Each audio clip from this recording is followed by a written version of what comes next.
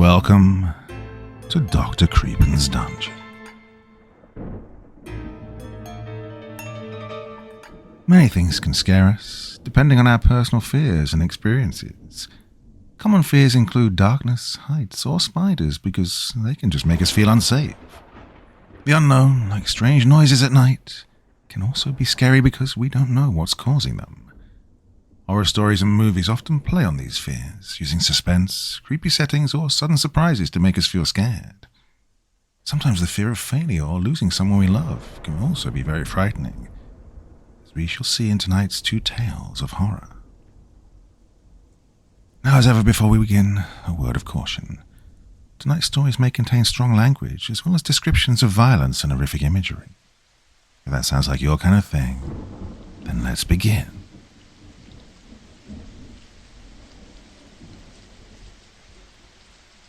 I'm often asked how it was that I first became interested in the true crime genre. It's a sort of question I frequently get at conventions, book signings, panel meetings, and interviews. But the actual answer is fairly mundane. What I find more interesting is the source of that question. Why people expect a compelling answer. I suppose we're used to the idea we get from movies and television, where characters can often label one thing, one singular event that acts as the catalyst of their entire fictional lives. In reality, the truth is much simpler. Some things just have a natural appeal to you. I couldn't say exactly why I first found the true crime genre so compelling, or why I made it my life's work for over 2 decades.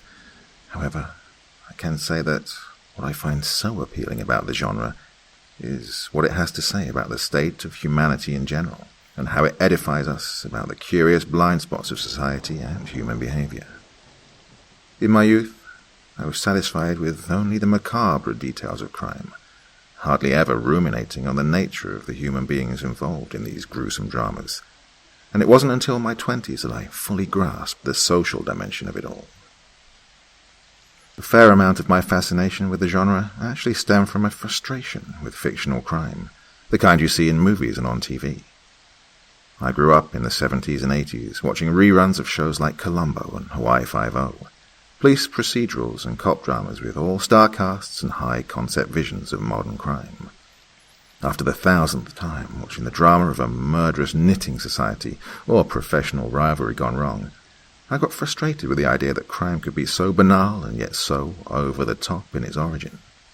By contrast, true crime, while seemingly less interesting in its setup or execution, really highlights the remote regions of the social fabric that TV shows or movies rarely seem to acknowledge. But what I find most compelling is how a violent and heinous crime can stand in such stark contrast to a mundane, commonly accepted reality. When I think of what human beings are capable of, I think of cases where a man murders his wife, yet is so convincing in their acts of innocence and grief that even the victim's family can maintain their innocence for years. It's hard to imagine that such individuals could possibly lead outwardly normal lives, never betraying their true character, while others of their ilk can so easily engage in barbarous crimes out in the open. Perhaps there is something to be said about what our society really values, and how our expectations can be so easily subverted. It was in my early 20s that I began pursuing the subject with great zeal, though, admittedly, at that point my interest had yet to mature beyond the level of decidedly juvenile fascination. I spent my college years, and some years after, roaming the backwoods of Pennsylvania, my home state, and western New York, playing the amateur detective, never concerned with money or adult responsibilities, courtesy of my sizable trust fund. Yes, I was a rich kid, and during those golden years, the object of money was never a barrier to my hobbies. I grew up in Mount Lebanon, an affluent suburb south of the Pittsburgh metro area, and my family was decidedly affluent, even by those lofty standards. My youth was one of private schools and country clubs, and other trappings of the wealthy. But I like to think that I was reasonably down to earth, as far as that background is concerned. I would travel all over the state, pursuing unsolved cases in the rural heartlands, eating at diners, drinking in dive bars, and sleeping in motels, as if Seeing how the other half lives was like a grand adventure. I would set myself up as a friendly nuisance in these towns and pretend that I wasn't just another rich kid slumming it with the local colour, all the while doing the junior detective bit with great interest, but no great skill. With my crew of friends from college, we had an absolute blast travelling all over the state, pursuing these gruesome mysteries, sometimes joking that we were like an R-rated version of The Gang from Scooby-Doo. It seems kind of stupid when I think about it now, notwithstanding the tremendous fun we had doing it. I learned later that investigating crimes, particularly violent and heinous crimes like murder or kidnapping, can be a very dangerous business if you aren't prepared and don't fully respect the subject matter. After all, one can't be too surprised if a known murderer might react in a homicidal fashion if they feel they might be cornered, especially if their pursuer is a civilian. In those early years, I was blissfully ignorant of such hazards, never really taking any of that seriously. This was a lesson that I was destined to learn the hard way. But however much that experience terrifies me to this day, I'm almost glad it happened. In a way, it was how my appreciation of the true crime genre genuinely matured, and how I learned to show the respect that the subject demands. At that point, I'd never been truly passionate about it, however much I cherished it as a hobby before then. I have lived my life believing that there is a distinct difference between simply having a passion versus being truly passionate about something, and the real difference is that sense of respect. I distinctly remember the bizarre and outwardly unbelievable case that really hammered home that lesson in respect.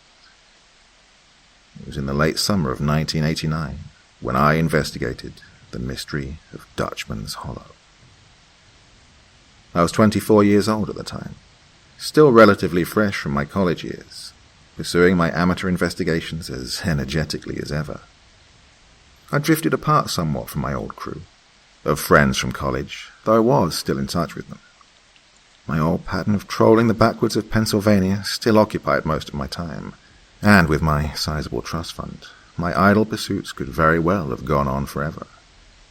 Failing at that, I still had what the Chinese call an iron rice bowl, a guaranteed well-paying job at the family business. I wasn't too worried about losing my standing in this respect, as I was the youngest son, and therefore would not inherit the throne anyway. I had a small collection of crime journals and old newspaper clippings that I regularly pored through for any new leads. When I first stumbled upon the mention of the mysterious Dutchman's Hollow, I felt like the luckiest junior detective in the whole world. The cases surrounding this place, though well documented, were not well explored or investigated. In other words, it was fertile ground for someone like myself to make their mark, and the fact that so little was conclusively known about these cases was very inviting for an inquisitive and none too cautious mind like my own. The name Dutchman's Hollow refers to a remote and isolated stretch of forest in the Susquehannock State Forest in north-central Pennsylvania, a place well off the beaten path, even for that region. It lies in a hilly area at the north end of the Appalachian Mountains, and anybody who has been through that area knows how dense and lush the forests can be around there. At that time of the year, the trees were still dense and lush with leaves, and still had a brilliant and vibrant green in the weeks before the onset of autumn. I spent those days driving along remote stretches of road through the forest, with dense stands of tall elms and oaks looming over both sides of the road, like the ramparts of some primeval fortress. You could look into the trees, but only see about 30 yards in before the forest growth and lack of light obscured the distance. The lack of the forest cover is what made it particularly ominous in appearance, like gazing into the maw of some enormous creature. Dutchman's Hollow lies well within this forest, with no direct trails leading to it, and a determined explorer has to deviate some ways off one of the trails to even reach it. I could hardly imagine even reaching a specific area in such a dense and maze-like forest, especially when visibility in any direction is so poor. And that's part of what makes the cases surrounding the hollow so peculiar. For a region so remote and sparsely inhabited as this, it might be hard to imagine that such a place could be a hotbed of crime, and normally you'd be right. But according to old police records going back decades, the forest surrounding the hollow is the scene of a truly abnormal number of unsolved disappearances. From 1910 to 1980, there had been 136 known disappearances of people in this area. Just looking at the forest, you might be inclined to think that people just got lost in and among the trees, hikers or wanderers that strayed too far in and couldn't find their way out. This might account for some cases, but even then human remains might have been found. However, in nearly all of the 136 disappearances, no human remains were ever discovered, despite the efforts of large and well-guided search parties investigating the area. They would cover large swathes of the forest for several days, and yet no trace of the missing people would ever materialize. Most of the missing persons were not even locals in the area, just passing motorists, hitchhikers, or curious explorers, and their disappearance would typically go unnoticed for several days. Despite this area of the forest being relatively small, only about 5 or 6 miles wide in some places, they would never recover any sign of what happened to them. And that record only shows the number of disappearances up to 1980 or after 1910. There's very little record of disappearances before then, or until I first explored the area in 1989. But there is one case, one out of the 136 documented in that period, where a person was not only found, but actually found alive. This would be the case of one Raymond Hess. A strange case that only gets even stranger as it goes along. Raymond Hess was 26 years old in the spring of 1977, when he disappeared while driving along the road between the small towns of Cross Fork and Gailton, Pennsylvania. He was a native of Altoona and an itinerant odd jobber, making ends meet in different occupations. He'd recently been discharged from the U.S. Air Force, in which he had served as a radar technician in Germany and Turkey, and had most recently taken up work as a house painter while learning to become an electrician. On Sunday, March 6, 1977, he was driving to a job site in Clearfield, Pennsylvania, when he disappeared. Though he was reported late for the job in Clearfield, this wasn't considered unusual for roaming workers like him. It wasn't until Wednesday, March 9th, that his absence was noticed by his family in Altoona, who had expected him to come home that morning. On March 10th, with his continued failure to show or contact his family, he was officially reported missing to the police. However, state police authorities had relatively little to go on, based on the known facts. He'd set out from Gailton and failed to show for the job in Clearfield, but with no trace of him along that long stretch of road, the potential search area was quite large. On March 14th, over a week since his disappearance, his vehicle was discovered inside the forest, off the road between Cross Forks and Gailton. The vehicle, a blue 1969 Pontiac Tempest, was found roughly 40 yards into the tree line, and apparently covered with branches and leaves. This find, though somewhat encouraging, was considered quite bizarre by investigators. It was considered highly unusual for a car to not only be found so far off of the road in a dense forest, but also to be conspicuously camouflaged from view. The original assumption was that he might have accidentally run off the road and injured himself, wandering into the forest in a daze, but the car was mostly undamaged. A speeding car plunging into the forest to that depth almost certainly would have struck a tree and been severely damaged, but the mostly undamaged car instead seemed almost like it was carefully driven into the forest. Furthermore, there was no blood or any sign of physical injury inside the car, which would likely have been present if it were an accident.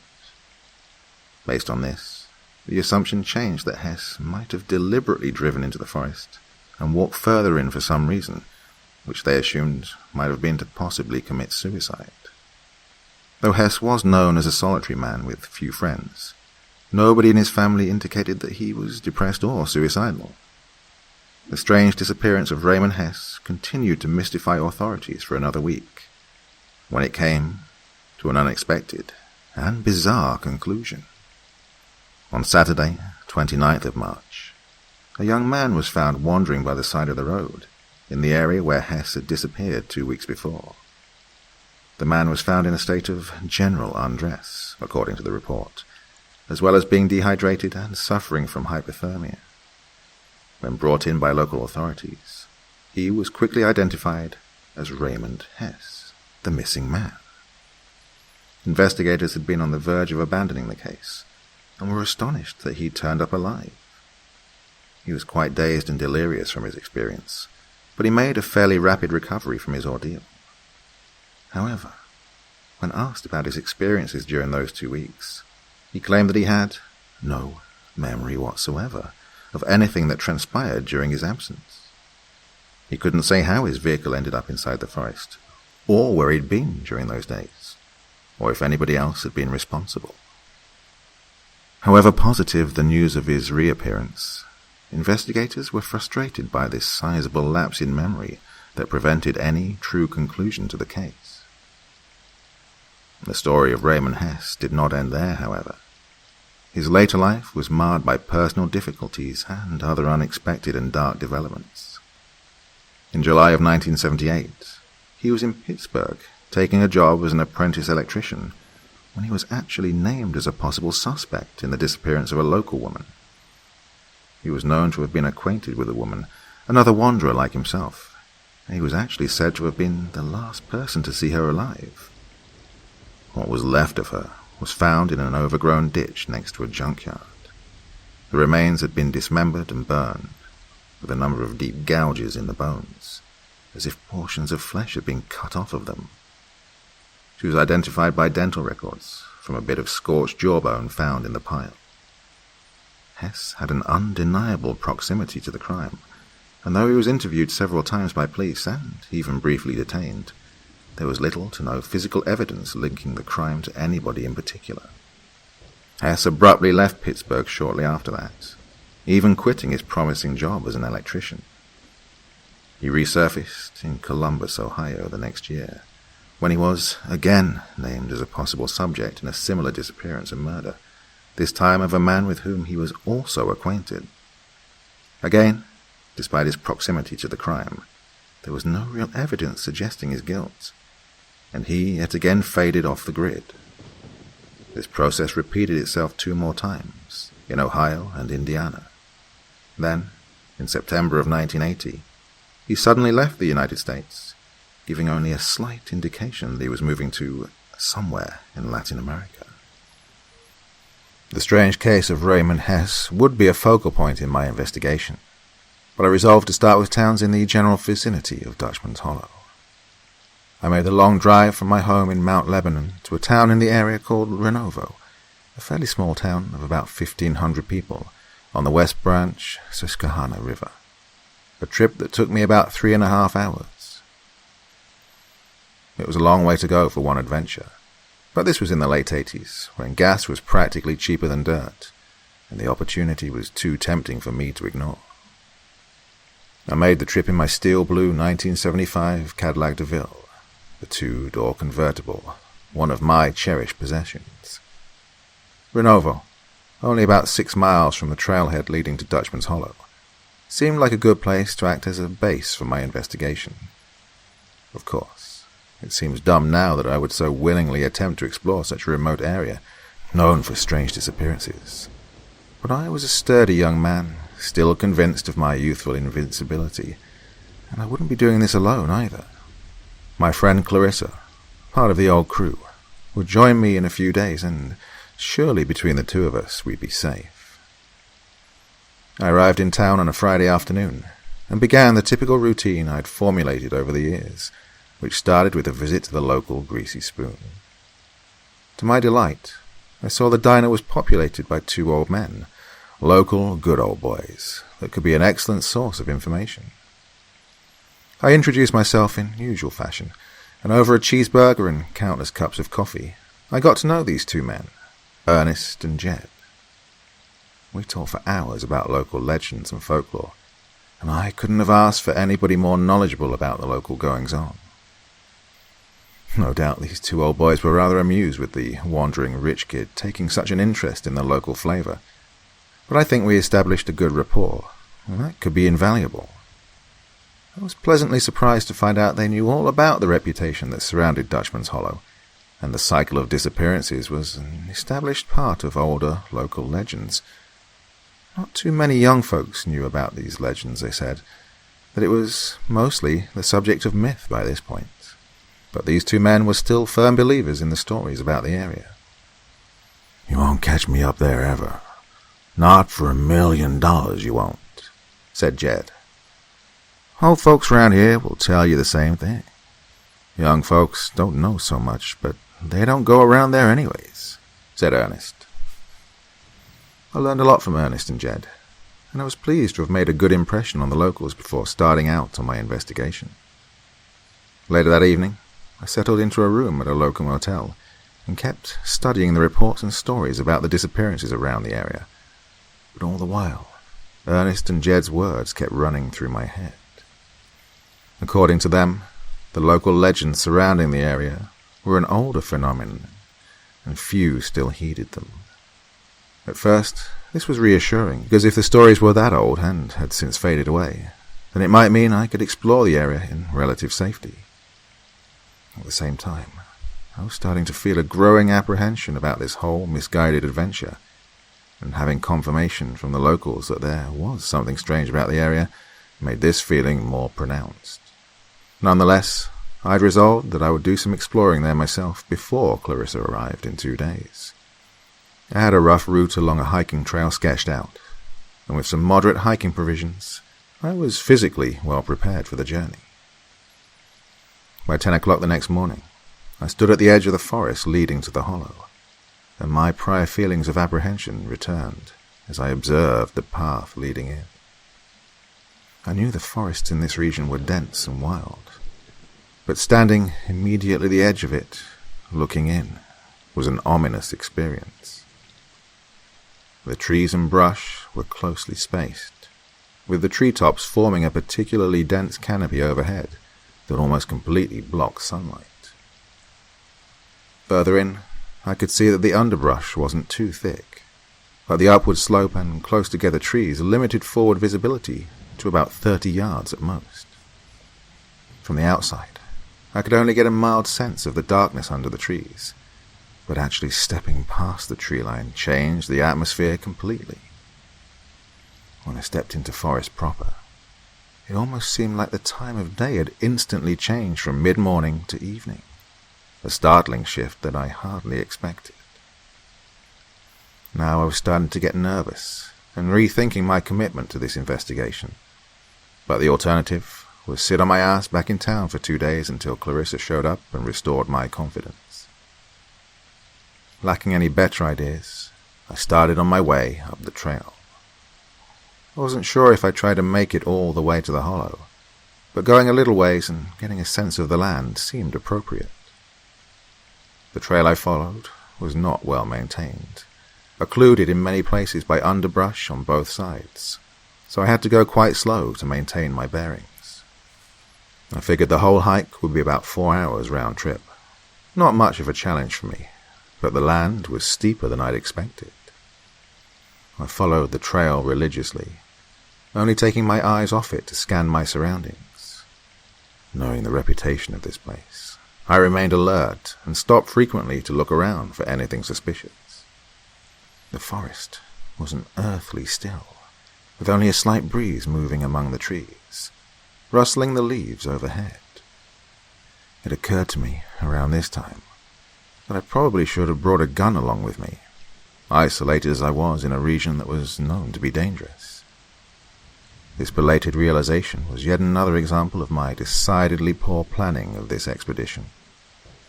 All I had on me was a small utility knife, a multi-tool that I'd been extraordinarily proud of earlier, but would be a poor choice for self-defense. I suppose it was better than nothing, but it struck me then that I was not well prepared at all if I actually did stumble upon something around Dutchman's Hollow. To say that I felt like I was being watched would be an understatement. I've heard people describe this eerie feeling before, but they've never done justice to just how profoundly unpleasant that feeling is. I trudged along the trail, feeling this sensation grow stronger as I approached the point where the path to the hollow breaks off the main trail. When I reached this point, I stopped to have a look at my surroundings and contemplate possibly going ahead.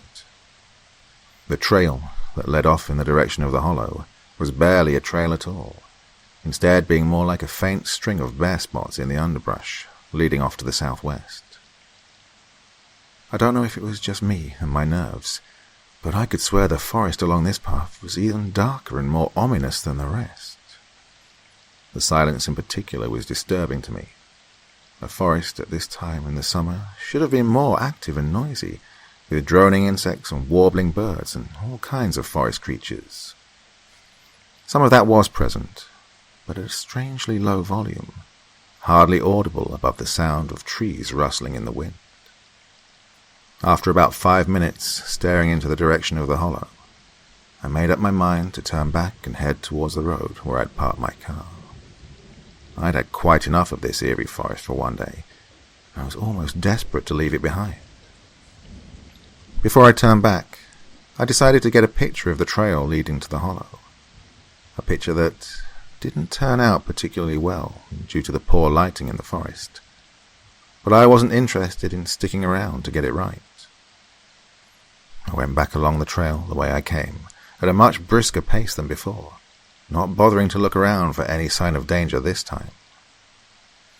As I kept going, I was struck by a powerful, anxious feeling that I might be lost in this forest, that I might never find my way out because of poor visibility in all directions. I just did my best to keep my nose in dirt on the trail, and after about 15 minutes, I was relieved to finally see the edge of the forest and beyond, the shoulder by the side of the road where my car was parked. Without ceremony, I hopped in and got my car going back in the direction of Renovo. The first thing I did back in town was to visit that comfortable old diner. My fear and anxiety dropped off enormously when I crossed the threshold, glad to be back someplace sheltered and familiar. As before, Ernest and Jed were parked in their usual booth, palavering over their endless cups of coffee, and they ushered me over as I walked in. I remember how glad I was to see their faces, and I greeted them with great warmth. Even though it was past lunchtime, I ordered a plate of bacon and eggs, to the amusement of my companions, but, well, I wasn't embarrassed. My experience in the woods had left me completely famished, and bacon and eggs was what I craved. Over my lunch, I told Ernest and Jed about my trip into the forest, which made their usually good humor instantly dissolve. They were astounded I'd do something like that, after their stories and veiled warnings about having anything to do with that place. In Jed's words, I was a damn fool for doing that, and Ernest had some words about how young folks don't listen close enough when it comes to serious matters like this. I can't say that I disagreed with them. I was in that forest, and I know just what it felt like being anywhere near Dutchman's Hollow. Despite their admonishments, Ernest and Jed were still reassuring and supportive to me, and even though their warnings were clear, I resolved to return to the forest the next day. Perhaps it was the sense of restored well-being I received returning to town, or maybe it was just strange excitement at feeling vindicated for walking through those woods, but I was set on finding out all I could during my trip up here. I didn't tell Ernest and Jed that I planned to go back there, but with their warnings fresh in my mind, I was intent on being more cautious. As soon as I left, I headed over to a hunting gear store to buy myself some more impressive means of self-defense. This shop did actually sell some firearms, but I settled for a large hunting knife that must have been twice the size of my original utility knife. With the rest of the day to kill, and not intending to go back before tomorrow, I decided I would try to visit a library or historical society in the area to do some more research on local history. Ernest and Jed were pretty good resources for general knowledge, but I thought a more detailed history of the area might shed some light on what exactly I was walking into. One thing I love about small towns. They care about their local history in a way that more cosmopolitan city folks don't. In the library in South Renovo, I found a whole section on the history of Clinton County and the surrounding areas, going back to pre-colonial times. There were books on native tribes, notable settlers, the natural landscape, and all sorts of topics. In one book, I finally found some information regarding the origins of the legend of Dutch Man's Hollow. In the year 1656, a Dutch settler named Wikus van der Heide and his family arrived in the New World through the port of New Amsterdam, which then was still part of the Dutch colony of New Netherland. He originally settled on the shores of Chesapeake Bay, today part of the state of Maryland, where he prospered as a trader in fabrics and pelts. He and his family would live there for nearly 20 years, until the year 1674, when, in the aftermath of the Third Anglo-Dutch War, the New Netherland colony was ceded to the British. Wikus and his family, possessing a strong antipathy towards British rule, left the colony in disgust and went north, into the wilds of the northern Appalachian Mountains in modern-day Pennsylvania. He and his family would settle in a very remote stretch of forest, far from British authority, in a region that would bear the name Dutchman's Hollow after its original residents. Though the region in which they settled was still populated by a native tribe, the Van der Heide family was still determined to call the forest home. Early friction between the natives and the new settling family eventually gave way to a mutual understanding and tentative peace that would last for well over a century. Dutchman's Hollow was situated in a part of the forest that had great spiritual significance to the local tribe, who feared and hated the region, and regarded it as a dwelling place of powerful and ancient spirits.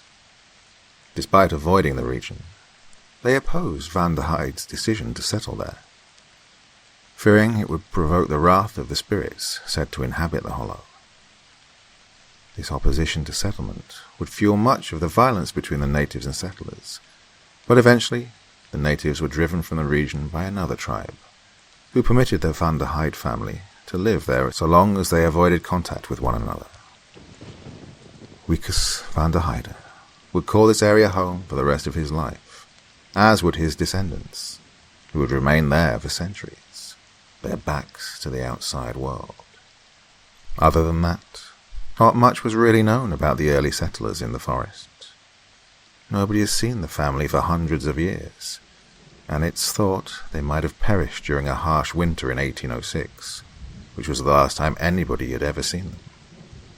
Outsiders know little about it, and those who do generally avoid it out of habit and deference to local legend. Armed with this knowledge, I was now determined to return to the forest the next day to continue my investigation, my curiosity overriding my fear and apprehension. In an odd way, it was actually reassuring to know that the original natives share my own fearful impressions of the forest, that they too were intimidated by its dark and ominous atmosphere. In my mind, I rationalized my fears as being the product of that atmosphere, that despite the abnormal number of disappearances in the area, the eerie feeling of dread was due to my own imagination running wild and overpowering my reason. Nothing was really wrong, I thought. I'd be more prepared and cautious the next time, and nothing could get the drop on me so long as I was vigilant. Having thoroughly rationalized my fears, I found my courage restored, and I prepared for another trip into the forest, hopeful that my newfound courage would hold out. The next day, I again found myself standing at the edge of the forest, suddenly reminded of why I was afraid of this place before. Worse, today was mostly overcast, and now even less light made it through the forest canopy to the trail below. But I still held on to my previous rationale that my fears were overblown and nothing would happen to a plucky young fellow like myself if I was prepared and extra cautious. Once again, I stepped across the threshold of the trees and went on my way along the trail. I remembered the trail well, and my pace was much quicker than last time, but the feeling of being watched was even more pronounced than before. The fact that the forest was even darker than yesterday certainly didn't help to reassure me. I pushed on regardless, until I reached the point where I'd stopped the last time and regarded the spotty, unclear trail supposedly leading to Dutchman's Hollow. To this day, I can still remember quite clearly the powerful feeling of dread that struck me while I gazed into that dense forest, a feeling that nearly forced me to turn right back around. It felt like I was trespassing in a powerful, inviolable place, and I felt terribly exposed, like someone was watching me as I crossed the boundary. But there wasn't any decision to be made. I was determined to get farther than I had yesterday, and so I took a deep breath and stepped forward onto the trail to the hollow. At first, I felt relief when I made that first step. Relief that nothing dreadful had happened immediately, that the forest around me seemed unchanged. I tried to keep my eyes riveted to the sparse trail ahead of me, a trail that was much choppier and less clear than before. The path mostly consisted of short clearings in the underbrush, arranged in a general line, requiring short stops at each spot, the next one in the sequence, to stay oriented. Now my pace was much slower, giving me time to appreciate scenery surrounding the trail. As I went on, the forest canopy seemed to get even more dense and came to a lower height the further I proceeded. The forest became thicker and more claustrophobic at every point, and now very little daylight penetrated to the forest floor. Thankfully, the trail was now going down at a gentle slope, but the underbrush only seemed to get thicker and more tangled, consuming the energy I would have been saving going downhill. I had no idea just what I would find at the end of this trail. Maybe an empty patch of forest, or the ruins of an old settlement, or even the remnants of a village littered with corpses of the people who'd gone missing up here. Around this time, my common sense was finally starting to regain control, and I thought better of pushing my luck further than I already had. I came to a bend in the trail that led me around the side of a hill into a short hollow that I assumed was my destination. I stopped and crouched down to get a good look at the area before deciding whether or not to go any further. The wind was picking up, creating that eerie whistling as it blew through the treetops overhead. But this time there was a strange undertone to this ambience. It now took on a strange cadence, almost rhythmic, like people chanting something unintelligible. That feeling of being watched was more powerful than ever, and I was utterly pinned in place by my nerves. Without warning, the wind suddenly died down and left the forest absolutely calm and quiet. That same unnatural stillness as before. Now every single rustle of leaves and brush was clearly audible around me, and I stayed frozen in place, wary of every slight sound that stood out in the silence. Off to my right was a gentle rustle of bushes that I hardly paid attention to before, but now it seemed to grow louder and less rhythmic, like something would briefly scramble forward and then pause, and I knew that this wasn't because of the wind. I hoped that it was just an animal, maybe a deer or a fox, but a wild animal like that wouldn't just rush in the direction of a human being, or so I thought. I snapped my head in that direction. I could swear that, for a second, I caught the faint outline of something moving between the trees some 40 yards away. Whatever it was, I couldn't see, but I knew that there was some kind of animal off in that direction, something pale and hunched over. My nerves gave out at that point. I turned tail and began a brisk trot back in the direction of the main trail, this time convinced I was about to become the victim of an animal attack or God knows what. Fishing my new hunting knife out of my pack, I rapidly scanned the forest all around, that insistent rustling now getting quicker and closer to me. I wasn't quite in fight or flight mode, but I was gripping the handle of my knife so firmly that my knuckles went white. By now, I had escalated to a run, tearing my way through thickets along the path without caring how badly I got scratched up.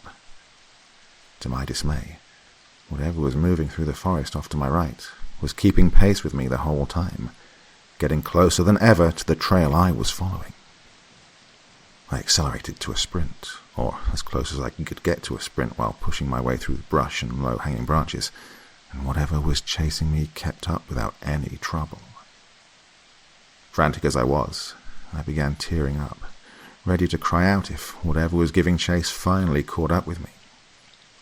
Now I wasn't even consistently following the trail ahead, sometimes charging off into the brush to cut a bend or corner in the trail. Finally, as I rounded one last bend, I saw the junction with the main trail, and to my incredible relief I heard the rustling quickly die off. Whatever had pursued me had now broken off from chasing me, and I just about dove across the threshold of the main trail. I just about collapsed there, overcome with relief and coming down from fear-induced adrenaline. Regaining my awareness, I saw that I wasn't necessarily out of danger yet, and I got up and quickly retraced my steps back along the main trail to my car. As I went along, I wiped the tears from my eyes and the snot from my nose, hoping it would look as if nothing had happened when I got back to town. At this point, my relief gave way to mild embarrassment over my minor breakdown and the thought I'd nearly gotten myself attacked by a wild animal through my own stupidity. It isn't that stupid when I think about it now, but at the time I felt foolish over the whole misadventure in the middle of the woods.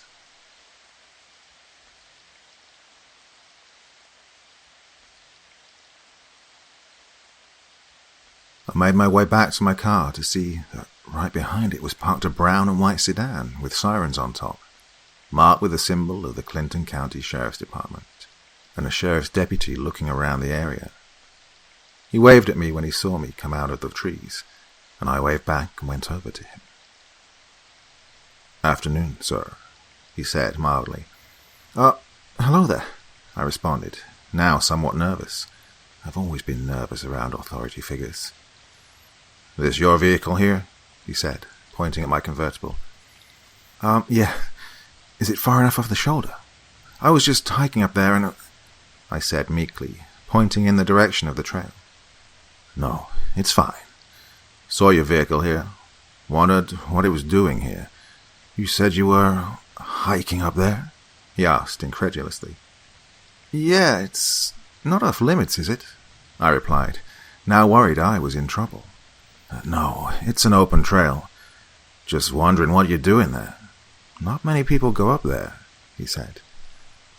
"Just curious, really. Wanted to see what was up there." "Well, some folks in town heard a young fellow was going up there, and they were worried." I smiled at that bit.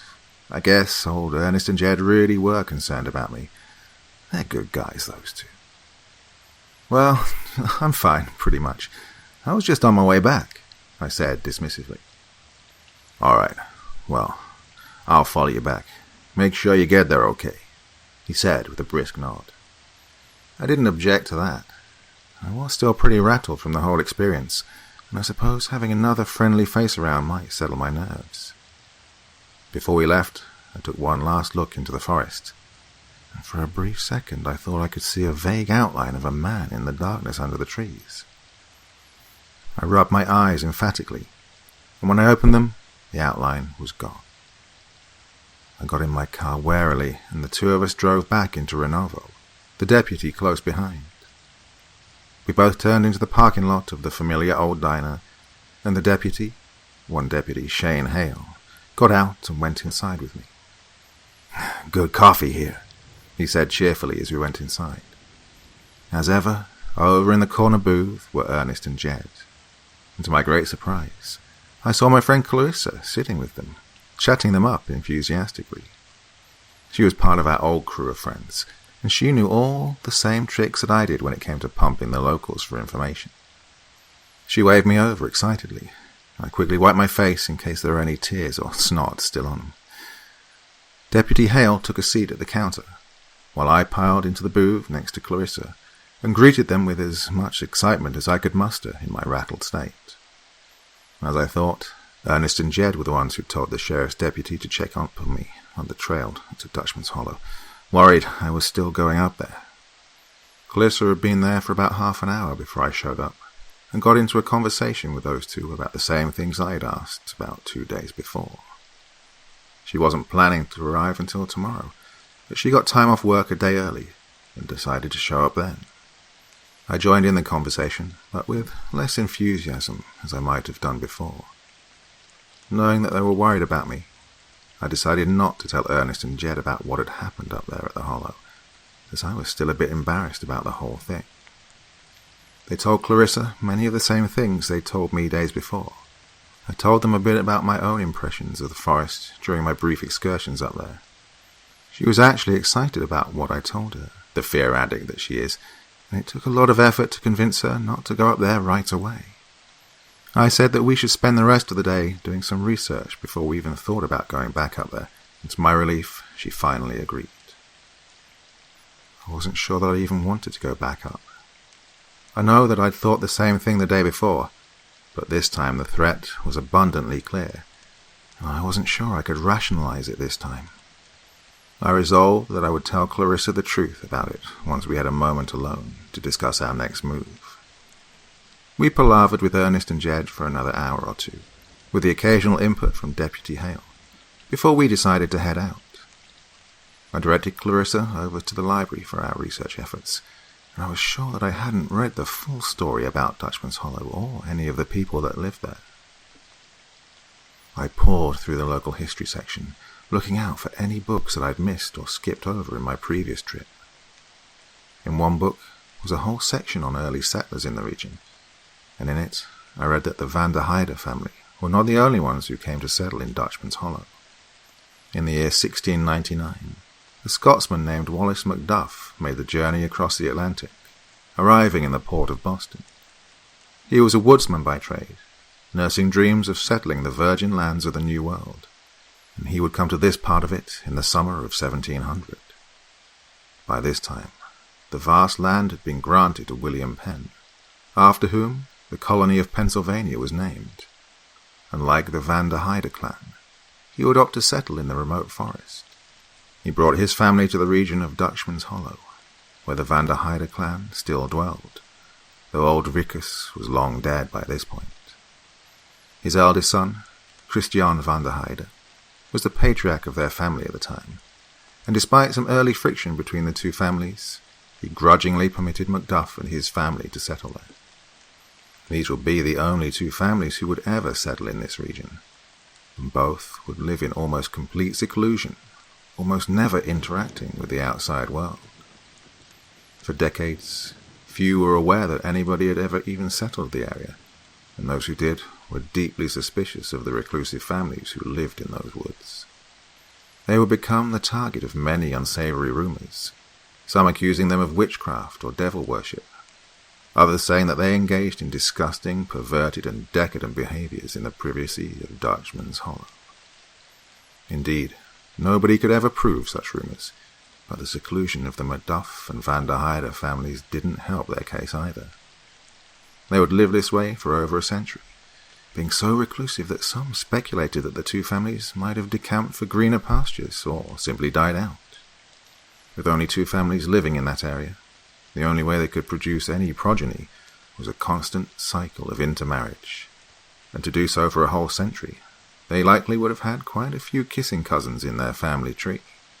After all, inbreeding wasn't exactly uncommon in that era, and during that time, more than one royal dynasty in Europe had virtually died out because of it. If that was the case, then it might explain the virtual disappearance of the two families by the early 19th century. The last confirmed sighting of a member of either family was in 1806, and the rather harsh winter was speculated to have killed them off. But rumours of their continued survival still persisted, and some of the disgusting rumours about them only got wilder and more far-fetched over time. "Could have done the whole Donner Party thing," Clarissa jeered irreverently. I chuckled at that for a second, but then I was given pause.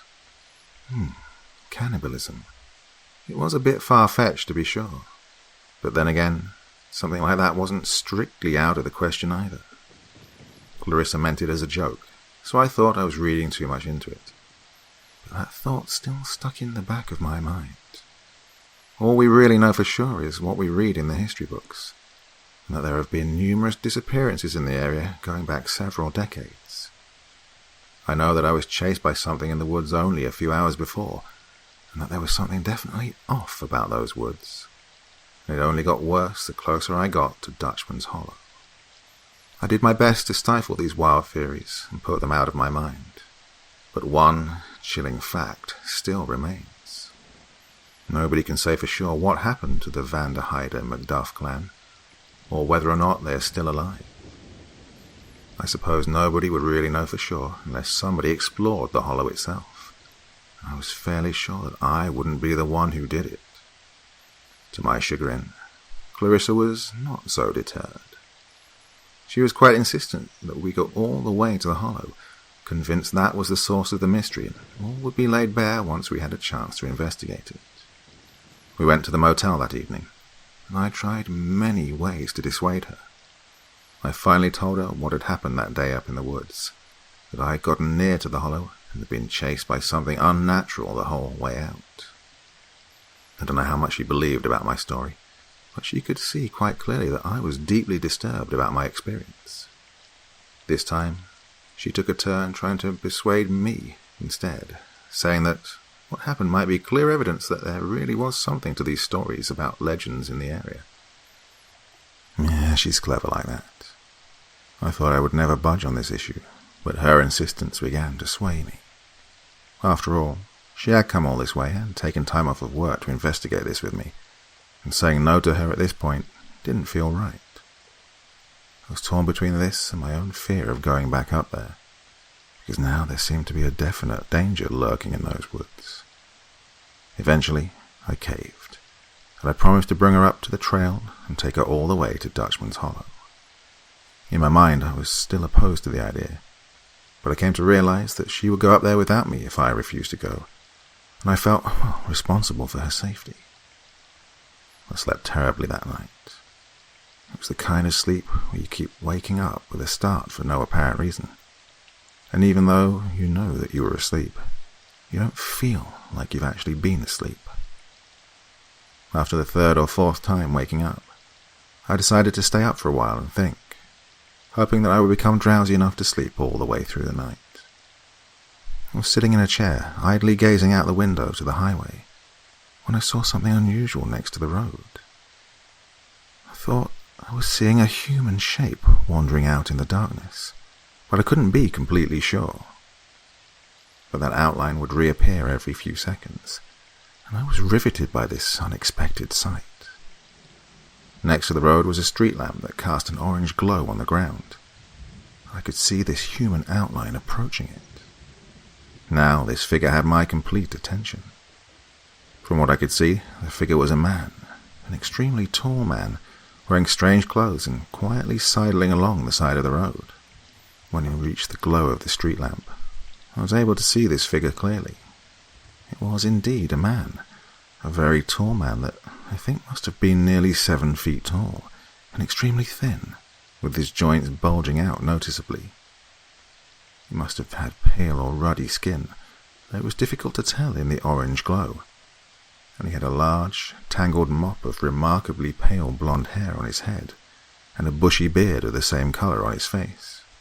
His clothes, if you can call them that, seemed very crude and filthy, as if he'd cobbled them from sacks or strips of cloth and leather. His torso was covered by a short-sleeved tunic, and his legs clad in a pair of shorts that looked like burlap or some other type of cloth. I didn't know why at the time, but the sight of this man gave me unbelievable chills. I assumed that maybe he was a vagrant, given his crude manner of dress, but this man didn't even wear shoes, and I can't imagine any vagrant going anywhere without at least shoes. He just stood there, under the light, examining the sky and the small town around him, as if he hadn't been there before. With a sudden start, he quickly turned his gaze to my window, and I swear to God that he locked eyes with me. I shrank back into the room a ways, now fearful about what this strange man might do. I stayed glued to my chair, hoping that the man would go away if he couldn't see me for a few minutes. After a while, I peeked out of the blinds again, and to my horror, he was not only still out there, but had crossed to our side of the road and stood at the edge of the parking lot, with eyes still fixed on the motel window. I snatched the hunting knife out of my pack and stayed back away from the window, wondering if I was about to be the victim of an attack by a roaming vagrant. Again, I hung back for a few minutes, silently praying that this horrible figure would leave, until I finally worked up the courage to check the window again. My heart sank when I saw his all-too-familiar outline outside, still staring at the window, but he only looked for a few seconds, when he did a swift about-face and strode off down the road and into the night. I almost panicked at this gesture, thinking he was moving towards me, but to my relief, he disappeared into the darkness. Don't know how I managed to fall asleep after that, but I woke up early the next morning in the same chair, knife still clutched in my hand. In my mind, I hadn't connected this vagrant with anything to do with our project, but I was starting to wonder about this as I greeted the dawn. A few hours later, Clarissa came to my room door for a wake-up call. She was bright and chipper as ever, clearly eager to get on with our investigation. Over coffee and donuts, we talked a bit about our plans for the day. She was still insisting that we should go all the way to the Hollow, and I knew that I couldn't persuade her otherwise. Getting a bit of food in my stomach didn't restore any courage this time. If anything, I only got more queasy. At 9:30, the appointed hour came. We loaded our supplies into my car for the trip up to the trail. The whole drive, she was talking about her own theories regarding our case, not seeming to notice that I was hardly replying. At this point, I was just resigned to what was going on. Maybe if she saw the forest for herself, experienced the ominous and unpleasant aura that lingered about the place, she might think twice about her determination. We reached the pull-off, and I parked the car in the usual spot, just off the shoulder of the road. I was disappointed to see that she was enthralled by the sight of the dense, dark forest, and now she seemed more determined than ever to take the plunge. I could hardly stop her from taking the lead on the trail, while I followed behind, pointing out different things. She was quite energetic as we trudged through the woods, keeping a solid lead ahead of me, hardly needing directions from me. Like yesterday, the sky was largely overcast, and the forest beneath cloaked in shadow. With her enthusiasm, we made good time getting to the turn-off for the trail leading to Dutchman's Hollow, where we paused for a brief spell.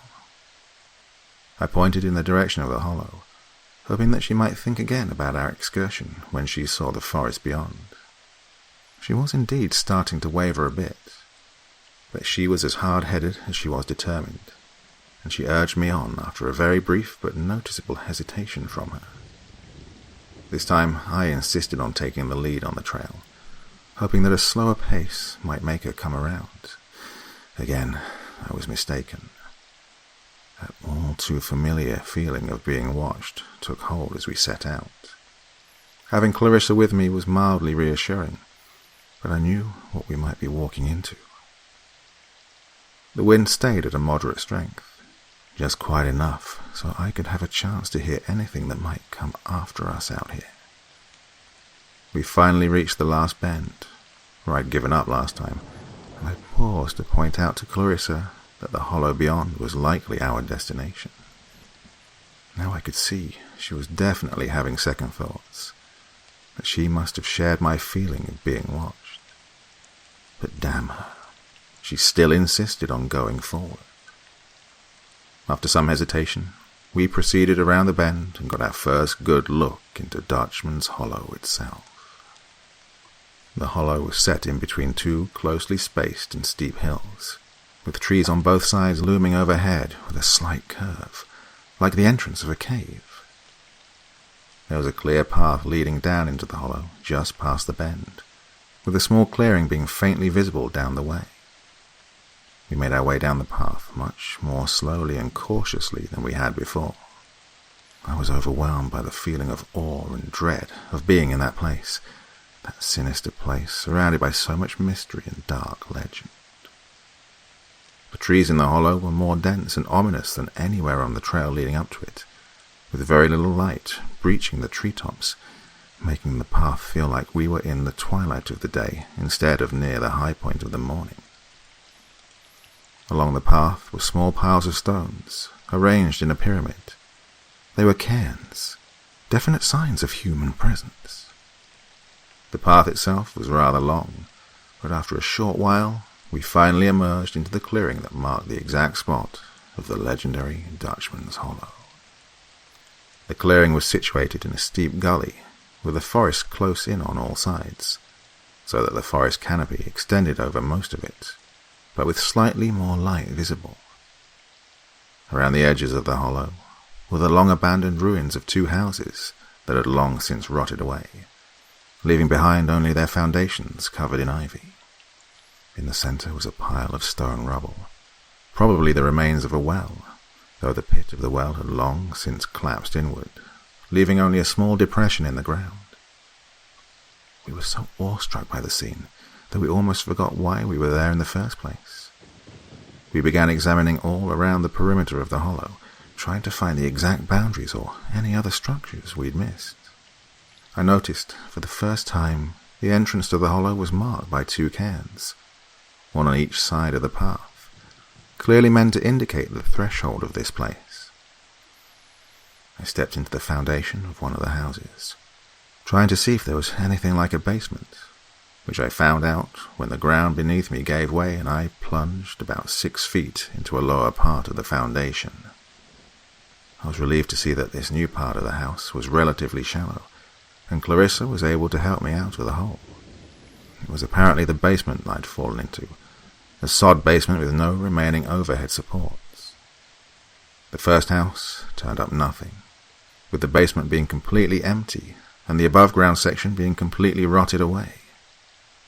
The second house was a bit more promising. It was in a similar state of decay as the first, but there was still a clear entrance to the basement of this one. We lowered ourselves inside, and were briefly overpowered by the musty stench of it. It was incredibly clogged with spider webs that crossed the whole room, with some webs still populated by their current occupants. We had a look around with our flashlights, seeing that this basement was somewhat more intact than the other, when we spotted yet another small cairn against the back wall of the room. Without needing to be asked, Clarissa approached it, looking over it carefully, and then began to dismantle it. We cleared off the stones to find that underneath was a narrow but very deep hole, almost like a shaft, not large enough to fall into, but certainly deep enough that I could barely reach the bottom with my arm.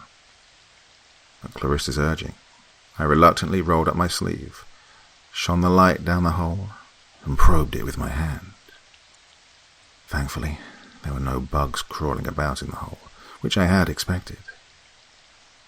I slowly reached down further and further into the hole, when I felt my fingers brushing the bottom.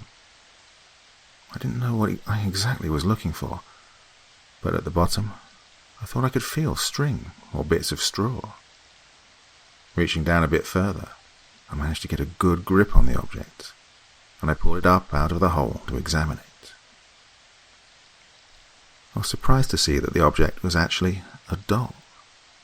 It was a rag doll, stitched together from bits of what I assume was burlap, with bits of straw and feathers forming the hair on the head, which had been crudely stuck through the cloth. The doll had no eyes or face, but was definitely of a human form, and strangely heavy. It felt like it was filled with small, hard objects, like rocks, but irregularly shaped with some sharp edges. I turned the doll around to see that some of these edges were actually poking through a stitched section of the doll's back. I pulled the stitching apart a little bit, and shook out some of these objects. A few spilled onto the ground, and I could see that they were white in colour, with pale brownish-yellow streaks. As I weighed them in my hand, I suddenly realized what exactly I was holding. Bones. The doll had been stuffed with bone fragments. I was utterly taken aback by this revelation, and threw aside the doll, laying out the bones where Clarissa could see them. These were only bone fragments, so I couldn't tell what kind of animal the bones were from, but it must have been something big if the fragments were the size of small stones. Clarissa was as shocked as I was by this find, which I was sure was evidence of something bizarre and probably quite fucked up going on in this place. We made a hasty exit from the basement and decided not to enter any more dark basements while we were here. At first, I was glad to be back in the fresh air outside, but the ugly atmosphere of the hollow quickly dampened my spirits. The wind was starting to pick up again, making the forest more noisy and bringing back that ominous howl of air passing through the treetops. It was that same howl as before, the one that sounded almost like chanting voices, and I didn't associate that sound with anything good. Clarissa insisted that we stay a little while longer to cover all of our bases while we were here. I think she didn't want to make a return trip to this place, and I agreed. We went back to surveying the perimeter of the hollow, poking through brush at the edges to see if we'd missed anything. Clarissa called out excitedly from someplace behind the second house, well inside the brush at the edge. I ran over to see that she was shining her light into a small cave, obscured by the brush, straining to see what was inside. She wanted to look around inside that cave, convinced that there was something worth finding in there, even after what we'd found in the basement before. I really didn't want to go inside, but it's hard to argue with someone as enthusiastic as Clarissa. I followed right behind her as we shimmied into the low cave entrance. The cave was unexpectedly deep, reaching into the ground nearly 10 yards before opening up a bit. After the narrow bit, we found ourselves standing within a larger cavern, the ceiling about 7 or 8 feet high, and the room about 20 feet across in any direction. It was almost totally round, with few dark edges, and a small depression in the center that was filled with something dark that we couldn't see clearly. Some amount of outside light came down from the shaft leading to the entrance, but this inner chamber was totally dark, and we only saw its dimensions when we explored with our flashlights.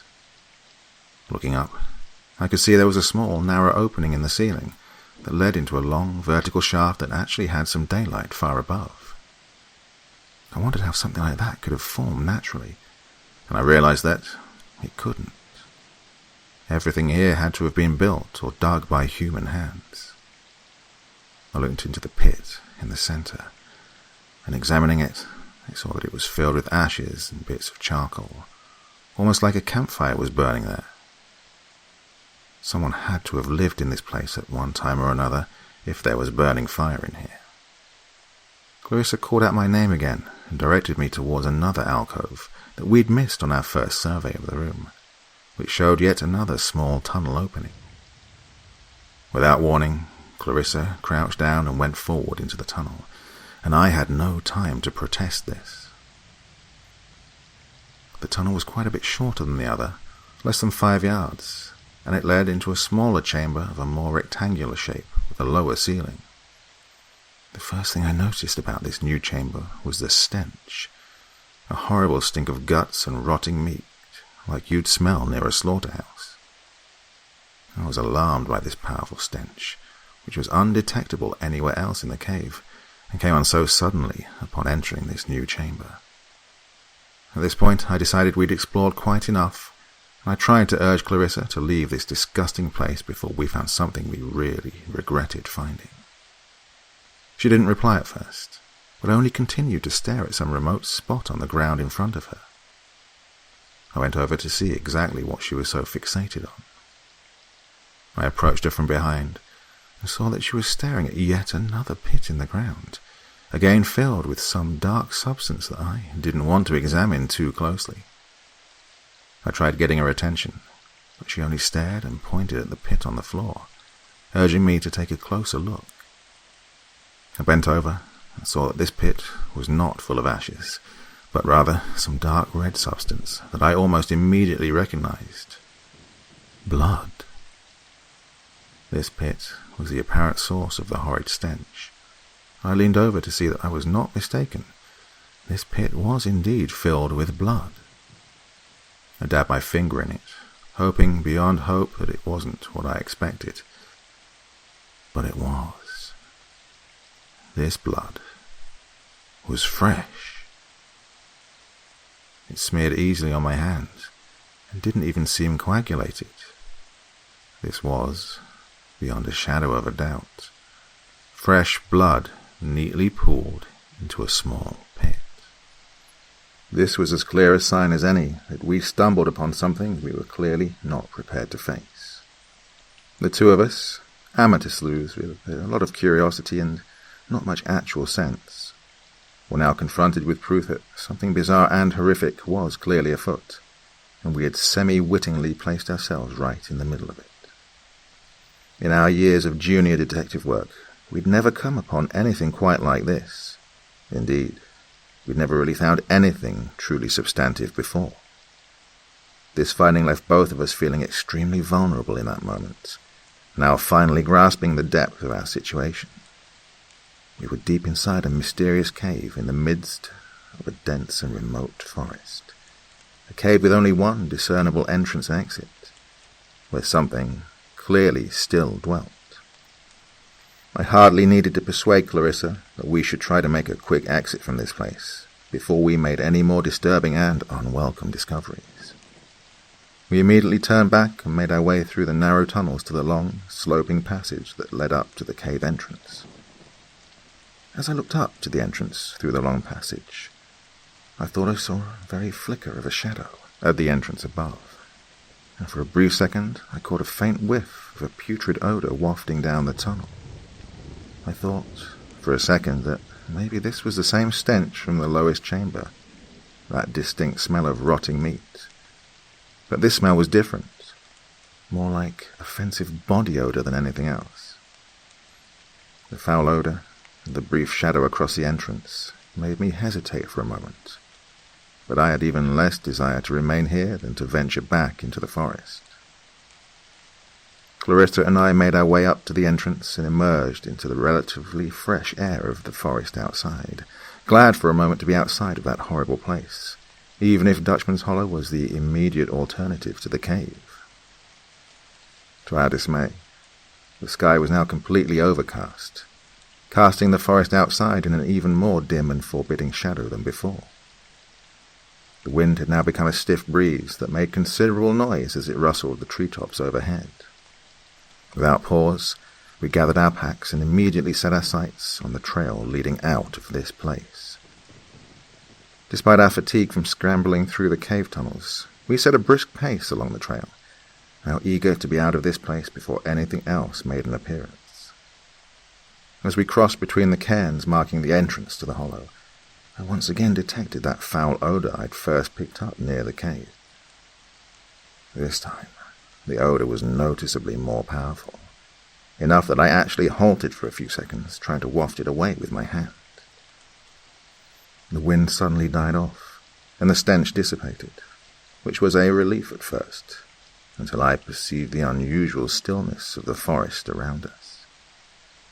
I ventured a look into the woods on both sides, and turned around to give Dutchman's Hollow one last parting glance before leaving this place for good. I regarded it cautiously for a few seconds, and prepared to turn my attention back to the trail, when I saw a vague but disturbingly familiar outline among the brush at the edge of the hollow. I recognized it instantly as a human outline, standing straight up, with some streaks of pale skin visible along the foliage. I froze in place, every nerve in my body prickling with acute fear, as I fixed my eyes on what appeared to be a man standing and staring along the trail, staring at us. Clarissa noticed my startled posture, and with a worrying expression demanded to know what I'd seen behind us. I broke out of my trance and simply urged her to keep going, hoping that what I'd seen was somehow only an illusion. We increased our pace and kept following the trail, hardly pausing to keep our bearings on the patchy, unclear trail leading through the brush. It was then I heard that only too familiar sound of something sprinting and leaping through the brush around us, a sound that got closer with each passing second. My heart just about plummeted from my chest to my stomach when I recalled where I'd heard that sound before, and staving the urge to groan in terror, I pressed Clarissa to pick up the pace even more. I worked up the courage to turn around and look for any sign of our pursuer, and off to our left I could see the same figure of a man standing partly obscured by a tree, a figure that I recognized instantly. It was the figure of the man I'd seen the night before, the extremely tall man with long and bushy pale blonde hair and a scraggly blonde beard to match, with light skin covered by a layer of dirt and grime, sparsely clad in rags and animal furs.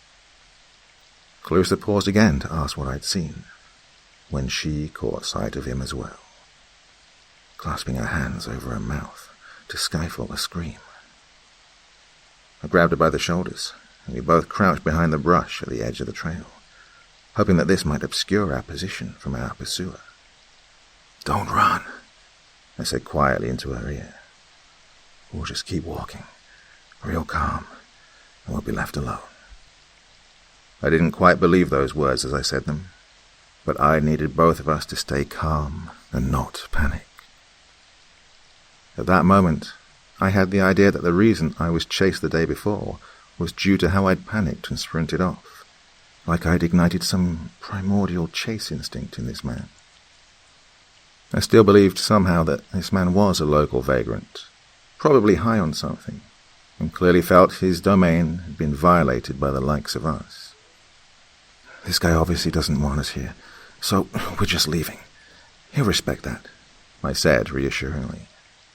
Again, I don't know if I believed this either, but I needed to keep my eyes on the trail, and I couldn't have either of us panicking and getting lost. With a few more reassuring words, I got Clarissa to get up and keep moving, our eyes still fixed on the man lurking behind the trees, glaring at us. We walked as slowly as we felt comfortable, standing as tall and confident as we could, as if we were hoping to stave off an animal attack with our proud posturing. At first I was relieved when I didn't hear him following us as we moved on. We felt confident enough that we took our eyes off the man, instead fixing our gaze to the trail ahead. Then I heard that shuffling sound of the man yet again giving pursuit, this time with a slower, more rhythmic cadence, like a trot rather than a sprint. We froze again and spun around to spot this man once more standing perfectly still, a bit further back than before, but still visible behind the trees, seemingly undeterred by our display of courage. I whispered harshly to Clarissa to keep going, thinking that our slip in vigilance was to blame for his continued pursuit. This time we got off to a slight trot, not even bothering to work our way carefully through the underbrush along the trail. For a second, the man appeared to be hanging back and disappeared from my view, and I once again turned my eyes to the trail. This time I couldn't quite suppress a groan of fright when I heard that shuffling in the forest to our left, this time much quicker, like a brisk jog rather than a trot. My eyes were starting to burn and get cloudy with tears as we increased our pace even further, no longer caring if our running was only encouraging this man. That rustling in the bushes came closer and closer, and Clarissa was now gasping in terror with every step she took. Just as I was about to panic and break into a full-on sprint, the movement in the brush stopped. I almost stopped as well, in astonishment. We slowed down a bit, frantically glancing around us for any sight of the man chasing us. For a moment, we saw nothing. We kept trotting along the trail, hoping that, perhaps, this man had finally given up his pursuit, noticing that the wind had increased a bit from the earlier stillness. I entertained some vague hopes that we'd finally invaded our pursuer, believing that if we got back to the main trail, we would effectively be in the clear, as had happened the day before. That foul stench from before once again invaded my nostrils, but this time the smell seemed to be coming from somewhere ahead of us, in the direction from which the wind was blowing. We paused for a second, wondering just what was about to happen. I crouched and shuffled forward, intending to push Clarissa to keep going, when she spun around and gave out a blood-curdling, ear-piercing shriek of mortal terror and sprawled backwards away from me. As I turned to see what she'd just screamed at, I was violently thrown forward into the dirt, as if somebody had just tackled me, gasping from having the wind knocked out of me, and I felt something strike my backpack with incredible force. I rolled over in a panic to see that, to my complete and utter horror, the man was standing over me as I lay helpless on the ground, gripping a long shaft that I saw was a spear that had pierced right through my backpack. The horrendous stench of this man was unbearable this close, and I finally got a clear, close look at his face. He was gritting his teeth, showing off a set of crooked, yellowish-brown teeth with numerous cracks, snarling like a wild animal. I could see that his eyes were a remarkable pale blue, but lifeless and dead in expression, like a doll. As I spun around, I managed to get free of my backpack and shuffled backwards, giving a harsh kick directed right at his knee. The blow connected, but with startling reflexes he absorbed the blow and leaped back a short distance, giving a soft, rasping grunt.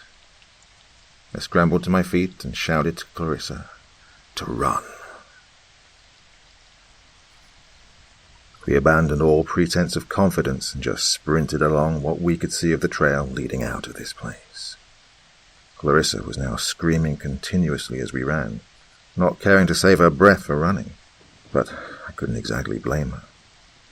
She stayed ahead of me, gradually getting farther from me until I was afraid I might lose sight of her. As we ran over a small dip in the trail, I stumbled a bit, and right as I began to stand up again, I heard a sharp, low whiz, as something flew past my head only a scant few inches from my right ear at incredible speed, burying itself in the brush a few feet ahead. Had I not stumbled at that exact second, I'm confident that object would have connected with the back of my head and probably pierced right through my skull. I didn't pause to consider how lucky I was, just kept sprinting after Clarissa, my heart hammering almost painfully against the inside of my chest. Now we were starting to stray off the trail as we ran, never pausing to stop and regain our bearings. I charged around a bend and caught sight of Clarissa only a few yards ahead of me, hearing the man swiftly leap through the underbrush behind us and off to the right. I heard another one of those objects coming whistling out of the forest, striking Clarissa's backpack and spinning her around with its impact, sending her tumbling to the ground. I ran up to her and firmly dragged her to her feet, seeing that the object had struck her pack was actually some kind of dart, a large dart carved from stone and wood and nearly a foot long, which had nearly gone all the way through the pack. Now we'd gone completely off the trail and strayed into the deep underbrush among the dense stands of trees. We just kept sprinting in the direction we thought our trail led, hoping that we would eventually stumble upon our destination. The shuffling of the man chasing us had changed into a long, loping sprint, as if he were jumping through the brush and between the trees rather than simply running. Whoever he was, he must have known of plenty of hidden trails and paths leading through the forest, having no trouble at all keeping up with us. Despite the adrenaline, I could feel my energy starting to wane, and I was struggling quite a bit to keep up my speed running over such rough ground. I was now convinced that I was just about to die, caught by this man and subjected to God knows what at his hands, presumably like all the others who had disappeared in this dark place. I pulled out my knife, hoping that maybe I could mount some kind of final stand if I was caught, and I was shouting to Clarissa to keep going when that horrible odor descended upon me. I felt an enormous weight plow right into the small of my back. The fierce, searing sensation of a harsh scrape suddenly covered my neck and the back of my head as I collapsed forward into the ground, the weight now pinning me firmly down, and in that moment my mind went utterly blank, as I waited for what I thought would be death. Clarissa had frozen in place in complete horror as the man stood over me once again. I could barely manage to roll over and regard him before the end. He crouched low over me, grunting loudly, blowing hot, foul-smelling breath into my face. He quickly snapped his attention over to Clarissa as she screamed in terror, and with a sudden start, he leaped astonishingly high in the air, landing neatly on his feet and sprinting off towards Clarissa. She sprinted off into the forest, no longer caring to follow the trail. I struggled to my feet and called Clarissa's name plaintively, although now she and the man had disappeared from my sight. I wanted to run after them, hoping that I could somehow save her from all this, but I hesitated for a few seconds. To this day, I lament the cowardice I showed in those few critical seconds, where I seriously contemplated taking advantage of this distraction to make my own escape instead. I stayed put for a few seconds, calling her name helplessly. I then got to my feet and started walking in the direction they'd gone, though at a much slower pace than I would have needed to catch them up. For several minutes I stumbled through the woods in the direction I thought they'd gone, now racked with guilt over having brought my friend out to this place to die like this. Painful as this guilt was, it did spur my last reserves of energy and increase my pace. I could no longer hear Clarissa's screams, a fact that made my heart sink precipitously. I came over the crest of a short hill and saw that I was overlooking a broad, flat gully with steep sides and thick brush along the entire slope. Wondering what I should do now, I followed the top edge of the gully down a short ways, hoping for any sign of where the two had ended up. I finally sank to my knees, and for a few despondent minutes, I lost my courage and resolve completely. All of this was my fault. Clarissa had insisted that she come to this place, but I hadn't done nearly enough to discourage her from coming here, especially after yesterday, when I knew for a fact that something dangerous was probably lurking out here. I buried my face in my hands and broke down in tears. For several minutes I stayed in this state, convinced that Clarissa was probably dead and that I myself was going to die, and that I probably deserved it for bringing us out to this horrible place. I was startled to suddenly detect a familiar scream, Clarissa's scream, coming from the woods on the other side of the gully. Hearing this restored my spirits tremendously, even given our still terrible circumstances, and I started calling out her name again. Her screams came closer and closer, until I finally saw her emerge from the forest on the other side. I shouted her name at the top of my lungs, and for a moment she turned her attention and caught sight of me, visibly relieved. Clarissa's relieved expression suddenly became blank, and she pitched forward violently, completely limp, and tumbled face down over the edge of the gully and all the way down into the brush below.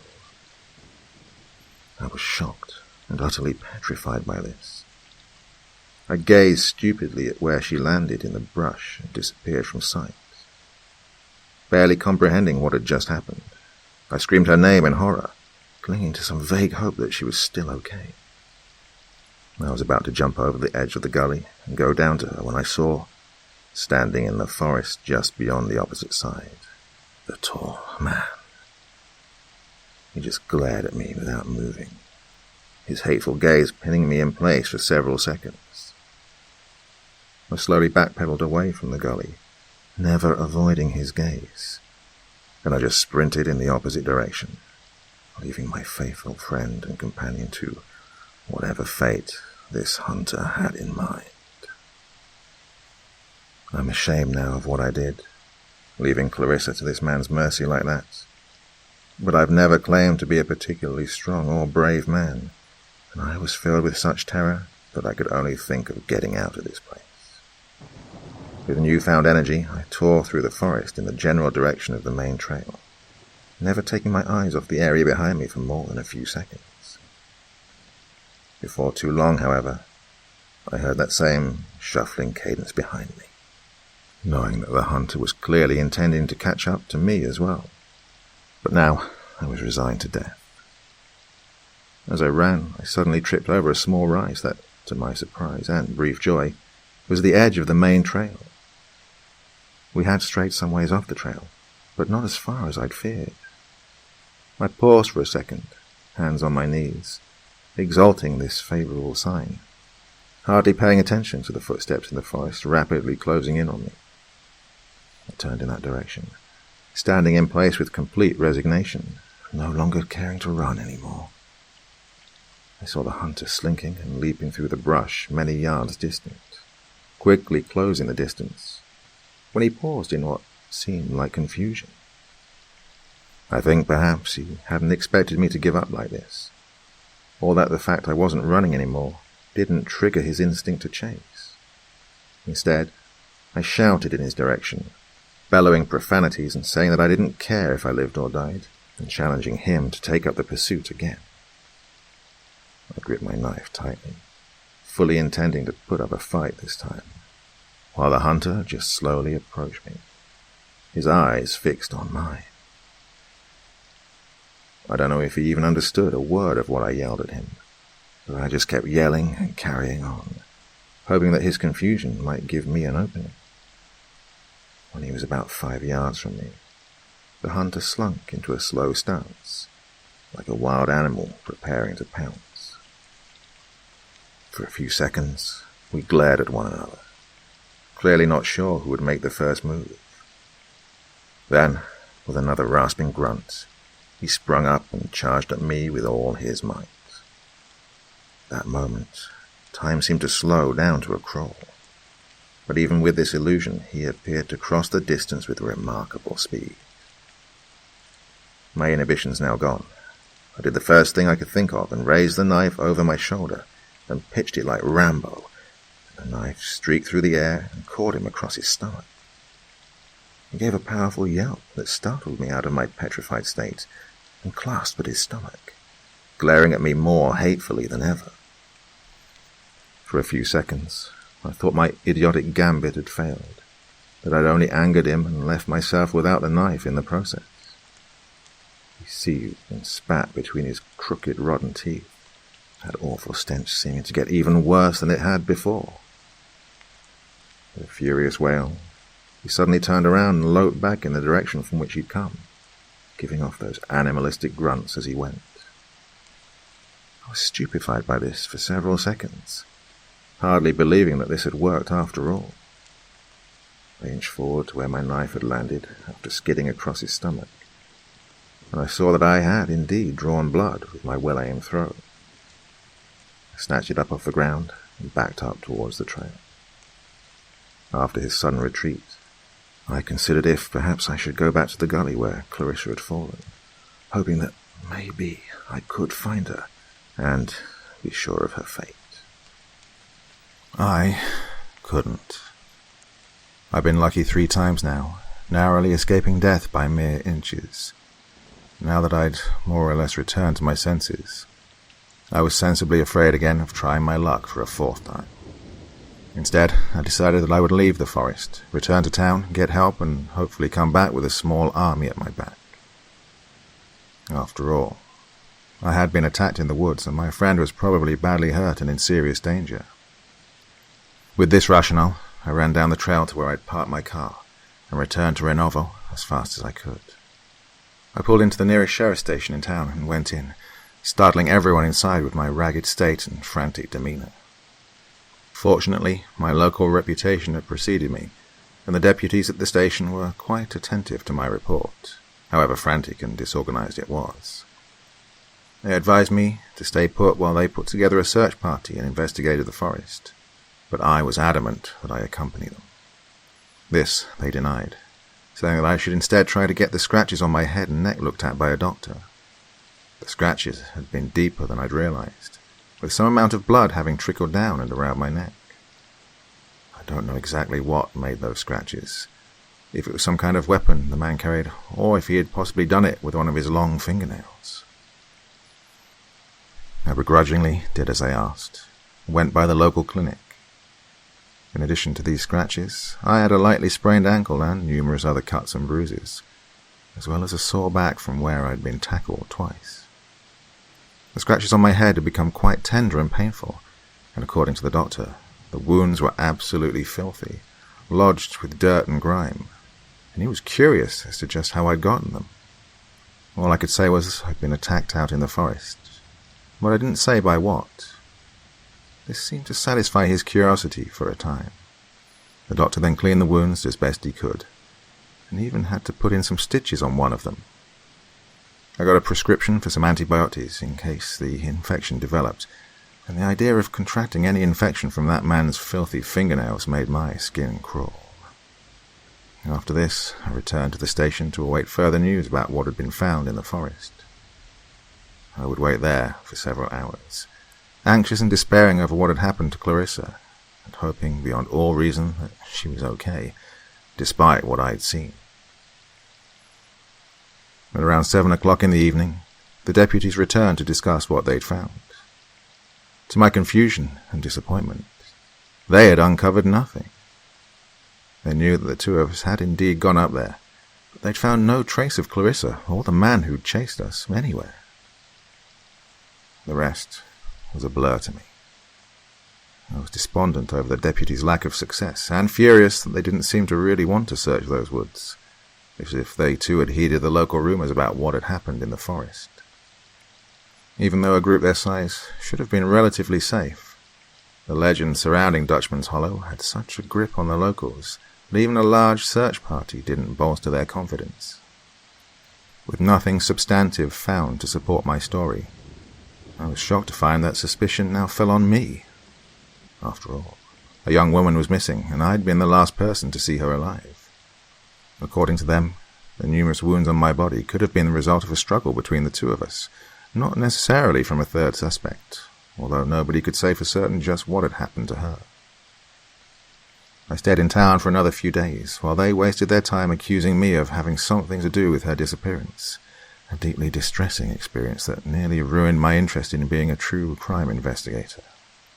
After 4 days spent on searches, they finally found out exactly what had happened to Clarissa all those days ago. She was dead. I don't know how I could have expected anything else, but she was definitely dead. According to them, she was found at the base of a steep slope in the forest, her body in such a poor shape that it took some time to identify it as hers. The body was missing substantial portions of flesh on the legs and back, a fact that was attributed to predation by scavenger animals. The cause of death was determined to be a severe head wound on the back of her skull, presumably the result of stumbling down the hill and hitting her head on a rock or log, inflicting a fatal injury. And that was it, apparently. Despite my story, the official cause of death was death by misadventure, and the file was abruptly closed on the whole thing. Her remains were recovered and delivered to the care of her family, who, as I expected, blamed me for what had happened to her, even if they didn't accuse me of foul play. I can't say that I blame them. I wasn't even invited to attend the funeral. I don't think I could have, anyway. Thinking of my close friend being in that state, ripped apart by scavenging animals, was just too much for me to bear. As for me, I was exonerated by this hasty and abrupt conclusion to how she officially died. After all these years, I still don't fully understand why my story was ignored by the authorities, why they just brushed me off after she was found and examined, even when they seemed to believe me wholeheartedly in those first few hours. For years, I nursed thoughts of a grand conspiracy to suppress any stories about what happens in those woods, a conspiracy that had encompassed generations of locals and the authorities, but after some time, I abandoned this thinking. Now I think they just assumed we were stupid kids who got lost in the woods and one of us got themselves killed by accident, or that it was just a wild animal attack, nothing nefarious whatsoever. I don't deny that we were just dumb kids, way in over our heads, but I know just what we found in those woods. Whatever they say, I know that it wasn't just an animal attack, a nightmare or a wild fantasy. 30 years later, I like to think that this experience, horrifying and soul-crushing though it was, helped me mature both as a person and as a writer of true crime. I'm no longer the silly kid who pursued it as a morbid hobby, crusading across the country in search of cheap thrills at the expense of real human tragedies. I learned the respect that the subject demands, and I know what it truly means to serve the public interest, profit or not. And in between my researches for new cases and book material, I still periodically renew my investigation into the mystery surrounding Dutchman's Hollow. By now I must have a file 4 inches thick about it. To this day, people still do disappear in abnormal numbers in the region. Travellers, hitchhikers, loggers, campers, all types that pass through. In all that time, nobody else has ever shown interest in investigating it besides me. Few people ever reference the history of it. I still think about what happened in the forest in those grim days of 1989. I wonder how it all connects to the history of the region. I think about the original settler families, the Macduffs and the Van der Heiders, and just what could have happened to them all those years ago. Did they really die out in the winter of 1806? Had anybody even bothered to look for them in the time since? Who was the last living descendant of those two families? Were any of the grisly and salacious rumors about them true? Could one of their descendants survive to this day? I remember that passing joke about cannibalism that Clarissa made that day in the library. I remember how they attributed her ravished remains to being eaten by scavengers. I still think about those things, and I can't help but think that a descendant of the original settlers still lives, that maybe they had to resort to drastic measures to stay alive in all those harsh winters. Maybe they developed a taste for it, and so did their children, their grandchildren, and their great-grandchildren on down. I think about these things, and I remember the tall man with pale blonde hair and the scraggly blonde beard, and my stomach turns when I consider what he planned to do when he caught us. But I have other reasons for writing this down now.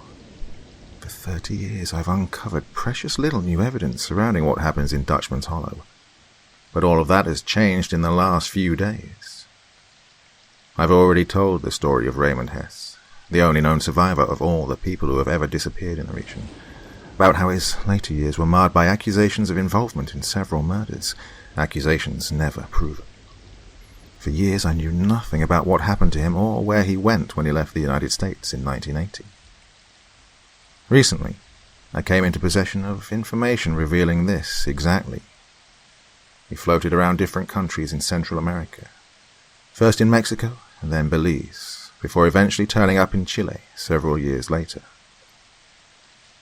In 1987, he was arrested, charged and convicted of a string of 12 murders in central Chile, a region he terrorized for years as a widely feared serial killer known as the Vampire of Valparaiso. In 1988, while serving a life sentence, he granted an interview to a Colombian psychiatrist named Heriberto Zayas, an interview that was videotaped but kept confidential for several decades. I've seen this video. I can't tell you how I managed to get a hold of it, but be rest assured that I did, and it cost me dearly. What follows next is a transcript of the interview, which Hess gave in English, and he describes what exactly happened to him those 2 weeks he was missing in Dutchman's Hollow. The tape was rather poor in quality even for that time, but after several viewings, I'm confident that I have transcribed it in its entirety. I can't tell you what you should make of what you read. You'll just have to form your own conclusions. Interview start. This is Dr. Heriberto Zayas. Interview with prisoner designated CF 1855334. Name, Raymond Hess. From United States. Convicted 1911-87 for murder. Sentenced to life term. Can you speak into the microphone, please, Mr. Hess? Yeah. Hello. Good. So, Mr. Hess, I have some questions for you here, but I may ask some others as we go along. Is that all right? Sure. Excellent. So, Mr. Hess, you are from the United States. Werder, correct? Yes, that's correct. Where in the United States? I mean, where did you live? I'm originally from Pennsylvania. Altoona, actually. I see. Is it a nice place? Yeah, good place. I kind of miss it. I'm sure you do. You grew up there? Yep. Do you wish you could go back? Yeah, all the time. I can't, though. Why not? You have family there, right? I just can't. Can't go back to America at all. Some shit happened back there. I just can't go back. What happened? Could your family help you? They can't help me. I just can't go back. Not to them, not to anybody. But why not? Mr. Hess? I can't go back because the same reason I'm in jail right now in this country. You have a criminal record in America? Yeah, I've been accused of stuff, but I never got put in jail for anything. What were you accused of? Same stuff I'm in jail for right now. You were accused of murder, of cannibalism? Something like that, yeah. I see. Well, I have some other questions as well, about you personally. Is that okay? Yeah, sure. Doesn't matter. Okay, well, can you tell me about your childhood, your parents? What about them? They're okay. So they were good to you? Caring? Loving? Yeah, they were fine. Never hit me or anything, except when I had it coming. And the rest of your family? How were they? Good, I guess. I have an older brother. Were you close to him? Yeah, sure. Usual brother stuff. What sort of brother stuff? Usual stuff. Walk me to school, help me with bullies, playing catch, yeah, that kind of stuff. Wasn't anything fucked up, if that's what you're getting at. No, it's fine. I see what you mean. Sure you do. Well then, let's talk about your school. How was school? Okay, pretty much. I wasn't that good at it. You had difficulty in your classes? Sometimes, sure. Were you ever mocked, made fun of for not doing well? No, I don't think so. You mentioned bullies earlier. Sometimes, nothing too bad. I see, well... It was all pretty normal. Come again, Mr. Hess? I said, it was normal. My childhood, I mean. I didn't have a fucked up childhood or anything. It was normal. Above board, nothing weird or sinister or anything like that. I see. So, Look, man, I know you're trying to get into my childhood and all that, but there's nothing there. I know I'm in jail for some bad stuff, but I'm not Ted Bundy or the frickin' Zodiac or something. I'm a normal guy. Well, I used to be pretty normal. I see. You said you used to be normal. Yeah, guess I did. What do you mean by this? Mr. Hess, should we continue or... Yeah, I could tell you about it, maybe. Can't say you're gonna believe it, but I'll tell you. Don't you go telling anybody else about it, huh? They'll just think you're nuts or something. Okay, Mr. Hess. I'm serious, man. If you're just gonna write me off as a nut job, then, well, I'm done here. No, that's not what I'm suggesting, Mr. Hess. I'm not a real bad guy, okay? I'm not a psycho or anything. Yeah, I've done some nasty shit, but none of it's really about me. I understand how you feel, Mr. Hess. But You say these things. Your crimes. They speak for themselves, no? What did I just say? I ain't fucking lunatic. I said none of that stuff is really about me. Please, calm down. You say it's not about you. What do you mean by this? Look, I'll explain it, but you gotta listen real close, you know. I mean, look, imagine like a coyote or something. You got coyotes here, right? Yes, we do. Right. Well, imagine a coyote. He's real hungry. So he goes out, catches and kills a little baby bunny. Sounds bad, right? At face value, I mean. Kills a little bunny and eats it. But we don't all get pissed off about a coyote eating a little bunny, do we? He's gotta eat too.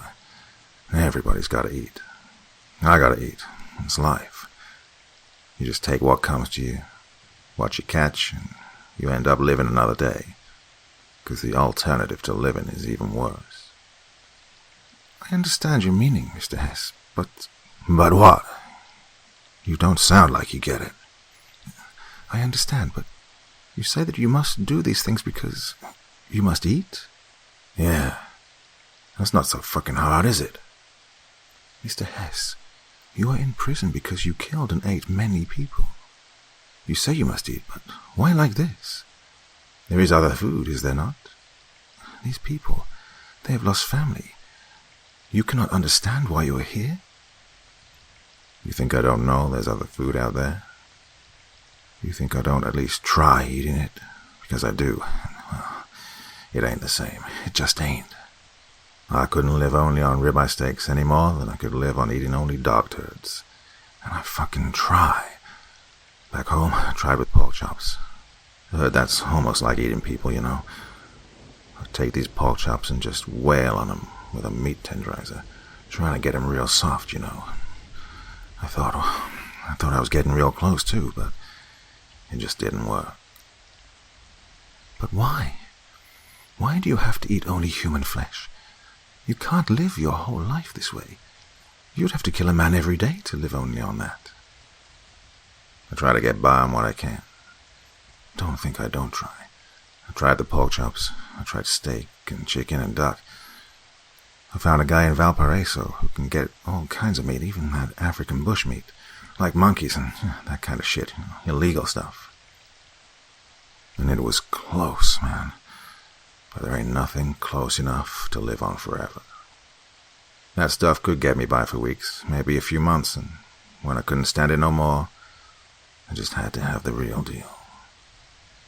You don't get it, man. I feel like if I don't have that stuff, I'll just die.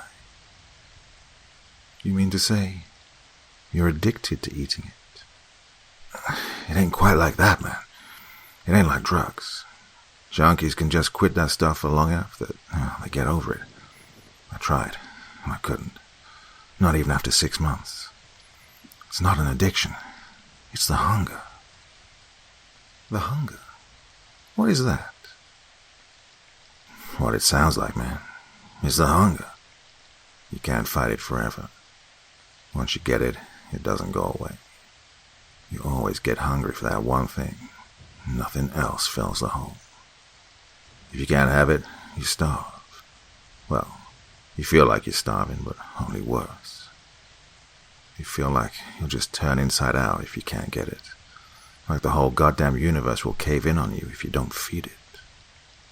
You think this is why you must eat human meat?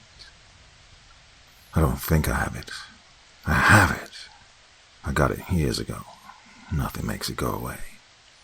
You feed it for a time, and it goes down inside you for a while. But you always know it'll be back. What caused you to get this hunger? Shit. I know. I think I know. What was it? It wasn't always like this, man. I was normal. I was a good person. Shit like this shouldn't have happened to me. It happened back in America. 11 years ago. Almost a third of my whole life. Go on. You know, not a lot of people can say there's one moment, One exact moment where absolutely everything in your whole life changes. I was just driving down the road late one night. Normal thing. Something I've done 1,000 times or more. Just driving through one of the state forests in Pennsylvania on my way to my next job. And I was happy, I didn't give a damn about anything. A job here, a job there. Spent some dough in the local bar. That was my life. Now I can't remember what it felt like. I was driving along the road and I saw this guy just lying there on the side of the road. Looked like he was dead or something. Kind of dirty guy. Long hair, scruffy beard. So I thought he was just a bum or something. So I figure, hey, I'll be a good guy today. I'll stop and see if this guy's hurt or something. If I was down on my luck like this guy, I'd want someone to help me out. Pulled off the road to go check on him, and I'm leaning over him and pow! Something just knocks my lights out. I didn't see what. I come to maybe a minute later, and no shit, I'm hogtied. Been dragged by my feet through the woods, facing the dirt. I had no idea just what the hell I'd walked into.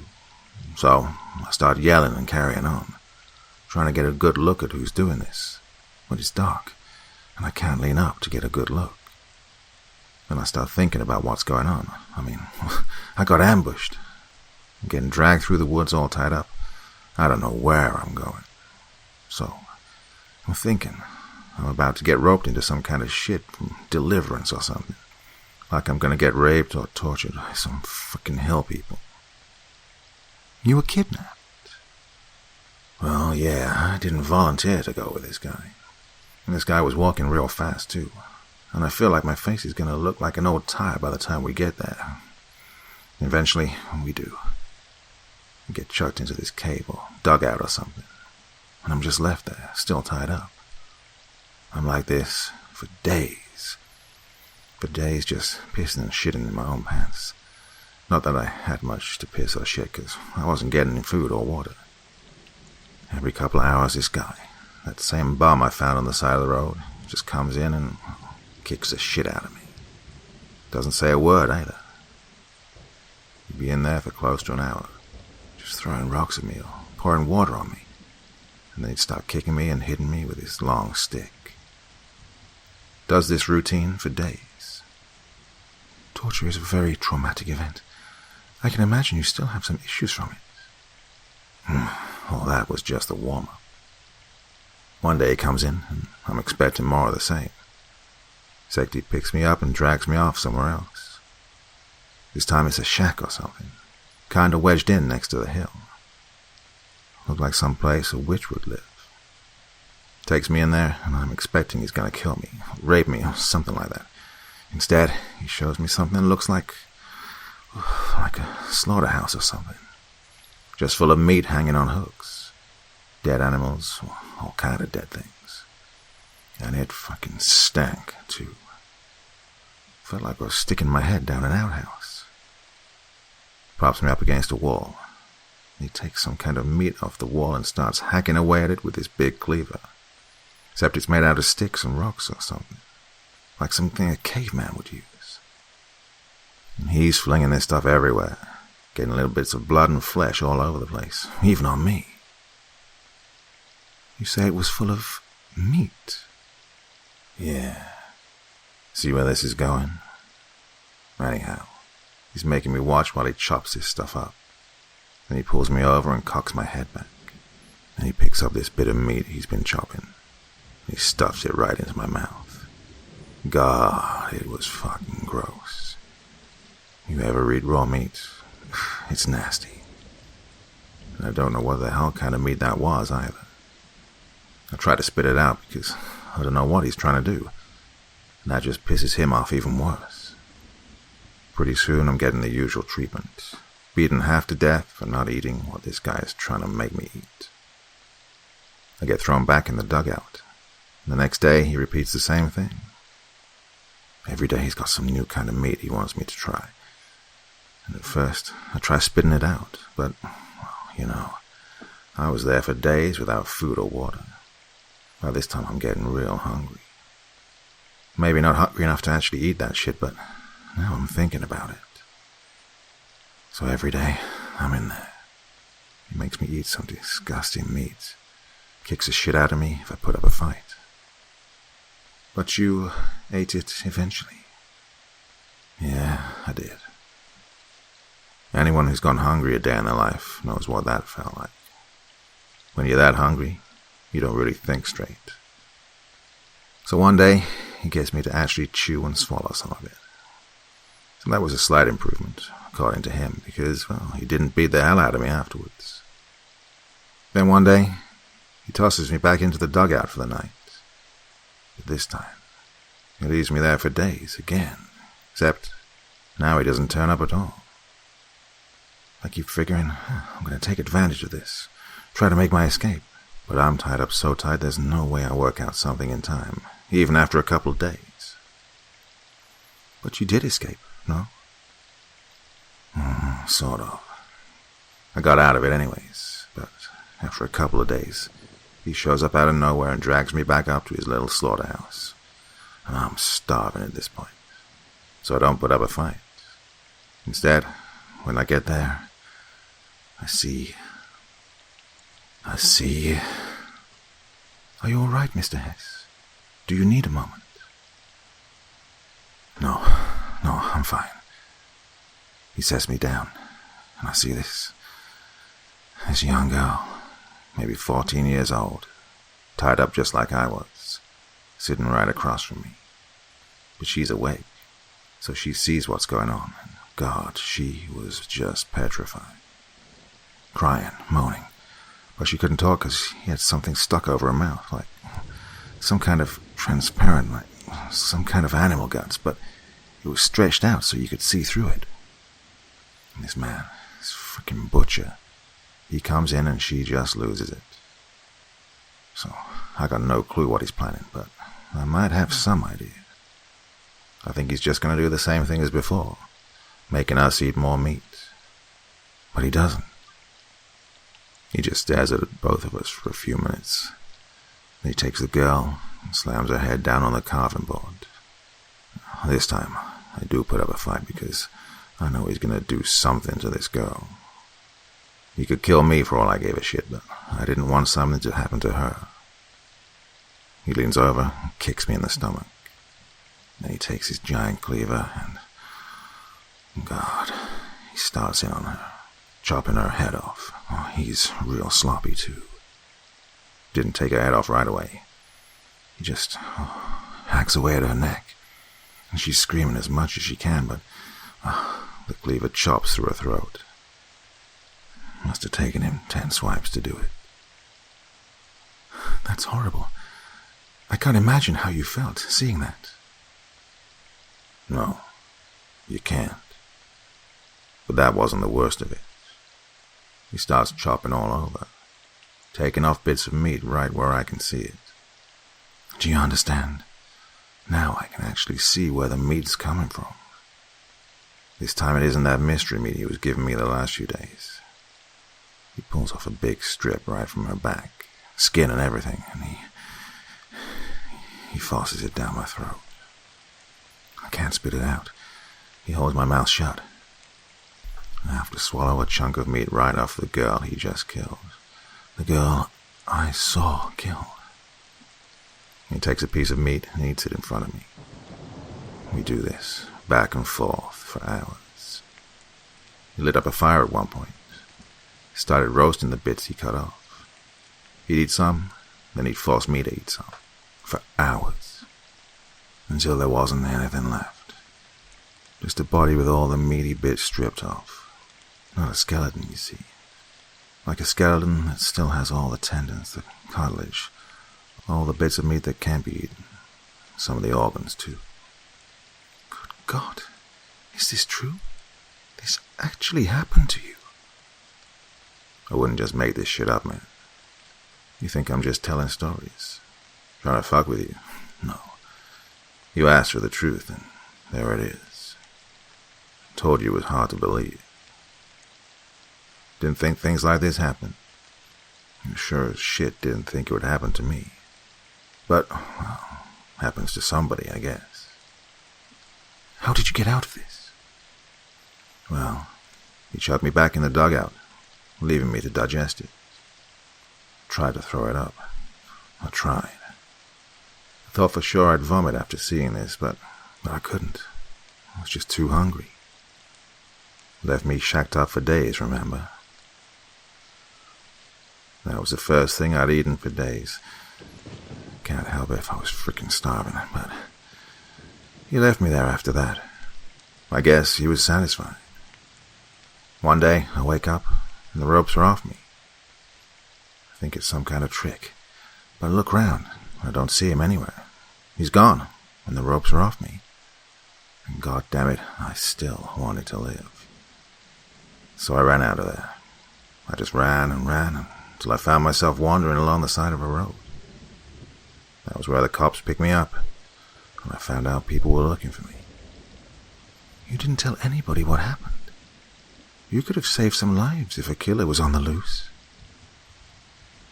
I was out of my freaking mind when I came out of there. I didn't want to talk about any of it. I wasn't even sure it really happened. If it did, well, what would I say? I mean, they might have believed me. Maybe I didn't have anything to lose by telling them, but time kept passing by, and by the time I was ready to talk, didn't know if anyone would have listened. Well, still got some trust issues. I was afraid they'd think I'd made it up, especially as I'd waited so long to tell anyone. I already told everybody I didn't remember what happened, and that was around the time I first started feeling it. It? You mean these tendencies? Yeah, the hunger. That's where I got it. You know, I thought it was all bullshit, all those stories about people eating human flesh and getting obsessed with it. But it happened to me. It wasn't bullshit after all. That fucking freak in the woods turned me, man. He gave it to me, and I'm pretty damn sure he did it on purpose, too. Like he wants other people to get it. Why? Why does somebody want that? He ruined my life. The hunger ruined my life. The only life I've got. And now I'm here in this hellhole, and I'll never get to feed again. I can't possibly live like that. I'm tainted. Now I can't do the only thing that will keep me alive. Don't lose hope, Mr. Hess. There is treatment available for your condition. It's purely psychological. You don't need to eat human flesh to survive. With treatment, this condition will not control your life. No, I'm not worth it. I'm pretty damn sure there is no cure for this. Doesn't matter anyways. I'm gonna die in this place. Unless you think the judge believes otherwise. Any illness is worth treating, Mr. Hess. You don't have to lose your quality of life, even in these circumstances. Look, I'm tired. I'm tired and I'm done. I don't want to talk anymore. That's the truth. I'm just tired. Just think what you want. I'm finished with all of it. You got all this on film, don't you? Just watch it again. I'm done. I'm just done. That's all, folks. Mr. Hess, are you sure? The tape ends. The next day after this interview, Raymond Hess, American citizen convicted of multiple murders and incarcerated in a Chilean prison, was murdered by a fellow inmate, ostensibly in self-defense. According to this inmate, El Americano attacked him without provocation in a prison corridor, attempting to bite him before being stabbed and beaten in return. So ended the sad, sorry life of Raymond Hess, devoured whole by the silent suffering that would drive him to claim the lives of many others. Few would mourn the passing of the vampire of Valparaiso, but prison legend would keep his memory alive. Legends of a vicious cannibal that once stalked the halls, threatening to feast upon the flesh of any unfortunate enough to cross his path. Few would ever know the true origin of this legend. Fewer still would believe it. But this world has dark corners that few would expect, and I sincerely hope that one day I will live to see the legend of Dutchman's Hollow come to its end.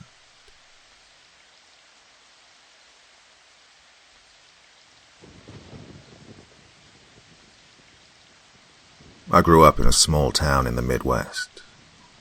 While there's a great variety of outdoor hobbies to immerse oneself in, little happens around here, and life can quickly start to feel mundane. Let's just say that the local university is what keeps us on the map. Regardless, it's a place filled with many fond memories of my childhood, carrying throughout my adolescence and early adulthood. I liked it so much that I decided to stick around after graduating high school to further my education. While most of my friends I grew up with wanted to get away as far as possible, I held a very strong attachment to where I came from. I just felt like it would always be my home. Growing up, I had some abandonment and trust issues.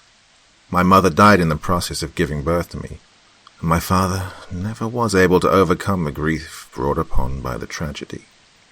Deep down, I felt a horrible guilt that I took her away from this world and from my father. I felt like my old man looked at me with feelings of resentment that constantly battled the natural love felt for his own child. All of this proved too much for him, and he left when I was barely a teenager. I remember coming home after school one day to an empty house, and sitting around waiting in vain, waking up the next day and not having a ride to school. I don't know where he went or what became of him, but I was lucky enough to have some caring grandparents who took me in and helped support me through all of it. They raised me up through high school and were even kind enough to pay for higher education, as they were close to retirement with a lot of money saved up. Despite all of their help, my early college years were spent dealing with some serious issues pertaining to substance abuse, primarily alcohol. While a lot of kids drink in college, sometimes excessively, it was a growing problem that sat festering in the deepest part of my brain that I was too afraid to face. I hated myself for tearing apart what would have been my family. It was very difficult to get by in my day-to-day activities without pumping my body full of substance. At the time, it was the only thing I knew was capable of easing my restless, skeptical mind. My grades would slip as I embarked on week-long drinking binges, all the while neglecting to go to class. I'd barely pull through by the skin of my teeth after digging myself into a hole. I don't know how I passed any classes, to be honest. Every night was spent draining bottles while I stewed in a corner of my room, convincing myself that my life was somehow worse than it really was, and that I was justified in my own self-destruction. For a while, the only thing that brought me joy was watching myself suffer to ensure that my masochistic-driven desires were completely satisfied. Well, needless to say, it was a very rough and confusing part of my life. While attending one of my classes, I met the woman who would help me stray away from my disgusting addictions. I still remember walking into the lecture hall and seeing her sitting by herself, enjoying whatever song was playing in her headphones. I chuckled to myself, as she didn't care who saw her dance in her silly way. Well, after a few months into the semester, I finally worked up the courage to approach her, and I'll never forget her looking up at me and saying, "Wow, look who decided to show up," a clever smirk shining on her face. I was surprised and flattered she'd noticed me at all. I'd been absent for around a week, and after my teacher threatening to fail me, I was finally able to drag myself there. Her long dark hair swam around her shoulders and back, and her soft brown eyes flushed optimism through me. She reached out her hand. "I'm Mary," she said to me, confidence exuding from her. A hangover pounding in my head, I reached out my hand and was instantly hooked once our hands clasped. I got to talking to her, and she was the sweetest, most delightful human being I'd ever met. Her bright, inviting personality diffused any cynicism that I ever attempted to let out.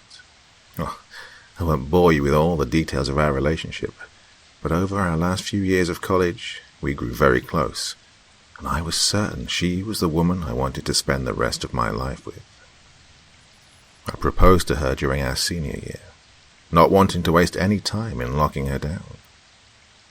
Though sometimes were worse than others, finding Mary is really what helped me pull myself out of the darkness.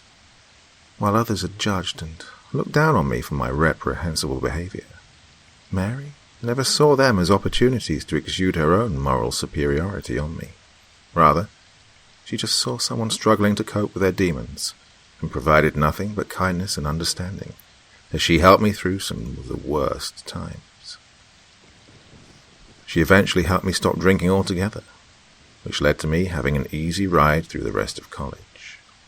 My grades improved, I had more energy, and I was so grateful to be able to find joy in life that wasn't garnered from the handle of a bottle or the chamber of a pipe. She was the yin to my yang, and effortlessly helped me to see the joy in life, while kindly attempting to shift my irrational, negative views of the world. She truly helped me become a better person, and I was the luckiest guy in the world to have found her when I did. After graduation finally came and went, I was able to land a job with the local university in the marketing division.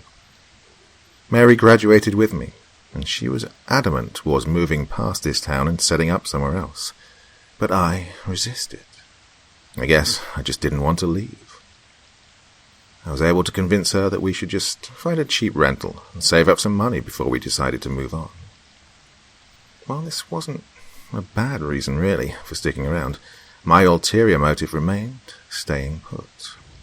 Again, I just felt as though this would always be my home. As we coasted through the beginning of our summer, life appeared to be nothing but a breeze. I had a great woman on my side, a decent-paying job where I'd be starting soon, and I did it all in the town I'd grown up in. All of my friends had moved away, and while some were struggling and some weren't, I didn't envy their insatiable need to travel and explore. I had everything I could ever need right here. In early June, my grandparents retired, and were in the process of moving to a quiet lake house a few hours away. Due to this, I had the choice between moving with them for a while or starting a life on my own with the woman I loved. I'd made it through all of this, and I had great confidence in myself that I was ready to brave the world. Mary had found an ad in the newspaper disclosing a rental home out in the country for a price that I thought seemed way too good to be true. 3 bedrooms, 2 full baths, and a screened-in back porch that overlooked a large amount of land for just $600 a month. Seemed ridiculous. While I was skeptical at first, I thought we should at least give it a look. An offer like this was worth at least giving a chance. After all, we were both pretty eager to move into our first home together, so we promptly called the number listed to set up a meeting the following day at the house. A few days later, it was time for our meeting, and I quickly realized that this place was very out of the way, about 30 minutes outside of town. All right, I thought, as I drove further into the boonies, the forest enveloping me as I went on. Maybe it wouldn't be so bad, I thought, considering the monthly fee that Mary had previously told me, so I tried to remain optimistic. However, that optimism was all but gone when I pulled into a disheveled driveway leading to a house that could stage as your stereotypical drug den from the movies. The house stood alone, surrounded by a plethora of trees, with a few houses scattered just barely in view where the neighbors must have resided. I wouldn't have believed it was the right address, had it not been for the sight of Mary's Pontiac Sunfire in the driveway as I pulled in. I let out an apprehensive sigh as I turned off my car and made my way to the front door of the house. While I was approaching it, I realized it was even worse than my first impression served. 2x4s were nailed into the walls to cover holes in the house's exterior, and it sat within a yard so overgrown and neglected that I wouldn't have believed anyone had lived there for years. Oh, great, I thought. Before I could enter the house, I was greeted by Mary swinging open the front door to pull me inside with excitement. while the outside appeared to be in shambles, the interior wasn't so bad in contrast. New furniture lay throughout the rooms with pristine walls and polished floors. It even had a washer, dryer and dishwasher, a few things you really miss while in college. I was a little thrown off by this, wondering if I'd entered the same house I was just looking at, but I figured it wasn't worth overthinking. Plus, I guess for the crazy low price, I couldn't really complain too much. If anything, it would give me some outdoor projects to work on for the rest of the summer. Mary led me into the kitchen that sat just before the large screened porch that the ad disclosed. I opened the sliding door leading to it, and the landlord sat there, waiting. He was a middle-aged man, probably around 45 or so, with short grey hair and a weathered face. He quickly stood up, and I was taken aback by his imposing height, standing at least 6'8", with a lanky, wiry build.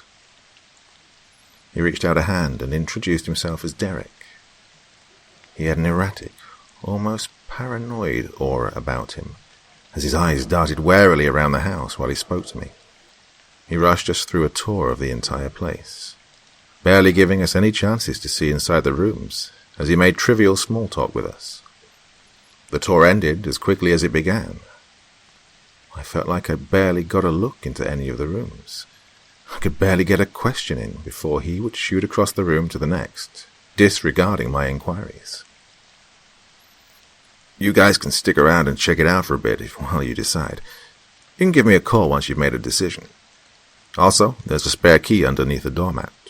Just lock up once you leave, he said to us, before he seemed to rush out of the house. I thought it was pretty strange that he would be so trusting as to just leave us there alone, while revealing the location of the spare key. We sat there, a little perplexed by the guy's behavior, but he seemed like a nice enough guy, and this place was a steal. We sat on the back porch, and after some discussion, we decided that having a place like this, for such a low price, would be worth it, despite the commute and the exterior being in less than stellar condition. We called Derek the next day and locked it down. Fast forward a week, and we'd begun the arduous process of moving into a new house. I really didn't have that much baggage, aside from my clothes, TV, Xbox, and Wii. Mary, being the collector she was, carried the majority of our luggage, as we made several trips to and from town to bring everything in. If the house hadn't been so far away, and if we'd had more than a relative's truck to haul everything, it would have gone a lot smoother. But in the end, we got it all there, no problem. We unpacked our stuff as quickly as possible, and spent the rest of the day decorating and rearranging the house. I helped out by dragging the heavier furniture across the house, as Mary laid out her stuff in her preferred order. The house was really coming together, and our excitement slowly grew as our new home was taking shape piece by piece. We were finally settled in, and I was in such a state of contentment.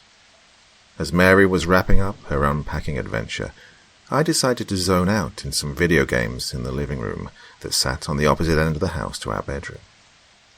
Mary had to be up at the crack of dawn for her current job as a server at a local coffee shop, and me, being a bit of a night owl, didn't want to disturb her rest. I sat up late in the living room, playing one of my favorite games, Resident Evil 4, on my dusty old Wii. Hours went by, and 2 a.m. came, but I felt restless, so I decided to switch on some Netflix and maybe fade to sleep on the couch. I awoke with a sudden sense of urgency. Being in a new place for the first time, I was a little disoriented by my surroundings, but laughed it off as I came to. I checked my phone and saw it was a little past 5:30 a.m., and reluctantly pulled myself off of the couch. I stretched, but was startled as a large moth flew just in front of my face. I swiped my hands aggressively as I was starting to fully awaken. What the hell's that doing in here? I asked myself as I flipped on the lights. When I did, though, I saw dozens of varying insects fluttering throughout the living room.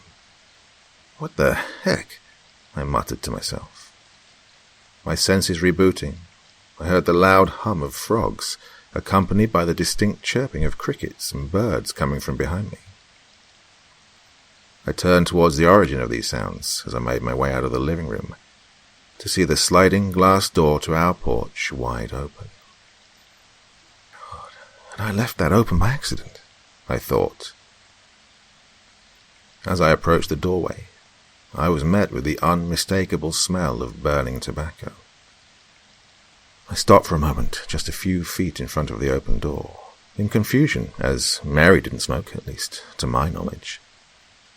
I took a few steps onward, before that large moth flew just past my head, its leathery wings grazing the back of my neck as it broke free into the open. I stared out into the darkness that swarmed around the porch, and could see the flickering orange glow of a cigarette displaying itself with certainty in the pitch black. "Mary?" I called out. No response.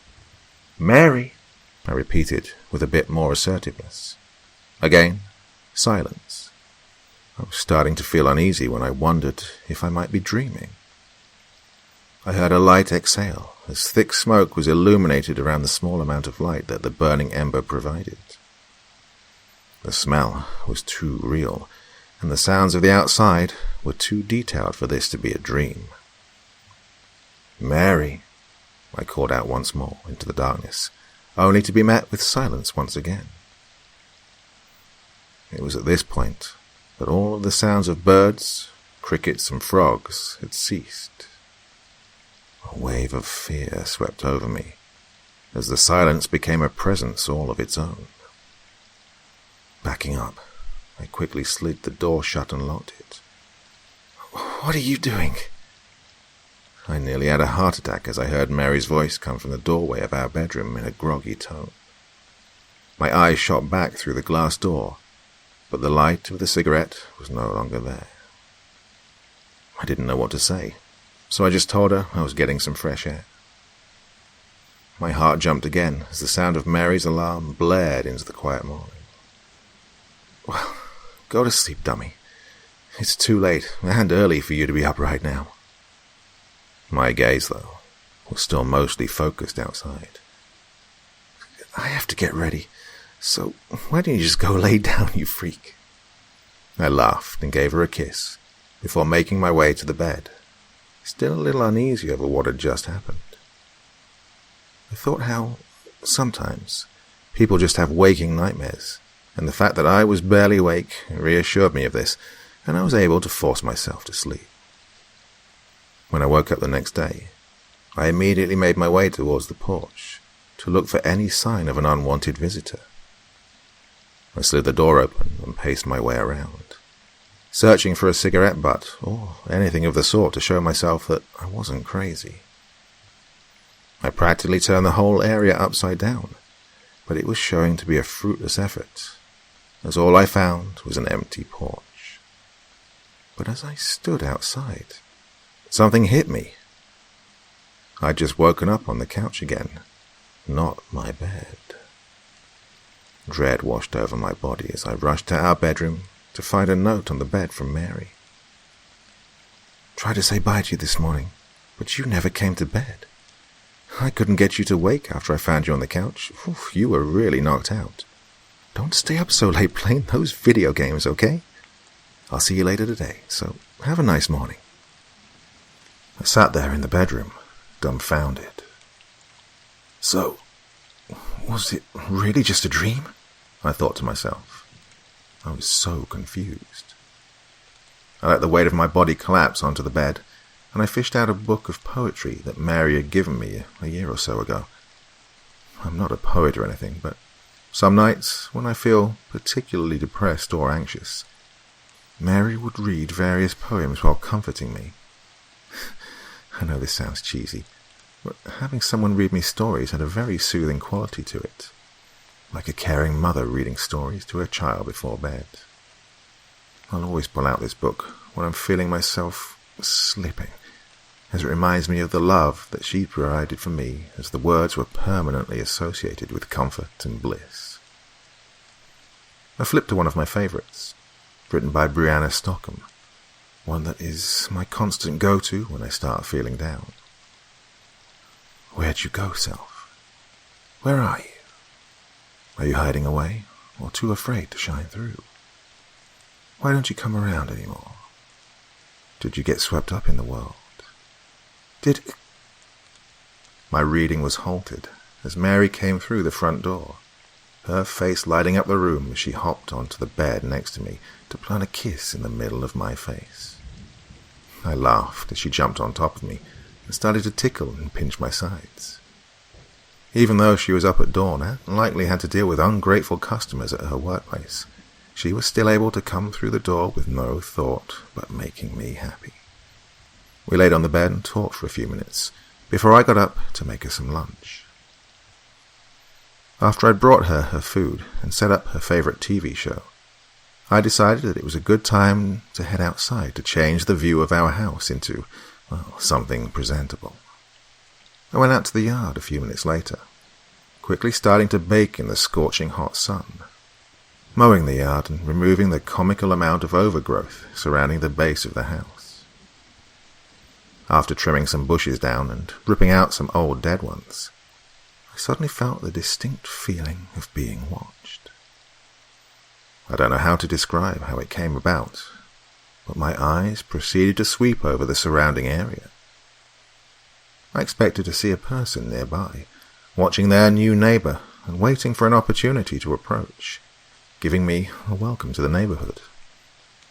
However, I was surprised when my eyes fell near the adjacent tree line to see a dog, standing roughly 70 yards away at the edge of the nearby forest. Oh, just a dog, the animal lover in me thought, as I realized who was looking at me from a distance. I called out and whistled for it to come over, but it didn't so much as flinch.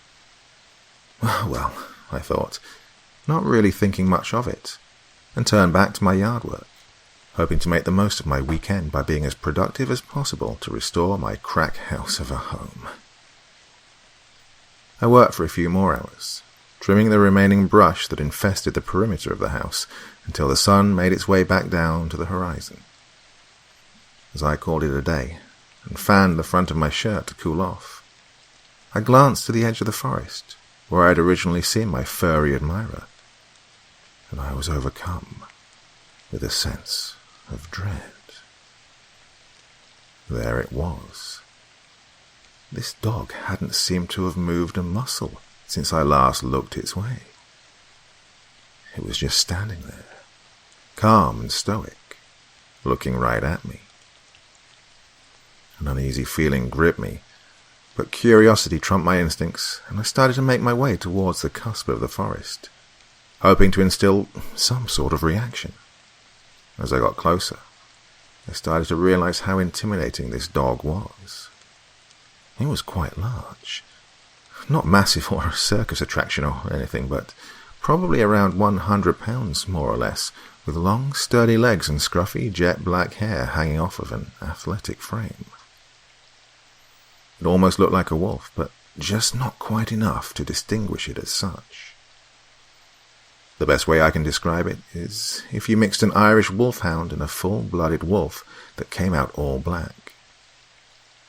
I got to within 50 feet of it when I started to feel that sense of dread intensify. I don't know why I felt this at the time, but as the details of its appearance became more clear, I saw that it was dirty, its hair appearing scraggly and unkempt.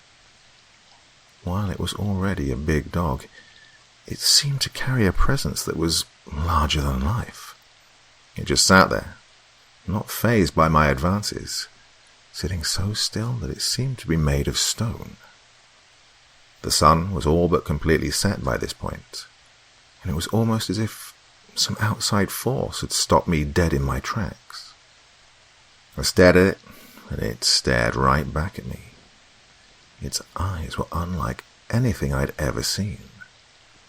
They glowed an electric, vibrant yellow, and I could feel them cut deep. I was frozen. I continued to stare into its eyes, filling me with feelings of misery and hatred. I just don't know how else to describe it. All I could think was that there was an intelligence that it possessed that was far outside the norm. It looked at me as if it knew who I was, like it knew all of my deepest dreams and fears, and proceeded to cast a cloud of resentment over them.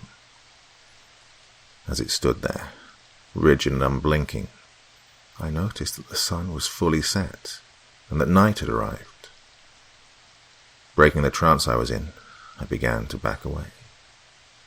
I kept my eyes locked on it, as I did so in case it decided to go on the offensive, being that I may have been encroaching on its territory. Once I got some good distance on it and approached the house, I turned around and made my way to the front door. I looked back before grabbing the doorknob, but at this point it was too dark to make out its figure. Must have gone back to its lair, I said to myself with a chuckle, trying to laugh off my creepy little experience. Walking back into the house, I was immediately greeted by Mary, with a great deal of worry in her face and tone. "Where have you been? I was really starting to get worried." "What do you mean?" I asked. "I was just out doing some work in the yard." She looked at me with a puzzled look on her face. "How could you have been doing that? Please, just tell me what's up." I wasn't sure what she was talking about. I pulled out my phone, only to be dumbstruck that the time read 11:35 p.m. "How is that possible?" I muttered under my breath. The sun had only just gone down before I made my way back to the house. Just then, the sight of that dog's gaze flashed in my mind, and I felt my body twinge with discomfort. "I don't know what you were doing, or if something's wrong, but please be honest with me if there's something on your mind," Mary said to me, while placing a soft hand on the back of my neck. "I'm okay," I told her, placing my hand on hers. "Just went on a little stroll to check out the area and clear my mind." I felt awful telling a lie right to Mary's face like this, but I seriously didn't know what else to tell her. I was as worried as she was, but I didn't want her to think I was going crazy. We quickly moved on and proceeded to take advantage of our weekend. Not having anything to do the next day, we stayed up late watching Studio Ghibli movies and drinking wine together. Once 3 a.m. rolled around, we decided it was time to turn in, not wanting our sleep schedule to get too out of whack. That night, I recall feeling very restless. Despite the generous amounts of wine I'd engorged myself with, I tossed around in bed for what felt like forever. When I finally managed to fall asleep, I experienced a dream that was uncomfortably vivid. It started with me struggling to pick myself up off the ground to see I was on a painfully long and dark stretch of road. I know this sounds weird, but I remember feeling extremely cold. I could see my breath and feel the ends of my fingers numbing quickly. Putting my hands to my mouth to breathe in warmth, my eyes ran along the center of the road ahead of me. There weren't any houses nearby to discern that I was in a residential area, nor any visible trees that may have indicated that I was along a back road highway. However, what I did see were 2 faint lights off in the distance, so far out that I'd almost mistaken them as fireflies. If the road hadn't been so barren, and the surrounding area seeming non-existent, there's no way I would have even noticed them. I rubbed my hands together, letting the friction ease my freezing palms, and I stared at the distant glow. I tried to make something out of them, but it was too difficult to tell exactly how far away they were, since I had nothing to scale it with. They could have been a few 100 feet away, or even a few miles for all I could tell. I didn't know what all of this meant, or what was going on, but I felt a deep longing to reach these lights, whether to find my way out of this dense shadow, or maybe to find that it was a warm house in which I could shelter myself from the elements. I took my first step, and I stopped. Once my foot planted, I felt a deep, raspy growl emanate from the darkness that laid behind me. I snapped my head back with the instinct exuded by an unlucky prey, and I felt the temperature drop even further. I focused my vision with great effort, but I couldn't seem to see anything behind me from which this growl may have come from. Nothing but shifting, oily blackness sat behind me, dancing and contorting as it mocked my efforts to discover what it held. I wanted to speak, but all I could do was let my mouth fall open to let a meek whimper slide out. This was a sound I didn't recognize at first, but it was one that must have been pulled out of me by whatever presence was lingering in the dark. I stood there for what felt like hours, stuck in place while the frigid air crushed my body. The suspense was beginning to gnaw at me as I internally begged for something to happen, as the cold air all but pulverized me to a speck of dust. I sat there, waiting. Suddenly, I felt an abrupt shift and heard the accelerating mass of a large animal begin crashing its way towards me. I immediately turned back towards the two lights in the distance, now offering themselves as my only sanctuary, and I ran. I ran faster and harder than I ever had in my life, feeling my ankles and knees absorb each smack of my feet hitting the dense concrete below me. This wasn't the stereotypical dream where, no matter how fast you ran, you couldn't move more than the speed of a slug. No, I could run well. Exceptionally well, actually. I felt myself flying through the air with a speed I didn't know I possessed, but those lights never seemed to get any closer. I was certain that, at any moment, I was going to be a meal for whatever trailed me. Every time I looked back, I saw nothing but darkness keeping its pace with me. I thought that surely I would eventually reach my safe haven that sat ahead, but it felt as if I was running into oblivion. Minutes dragged on, as I made my seemingly futile dash, but I dared not stop in fear of what would present itself if I did. I'd probably run for miles, but somehow I never grew tired. My pace never slowed, and my pursuer never seemed to stray. I almost wanted to stop and just put an end to this horror, but the lights ahead were the only thing keeping me from giving up. As minutes seemed to turn into hours, I looked closer at these lights and noticed they seemed to be further away from where they'd started. I didn't want to see it, but their glow was slowly fading. Even though at this point I was certain I was dreaming, I panicked as the snapping and snarling coming from behind me was beginning to close the distance between us. I could hear the excitement in this beast panting as it inched closer and closer, and I felt like the primal growls were reverberating inside my body. No matter how much I ran, those lights just would not find me. As the last flicker in view went out, I felt myself collapse mid-stride, but not hitting the ground. It felt as though I'd fallen through a hole in the earth, like I had run straight off a cliff, and I fell through what appeared to be the ceiling of my bedroom. I felt my feet break through the roof as I crashed onto my bed, to be brought awake at last. I sat up sharply in bed, being met with an intense chill, despite being in a house with no AC in the middle of the summer. Laying back down, I played that dream over and over again in my mind. I had never felt such fear in a dream. Even stranger was, I don't ever recall feeling any sort of physical sensation in any dream before, let alone having the temperature of one carry on into my conscious state.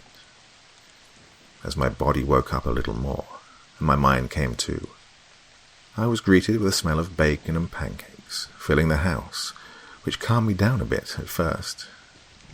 But as I stood up, my legs buckled, and I nearly fell back onto my bed. This dream had felt real, but there's no way my legs could have been worn out from it. Maybe they're just sore from working outside all day. I reassured myself. I picked myself back up and staggered into the kitchen to find Mary happily making breakfast while playing some relaxing music. This put a smile on my face, and I temporarily pushed that late-night run out of my mind. After finishing up breakfast and laying around on a lazy Sunday, the dream was forcing its way back into my head. I couldn't seem to shake it out, and it was really starting to bother me, so I told Mary about it. I told her about the strange nightmare I had, as well as the creepy monster dog that had stared at me for hours. I asked her if she'd noticed it hanging around the property, or anything unusual of the sort, but, well, she hadn't. "Don't go crazy on me now," Mary said, teasing me. I chuckled as she wrapped my head in her arms. "Hey, why don't we order some takeout and watch some movies, you weirdo?" she said to me as she released my head. I was more than happy to do so. I just wanted to forget about that strange dog. After ordering the food, I exited the house, but something immediately caught my eye. I don't know why they stuck out so blatantly, but where the grass met the sultry mud adjacent to the driveway, there was a set of huge canine tracks leading up to my bedroom window. They pressed deep into the soil, as if it had crushed its feet into the earth with such malice that it gave way to it without a fight. I stared in the direction the trail of tracks originated from, towards the edge of the woods, intersecting with the exact spot I'd encountered that dog the day before. The next few weeks quickly passed by, and just about every night I experienced this same dream. It was always the same for the most part. I would pick myself up on the dark road, and on cue, I would always start running to those lights, just trying to escape from that hunger that pined for me. Sometimes I would just run endlessly, but as the nights went on, it started to catch me on a semi-regular basis. I could feel every sensation as it would rip into my flesh, almost like I was being torn apart by a pack of starving wolves. The same nefarious scenario plagued my mind each night, each time being filled with more anxiety and torment than the last. I always tried reminding myself it was all a dream, but I felt the pain no less by thinking it was not real. My sleep was starting to suffer. I never felt like I'd slept for more than an hour, and, incidentally, my body ached all over. I was extremely unsettled by the fact that my body was constantly sore after my dreams, and that I could experience such excruciating pain in them. While there were a few variations to these dreams, the outcome was always the same. I ran and ran, but never reached those lights. As the weeks dragged on, I started to grow paranoid. I would rush to the window with every shuffle I heard outside of the house, and I started to give up on going to sleep, staying up until exhaustion got the better of me. A few more weeks passed, and I was settling into my new job. Even though that dream was popping into my head every night, things were about as good as they could be. I got along with everyone at work and was happy to be making a decent paycheck. Mary and I were basking in the glory of living in our first home and all of the privacy it brought with it. The only thing that made sense was to write all of this off as nothing more than crazy nightmares brought upon by the stress of starting a new job and moving into a new house. Every morning, walking out to my car, I felt that same sensation of being watched, and would scan the area out of routine to see if I could catch that dog nearby, glaring at me with those piercing eyes. But alas, I could never seem to catch him, even though in the back of my mind, I somehow knew it was there. These weeks quickly turned into months, as I constantly felt the nagging feeling of something just over my shoulder. Mary was visibly annoyed by my constant chatter of this mystical dog that I'd encountered that summer night, and we'd even endured a few shouting matches over it, me wanting to show that I wasn't crazy, and her showing her concern wearing thin as my fruitless accusations began to pile up. Well, the guilt of worrying Mary was weighing heavily on my shoulders. My sleep continued to suffer as I would jump with every bump in the night and rush to the window in hopes of uncovering definitive proof of the source of my paranoia. But every time, I would see nothing out that window but blackness. I'm ashamed to say that due to these unforeseen circumstances, I began to indulge myself in alcohol once again. It was the only thing that helped ease my mind, and if I had enough, it would knock me out until the following morning. My few remaining friends had heard of the struggles that Mary was enduring and wanted to help. My frequent patrols through the night that consisted of me staring out the window and talking to myself was keeping her awake and trying her patience. It got so bad that they felt they needed to stage an intervention, telling me to get some help and just to try and relax. That I was letting something that wasn't real take hold of my life, causing me to miss what was going on right in front of me. I glanced at Mary, with tears swelling up in her eyes. I could see the genuine concern in her face as I began to question my own sanity. God, was all of this just in my head? I thought. Had I let this control my life so much that, I began losing touch? Looking at the calendar on my phone reminded me that it was well into the month of October, and a tidal wave of depression swept over me. I apologized to all of my friends, not knowing what was going on, if it was really just all in my own head. It seemed easier to believe that at the time than to question it. How could I have let so much time slip by as I obsessed over something as ridiculous as this? God, I was consumed by it. I felt as though I was reintegrating myself into society after my awakening from the deep delusion I'd seemed to have succumbed to. I urged Mary to accompany me on a hike through a trail near our home. Readying myself for the chilly fall weather, I slid my boots on and threw on a coat while waiting for Mary to finish up her own preparations. Once we made our way out the door and down the road, I felt the surging relief swim through me. I noticed every passing animal, every sound, and every detail of colour detailing the beautiful, decaying brush as we were carried through our trek. Making our way towards the entrance of the aforementioned trail, I turned to Mary with a smile and embraced her without words. In this moment, I truly experienced the present and all of the happiness it had to offer me. Oh, I wish I could live in these moments forever. Making our way towards the end of the trail, we came across a small pond. I'd never been all the way through this trail to see what the end held, but it was a very peaceful and satisfying end to a comfortably ordinary day. Standing at the edge of the pond, I looked down, gathering up a few stones, and began skipping them across the still water. Mary, being her usual self, was capturing the scenery on her phone to assure we could later revisit it in all its glory. "You're going to miss your real life stuck in that phone, babe," I yelled at her in a joking tone. She waved me off, sticking out her tongue, and kept on with her photo shoot. As I skipped one of the last rocks and watched it spin across the otherwise undisturbed surface, I noticed a woman standing at the opposite end of the pond. She was maybe 50 or 60 yards away, but I could make out that she had long blonde hair and was wearing a blue flannel shirt and jeans to match. That's odd, I thought.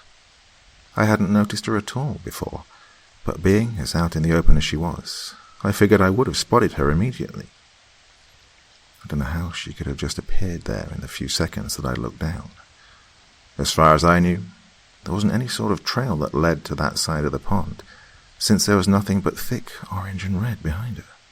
Additionally, the perimeter of the shore was far too dense with trees and shrubs for anyone to make their way through unscathed, but she looked relatively untouched from what I could see. I turned back to see Mary taking pictures of the entirety of the pond and pocketing her phone at last. "All right, I'm finished. Are you happy?" she said with a smirk, and bumped her hip into mine. I looked back to the opposite edge, but whoever may have been across from us was nowhere to be seen. "Yeah, dummy," I yelled back at her, burying my unease, and wrapped my arm around her as we made our way down the trail and back home. As we exited the mouth of the trail, back towards the house, my curiosity was beginning to nag me, and I asked Mary if I could see some of the pictures she'd taken. She pulled up her phone, opening the recent photos taken, and I scrolled through them, revealing an impressive array of scenery that the autumn forest had provided. These originally distracted me from the main reason I'd wanted to examine them, but I quickly reminded myself to look out for anything unusual. I couldn't seem to find anything out of the ordinary. I even got to the last pictures taken of the pond, trying to pinpoint the exact spot where I'd seen the woman. I know she'd taken at least a few pictures while I'd seen her. I was certain of it. But as I reached the end of the compilation, and the end of the screen reared back to the right, I was almost disappointed. I'd expected to see something that I could show Mary to let her see that maybe, just maybe, that there was something otherworldly going on out here. But the picture revealed nothing. Nothing but an empty portrait facing us, where I had seen this woman looking across at us. "What? Don't you think they're good?" she asked, probably noticing my disheartened expression. "Oh, no, I think they're great," I strained. "It's just—" "What?" she asked. "Look, I know you're worried about me, but there was a woman across the pond and was looking right at us," I said. "Oh," she responded in a deflated tone. "Look, I know you must think I'm crazy, but I swear there was someone there," I said, pleading for her in frustration to believe me. "You know I really want to believe you, but I want you to stop seeing these things even more. I wish we could just enjoy our time without you getting lost in your own head." I let my head collapse into my hands. "Oh, I just wish you guys would believe me. I swear there's something going on," I said to her. "There is something going on. We're lucky enough to have a place together, and you're missing it. That's what's going on," she responded. I just sat there without a response as she picked herself up and left the room. I laid there in bed for hours in confusion over what I'd seen, and anger that it had swooped back into my life right as everything was looking up. That night I knew the moment when I'd fallen asleep. It was like I'd closed my eyes and opened them to a new world. I'd fallen into this dream already running, memories flooding me of the horrific nightmares I had endured many times before. Only this time, there wasn't a long road, but rather a battered trail winding through a dense forest, overseeing me as I planted my foot hard into the soil with each turn. However, one similarity showed itself. Two lights, showing themselves through the sparse openings that the dense leaves provided. I locked onto my old safeguard and found a second wind as I made my way towards it. Swaying my way through the trees, I stumbled on unforgiving roots and felt the sting of frigid branches slap against my skin. My chest grew heavy as I started to hear that unwelcome sound of ravenous panting keeping its pace with me. I was certain of what was behind me. Hearing the muzzle of my pursuer lap up excess saliva that had attempted to escape its mouth propelled me forward faster and faster, fighting my way through the vegetation until I literally fell into a clearing. I glanced up frantically, then behind me, bracing for a mouth of teeth to rip into my flesh. But the thundering gallops of what was behind had ceased. I looked forward to see a familiar sight. The pond that I'd just visited hours ago sat in front of me. Standing up, I noticed another familiar sight. A woman. The same woman I thought I'd seen earlier that day was standing at the opposite edge of the pond. I recognized that long blonde hair that nearly fell to her waist, but she was different. She looked rigid, her body contorted in an unnatural way. Her shoulders were uneven, Her neck bent at a frightening angle, and her skin appeared almost rotten. While she looked to be wearing the same flannel shirt and jeans as before, they were filthy and torn. I felt my heart jump up into my throat as she let out this disheartening groan that slithered up my spine. I sat there, still, as that noise seemed to echo endlessly. I stared at her, fear and anxiety circulating through me. I just wanted to wake up. I needed to get out of this, and to avoid any further psychological torment. But it seemed as if the rest of this world lowered itself down to a mute. She curled her neck in a vomit-inducing twist, the grinding of her bones making me cringe.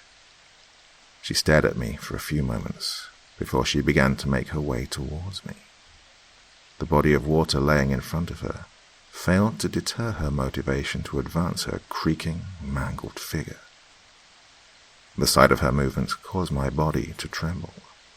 She looked as if she were a marionette being guided from above, as her limbs struggled to take any steps that resembled a human. God, I'll never forget the way she moved. I could hear her bones writhe and snap as she came at me in this animated fashion. I wanted to just break down and cry right there. God, I would rather die than endure this hell any longer. With every step, her bones continued to bend and fracture in a louder, more grotesque way than the last. She slowly waded through the water, never rising anywhere past waist deep, failing to free me from the horror that was amplifying with each passing second. As her face began to take shape, I could see a look of despair, of pure heartbreak that was caked on her face, perhaps in agony over her broken bones dragging her step by step through the freezing waters. I could see her mouthing something to me. I looked closer, but I couldn't seem to understand what she was trying to say. Her face stressed and was just desperate for me to hear her, but the terror coursing through me was reaching a tipping point. I could no longer bear to look at this monstrosity, bearing little resemblance of anything close to a person.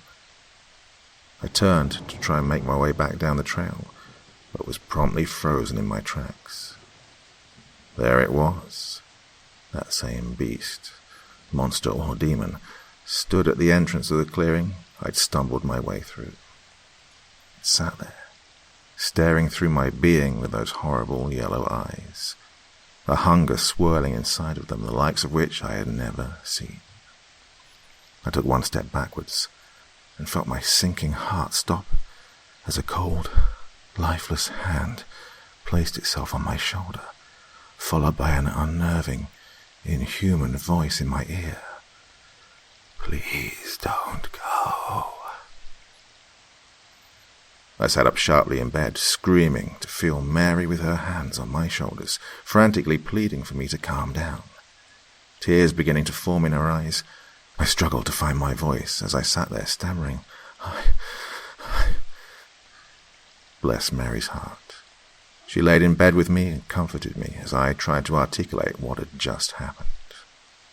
Again, I felt conflicted because I desperately wanted her to believe me, but at the same time I could feel her growing frustration and her patience wearing ever so thin. Oh, they're just dreams, I scolded myself. I didn't want to lose her. She'd been a bright spot amid all of this chaos going on, but what can I do when the truth just exacerbates those struggles? As I sat there, relaxing in the comfort of Mary's hands rubbing my shoulders, I felt anxiety slowly dissipate, before Mary's hands grew icy cold, and I felt her breath whisper into my ear, "Wake up." My vision went blank for a moment. I felt as though my eyes were slowly pried open, but my vision was distorted and grainy, like I was staring up into a bleak, overcast, buzzing in a disorganized static. I came to and found myself watching Mary a short ways from me, taking pictures with her phone. In a haze, I slowly turned my head to see the pond sitting in front of us. My head pounded without mercy as my eyes darted around, trying to figure out why I was here, or what day it even was. That same question repeated itself. Am I dreaming? Mary approached me and bumped her hip into mine once more. All right, I'm finished. Are you happy? I sat there in an unnerving state of déjà vu as I tried to appear as calm as possible. Yeah. Do you want to go back to the house? I responded in a lifeless tone. We made our way back towards the house, and I felt like a zombie shambling my way down the trail. I could see Mary taking concerned glances at me as we progressed our way towards our home. Everything all right? She spoke out to me, breaking the silence in my head. Yeah, sorry, I'm just really tired. I wasn't lying, however. My body was aching, and I felt as if I hadn't slept in a week. Mary clasped my hand, intertwining her fingers with mine, and rested her head on my shoulders the rest of the way back. We entered the house in an uneasy silence, and I made my way to my bed. I laid my body down hard, slightly bouncing as the springs recoiled under my weight. Mary, knowing something was wrong, set her stuff down. I'm going to get some dinner started, okay? You just rest. You seem out of it. Thanks, Mary. I'm sorry. I don't know. I'm just feeling really exhausted. I'll be okay. She beamed a smile at me and left the room towards the kitchen. I felt a little relaxation sweep over me as I heard the sound of running water from the faucet. From underneath my pillow, I fished out that thin paperback that I turned to so many times. I flipped it to my go-to and read it over a few times, as I needed to feel like myself again. I needed to ground myself back into the real world and escape these tricks my mind had been playing on me. Did you change who you are? Did you buy a disguise? Are you the one hiding? Or did I close my eyes? Do you just have too much to do? Or am I the one who's too busy for you? Mid-sentence into my 10th time reading it through, it hit me. I wasn't going to let myself fall prey to this cruel force. I wasn't going to let it drag me back into the darkness and away from this life that I'd built. No, I had to fight back. But my lack of sleep was starting to take its toll. My energy was reaching an all-time low, and it was clear at this point that I could never be so sure of if I was awake or asleep. I had an idea. If I couldn't figure out what state of consciousness I was in, I had to leave something for myself to show that I was awake. It could toy with my sense of time and reality, but I had to see if it was capable of replicating the tiniest of details. I had to do something to push back before it took complete control. I grabbed the nearby pen, and at the bottom of the poem, I wrote out 3 words that I could use as a reference. You are awake. While it was nothing fancy or an elaborate Scooby-Doo ghost trap, I figured this would give me a chance to fight back. The next several weeks were rough. As winter started to tighten its grip on our town, and with our house being less than accommodated to handle any conditions of weather, things only got worse. I sat up late, shaking in the freezing cold that penetrated our house.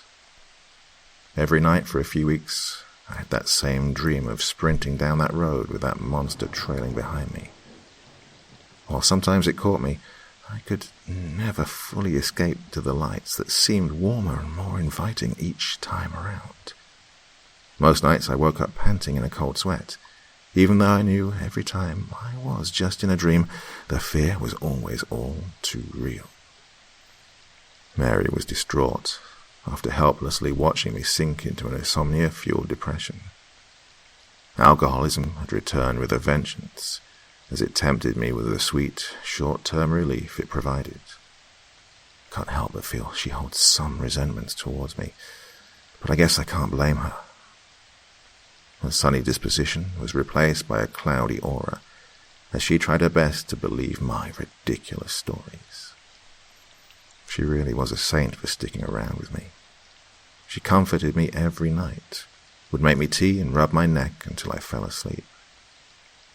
I tried telling her daily how much I appreciated her and how much she meant to me, but I felt as though I was putting her on a roller coaster, having her hear those words only to be woken up by my constant night terrors. I still feel guilty to this day about inadvertently dragging her into my situation. I had never felt so helpless in all my life. With winter being in full swing and having a few weeks off work, I found myself alone in our house often. With me usually being busy enough to be out of the house for most of the day, I'd never really been by myself for long periods of time at home. Mary had recently been promoted to manager at the restaurant she worked at and had to work very long hours, while I did everything I could to keep my mind occupied. But throughout this time alone, I would hear frequent movement throughout the house. I tried to occupy my time with reading, or maybe playing some video games, but several times a day, I would hear movement in the vacant rooms. Sometimes, in my peripherals, I thought I would see a flash of blonde hair sliding just out of my vision. I would always feel relief seeing Mary pulling into the driveway after her long shifts, knowing that at least I wouldn't be alone for a period of time. A few days passed, and one day, while Mary was away at work, I decided I needed to try and get out of the house, but Mary had borrowed my car after hers had broken down. So I decided to take a walk around the neighborhood. I sluggishly pulled myself out of bed after laying there for the better part of the morning. I was apprehensive at first, being that I may have an unwanted encounter, but sitting inside my house had become too stressful. It seemed as though something had moved in. As I was about to leave my room and exit the house, I stopped. I quickly grabbed my book while walking towards the front door to read, "You are awake." I let out a relieved sigh. Grabbing the doorknob and exiting my house, I made my way down the road, hoping to find any kind of peace. It was a cold, grey afternoon, and my walk was surrounded by a swath of desolate trees. The empty oak and maple branches formed a portrait resembling a mountain range of needles. I scanned every which way, hoping my gaze didn't meet that resentful pair of eyes, yet hoping on some level that I may. I wandered along back roads for a few hours, drinking in the day. It felt good to get some endorphins flowing and to do something aside from sit on my butt. My coat wrapped tightly around my body, which provided a sense of security that I desperately needed. I reached a dead end on a road maybe a few miles away from my home and decided it was a good sign to return. I turned around and started my way back home, trying to shake off harsh gales of frigid wind blowing through me. I made turn after turn while scrolling through my phone and playing music, but when I looked up, I noticed something. My surroundings weren't the same as before. While the basic scenery seemed similar enough, the minute details were lacking. The houses of my sparsely placed neighbors were nowhere in sight, and the roads had lost the rising and falling hills that it rolled over. The fear gripped me. I just tried to calmly make my way home.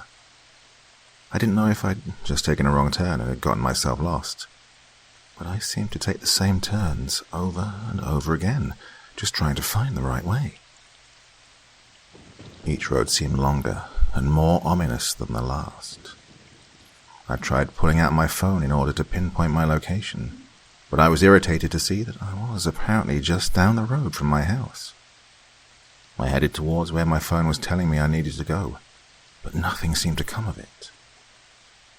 There was nothing but endless trees and a fading road ahead of me.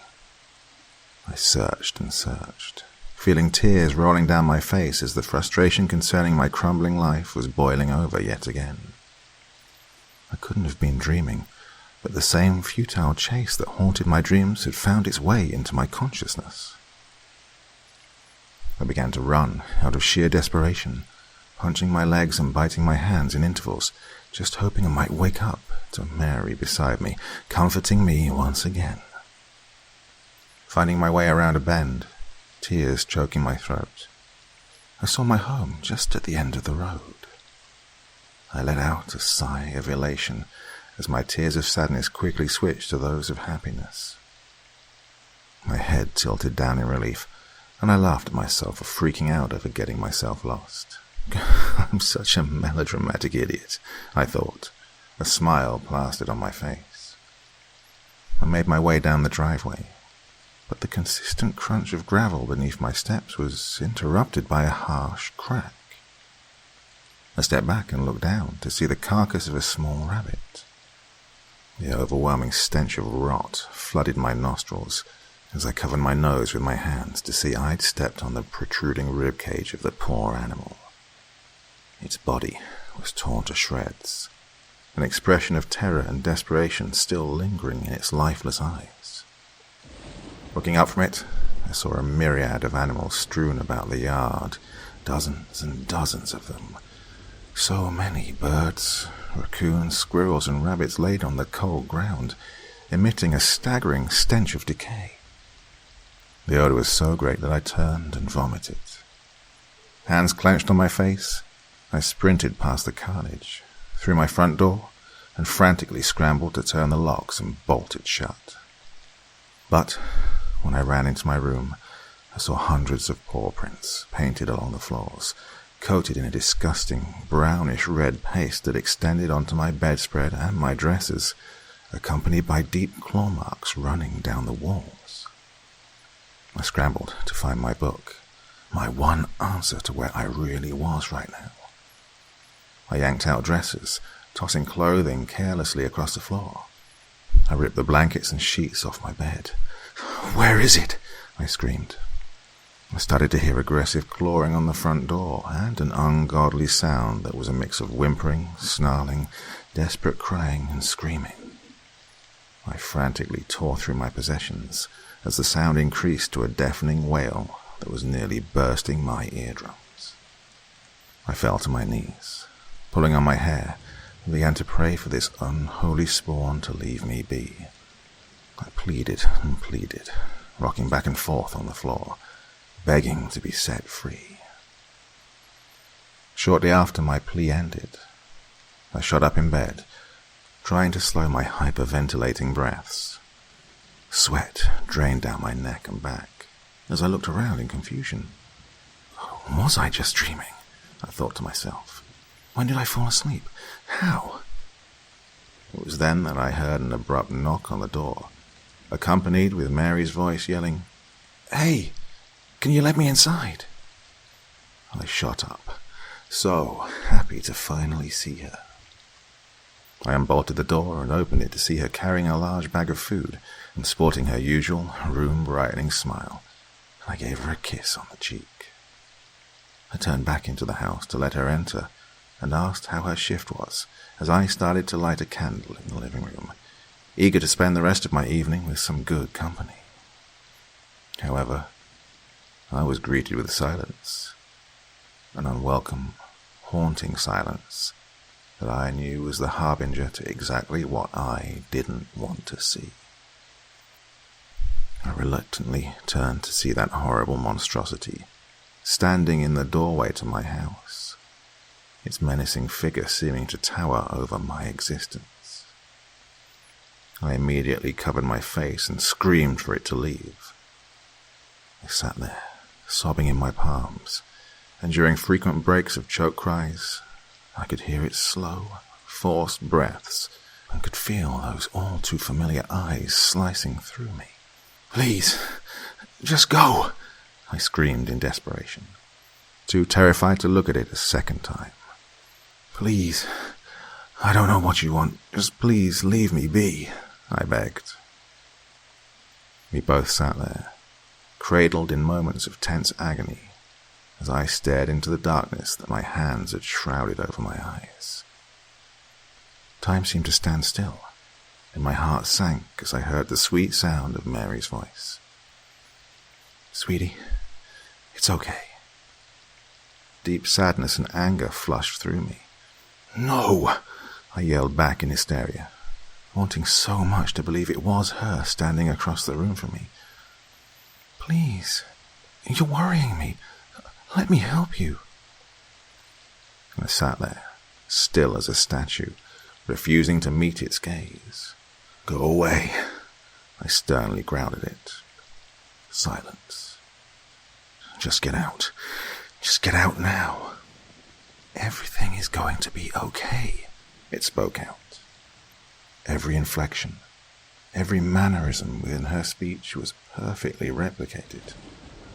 "You're not real. You're not real. You're not real," I repeated to myself in desperation. I couldn't even convince myself of this, though. I stepped back, hands still covering my face, slowly backing my way towards the nearest wall. When my back met its surface, I let myself slide onto the floor, sitting there as Mary's words continued to echo in my head. "Sweetie, it's okay. Please, just get up and come lie down with me. I've had a very long day." It wanted me to give in.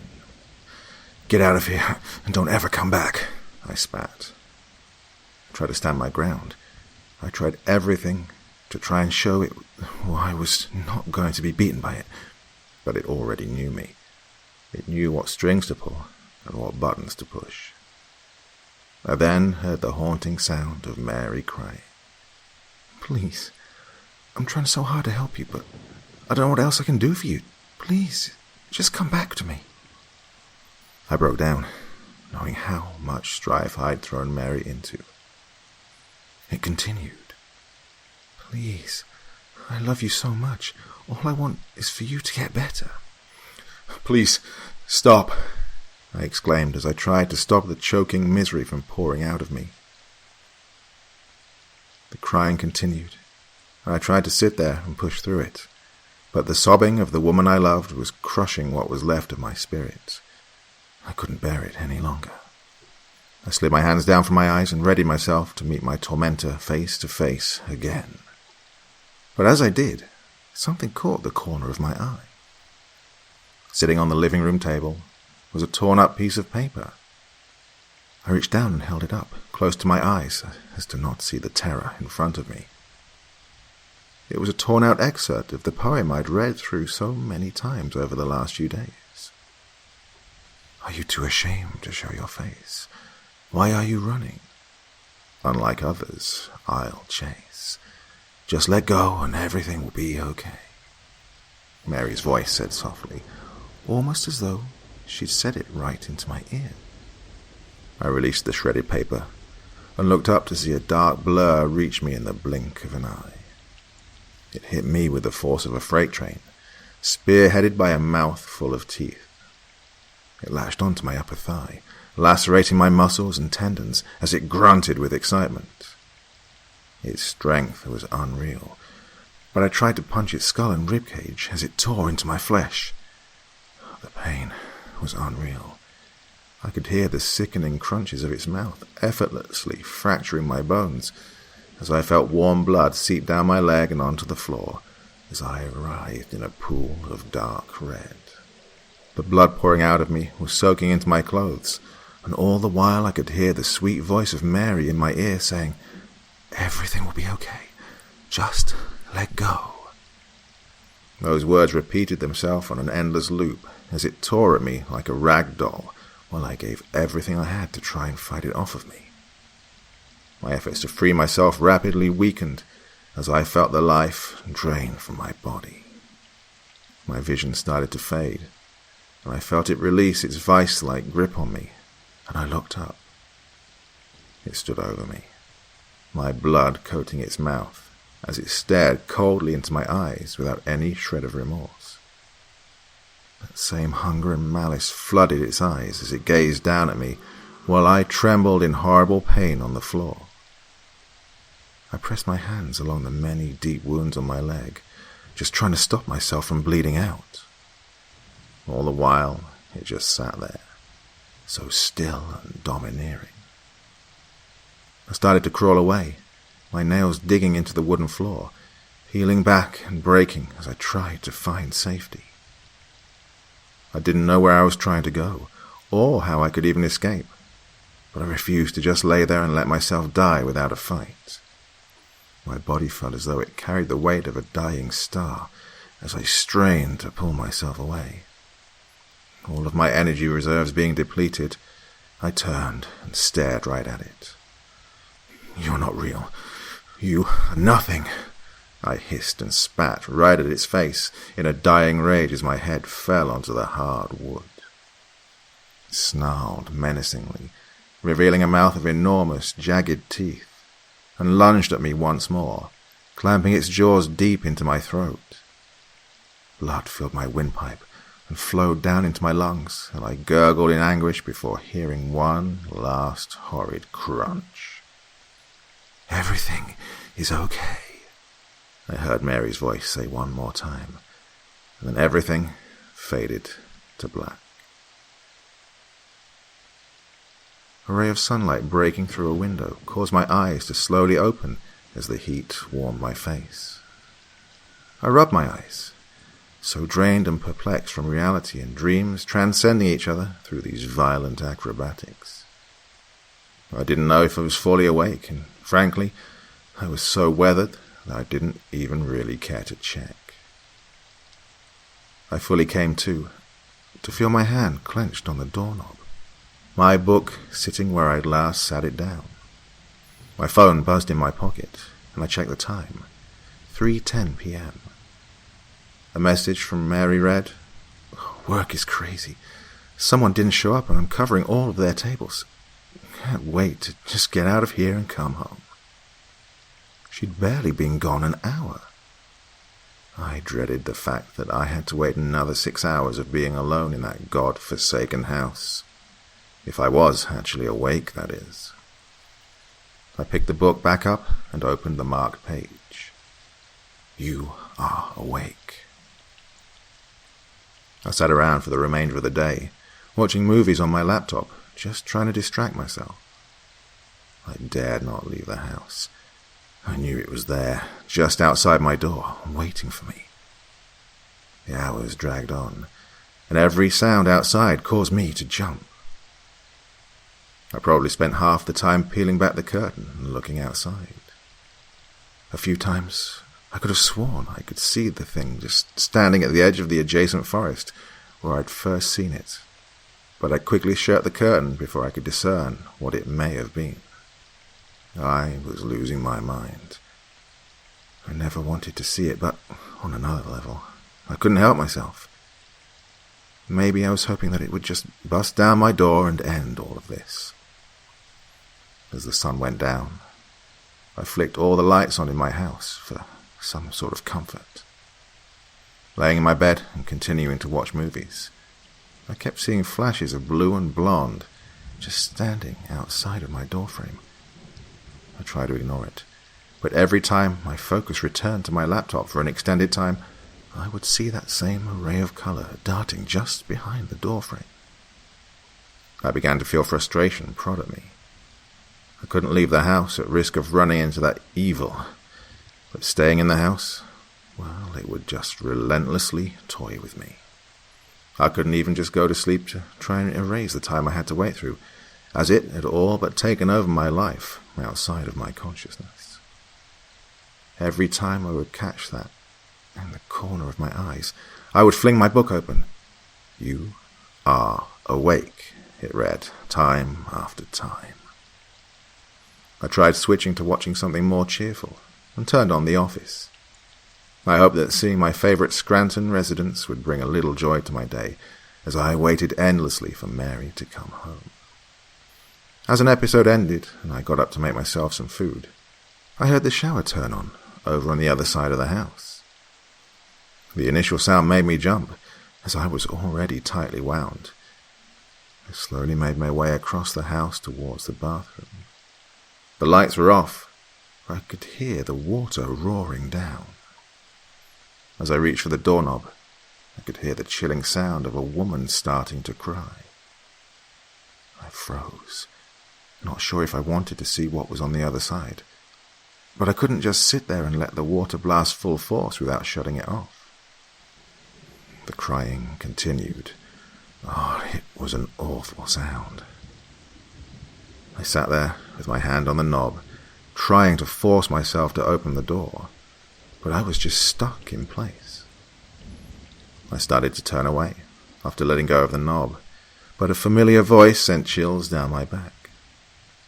"Please, don't go," I heard from the other side of the door. I froze, goosebumps forming on my arms, and just stared at the door, the consistent sound of running water still flooding into my ears. "Who are you?" I meekly spoke out. Silence. "Who are you?" I repeated, with more authority at the closed door. Suddenly, the water shut off. I sat there paralyzed as the doorknob slowly clicked and the door creaked open, just a crack.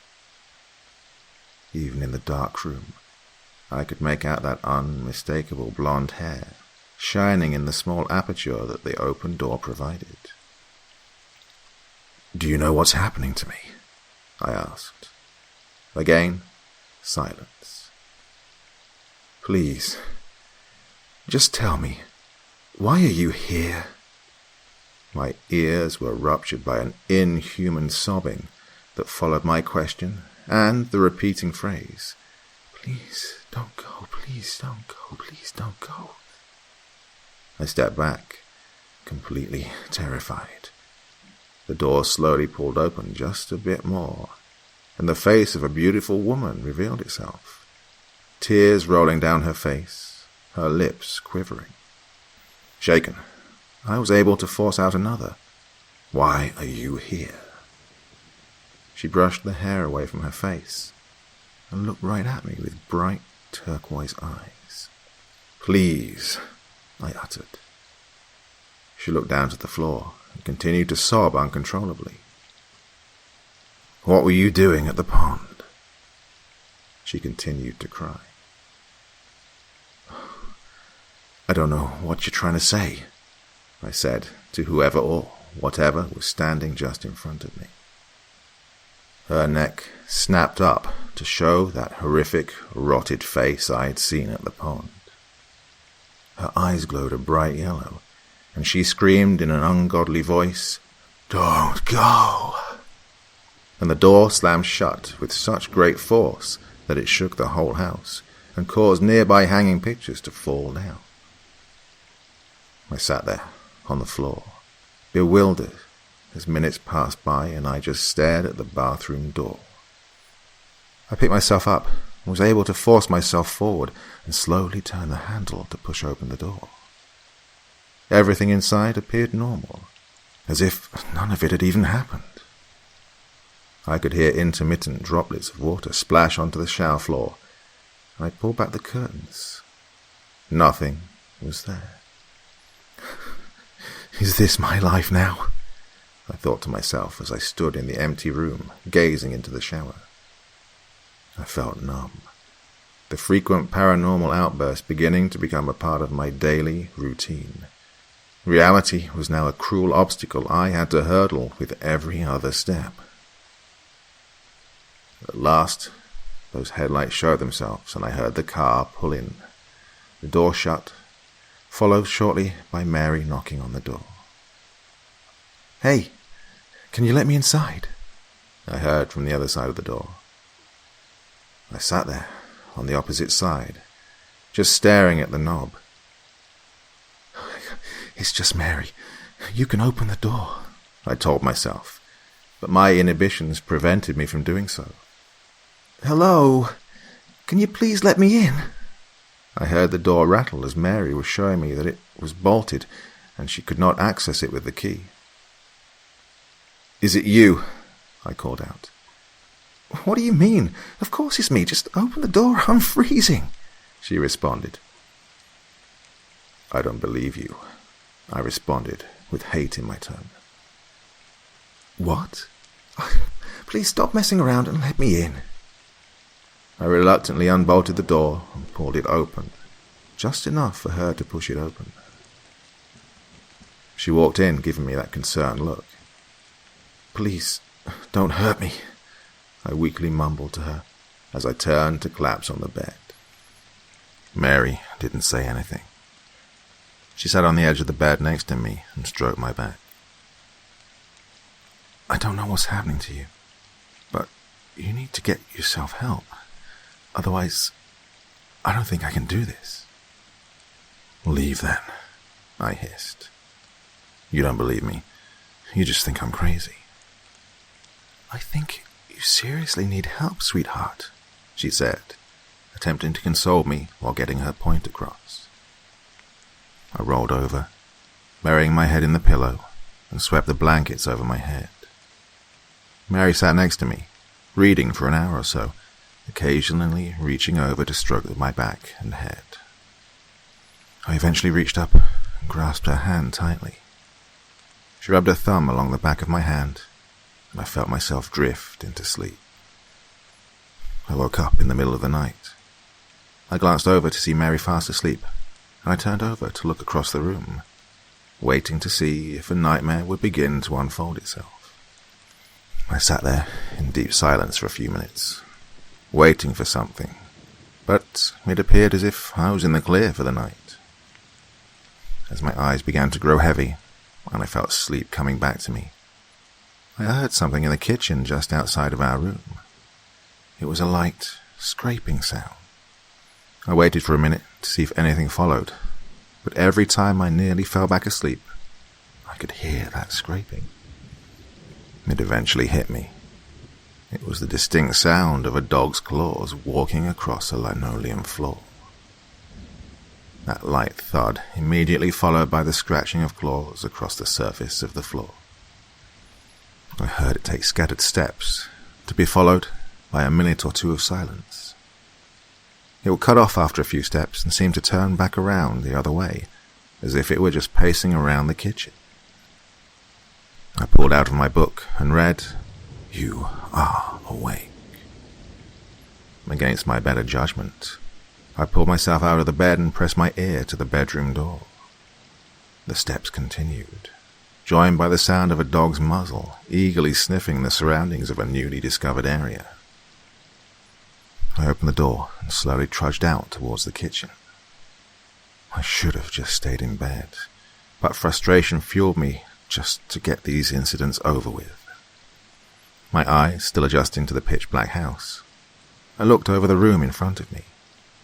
After about 30 seconds or so, I could see the glow of yellow eyes staring at me from the other side of the kitchen.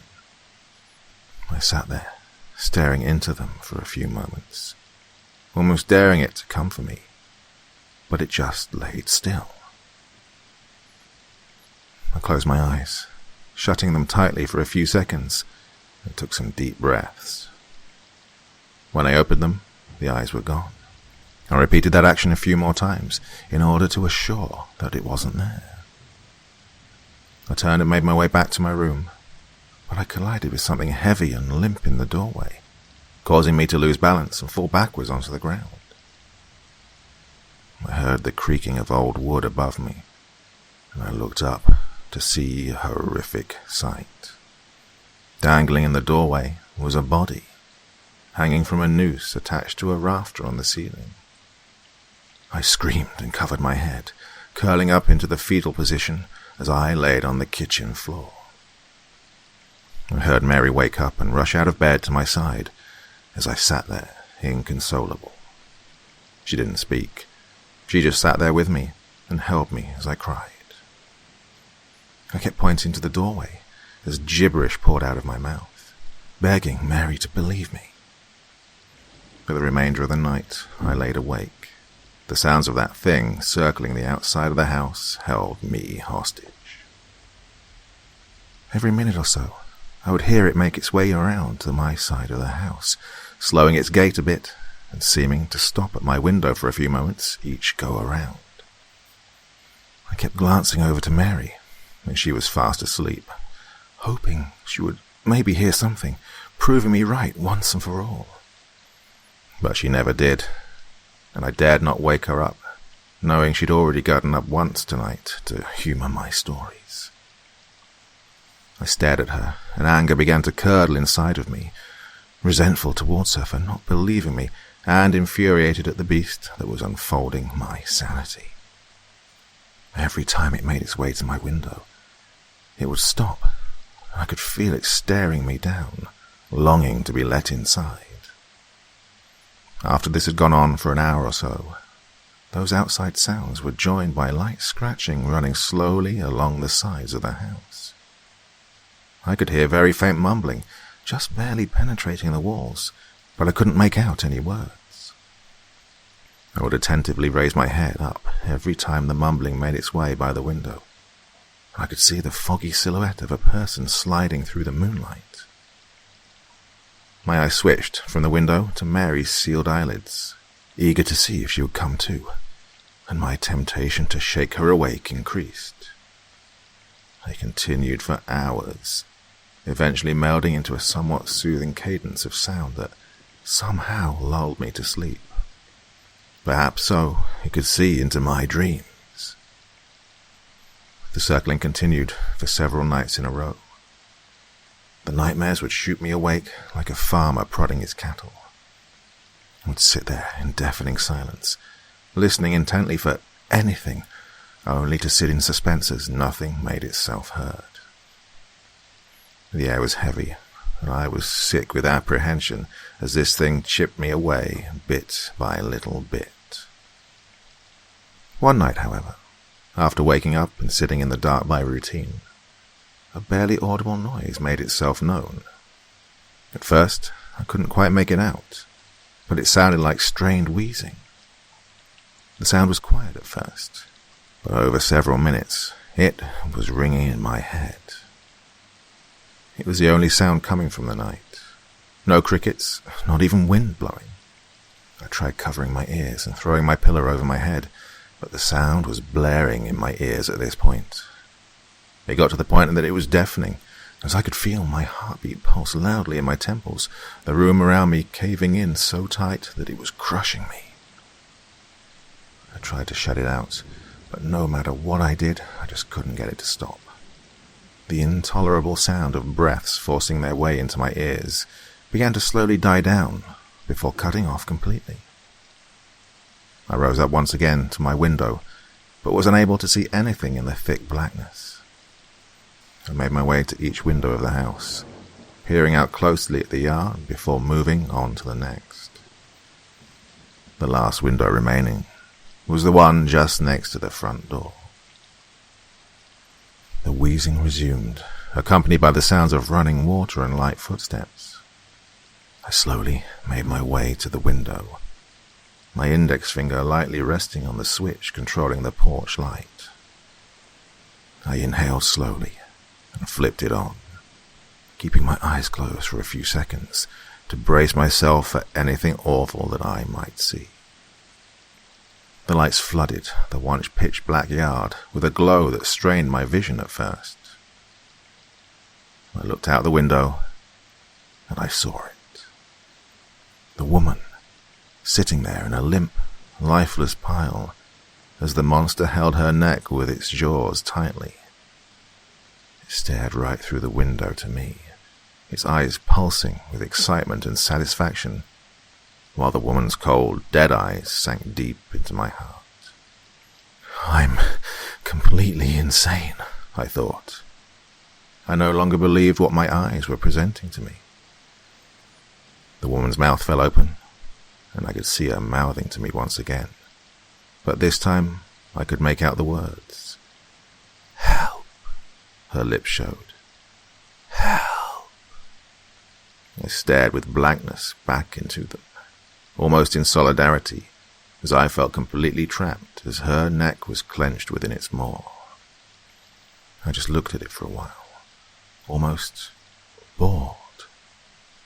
I turned off the light and just stood there, numb for a minute or so, before I made my way back to bed and went to sleep. Weeks went on, and I slipped into a greyness. I no longer cared for anything, including myself. I stopped showing up for work, and I remained distant to Mary, spending my days shut in behind closed blinds, drowning myself in alcohol. Dreams and reality had melded into one, and it seemed like I was either asleep or swimming my way to an empty bottle. That first dream that started it all was finding me every night, but I no longer cared to run, as I didn't care for life anymore. I would just stand up, turn around and scowl at the dark until I was consumed alive, every morsel of pain erupting through my cells. Sometimes I would be greeted by Mary, staring down at me as I laid in bed in a drunken stupor. Every time she would pull out part of the few reserve she had left to make me feel better, as I aggressively shrugged off her patronage to try and find sleep once more. But no matter what world I fell into, sleeping or conscious, there was no exit. There was no exit. Mary had had enough. She sat on the end of the bed as I downed the remainder of my comfort. She gave me the usual speech about how I had a lot of problems that I needed to sort out, and that she could no longer be the one to try and fix them. I polished off my bottle as she finished her speech, and I don't remember exactly what she said, but I do remember saying, "Well, what are you waiting for?" with a cold grin on my face. Oh, I wish I hadn't sent her off that way. Mary, she was the sweetest soul I'd ever come across, but I'd allowed the darkness to force its way into me and to flow outward to her, and I bullied her away. As she briskly walked to her car with a box of her possessions, I trailed her and laughed out my misery. She slammed the car door, and I threw my empty bottle on the gravel, glass disintegrating into my shins and ankles as I walked to her car window screaming, "Leave then!" She floored it in reverse and sped away. God, I wish that wasn't the last I'd seen of her. I miss her so much. The night after Mary left, I drank myself into unconsciousness. I found myself on that same road journey into the same dream. I looked up, and the lights seemed closer than they ever had before. I stood up, but felt no fear. No presence laying behind me, or overwhelming fear boiling over. I walked towards them with ease as they sat there, dangling their open arms. I needed the comfort and warmth more than ever. My walk transitioned into a slow, awkward jog as they moved closer while I did as well. Jogging turned into a sprint as I raised my hand up, hoping it would maybe reach out and pull me into bliss. I got closer and closer, certain that I would finally find out what was just ahead of me all this time. I was nearly there, arms stretched out to let sweet relief in. But as my fingertips were inches away, I felt the rip of unforgiving teeth sink into my leg, followed by a violent force dragging me back down the road I'd run down so many times. Gravel buried into my skin, and painful scrapes screamed as I flew backwards. I felt my body form into thousands of shapes and unfold as I tumbled along the road, jaws clenched tightly on me. I flew back into the darkness, and those lights dimmed and dimmed and dimmed, until they were but a speck of light poking through a hole in my curtains as morning carried me back into the world. Even though Mary was gone, I did not find myself without company. Shuffling noises throughout the house, and images of blonde hair flying by my peripherals kept me from complete loneliness. Not to mention, I had a dog just outside my home to greet me whenever I desired. Truly the American dream. Spending my days in a haze, I neglected to clean up any of my messes or even pay any of my bills. My water and electricity were cut off, and I spent some time sitting in a dark, unventilated house as I was buried in my own filth. I had to watch myself suffer to fill myself with a jaded sense of justice. After a week or so of sitting in an empty house, trying my best to ignore the presence in my house, and charging my phone at local diners, My landlord came by.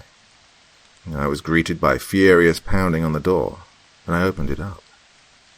He stood there, his angry expression quickly turning to one of worry.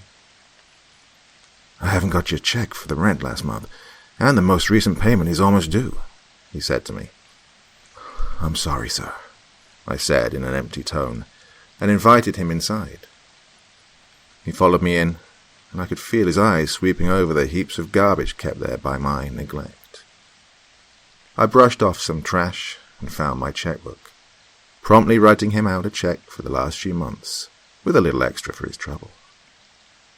"Is everything okay?" he asked me, his genuine concern showing. "Everything is great," I spat back. He looked into my eyes with familiarity, and it looked like he wanted to say something to me, but he quickly turned and made his way out. I slammed the door behind him and bolted it shut. My heart jumped after I slammed the door shut, when I heard a voice from the kitchen. "Who was that?" I sat there staring towards the other end of the house, wondering if I just hallucinated it. Silence began to grow in volume as I just sat still for long minutes. I gathered up the courage to patrol the house, to maybe get something to show itself. I checked the spare rooms, the bathroom, and every closet possible, just to see if anything would happen. I made my way to the door leading to the back porch, and as I slid it open, I heard Mary's voice just behind me. "What are you doing?" I nearly jumped out of my skin, but tried to maintain an appearance of composure. "Is that you?" I quietly responded. At first nothing answered back, but several seconds later, a monotone, layered version of Mary's voice crawled into my ears. "It's me."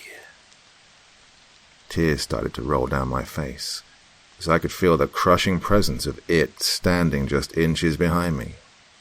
"I miss you so much," I sobbed out. "I am always here," the lifeless tone spoke to me. I turned around to see an empty house. The sweet voice of my old companion rang through the house endlessly for 2 days. They always brought me to a place of serenity, before slamming me back onto the hard floor to look up to an empty home. Her voice was music to my ears, even though I knew none of it was real, at least real outside of my own head. If I couldn't feel her touch, then maybe I could take advantage of it not being able to tell my own state of consciousness. I needed her, and it knew this. It had taken her away. I tried my best for days to reach out to Mary. I would send her messages expressing my regret and apologizing profusely. But I was only ever greeted with an empty inbox, in between times of waking up after prolonged periods of sleep. "Please, I need you more than ever. Just answer me," I said to her one morning after waking up from the endless nightmares I was enduring. I sat there, staring at my phone for what turned out to be several hours, only to see nothing but my sent message was delivered. I stared into my phone screen as the battery reached 1% and then died. I am alone. All alone. I'd had enough, and couldn't stand the constant pricks and prods at my insecurities. I left my house early the next morning, heading to the nearest gun shop to find something that could provide some comfort, whether it served as protection or as an exit. After a brief conversation with a store tenant, I paid and went home. I waited the time needed before being able to receive my goods. After receiving it, I just sat it on my nightstand and just looked at it for a while, the bright silver color sticking out in my dark room like a sore thumb. I reached for it a few times, but would pull back as the small part of me that held self-preservation screamed at me. As I held the box of bullets in my hand, turning them over, procrastinating, I heard a sudden knock at the door. Startled, I sat up and opened the door to see the landlord standing there. Not sure what he was doing on my porch, I blurted out, "Did my check not go through?" "No, it went through just fine," he responded, motioning for me to let him inside, and I obliged. He walked in, taking in the disarray that the house had fallen into. He sat at my kitchen table, seeming to go over what to say in his head. Things were starting to feel tense as he sat at the kitchen table, tapping his fingers nervously on the surface. "So, I used to live in this house," his voice breaking the heavy silence. His frankness caught me a bit off guard. He looked at me, but I couldn't seem to formulate an appropriate response. "About 10 years ago, me and my wife bought this house." He paused, as if to collect himself, looking out the window with a look of reflection on his face. I sat there waiting to hear the rest of what he had to say, but he just turned and looked at me. His eyes shot down quickly, and he rubbed his hand down his face as he let out a deep, raspy exhale.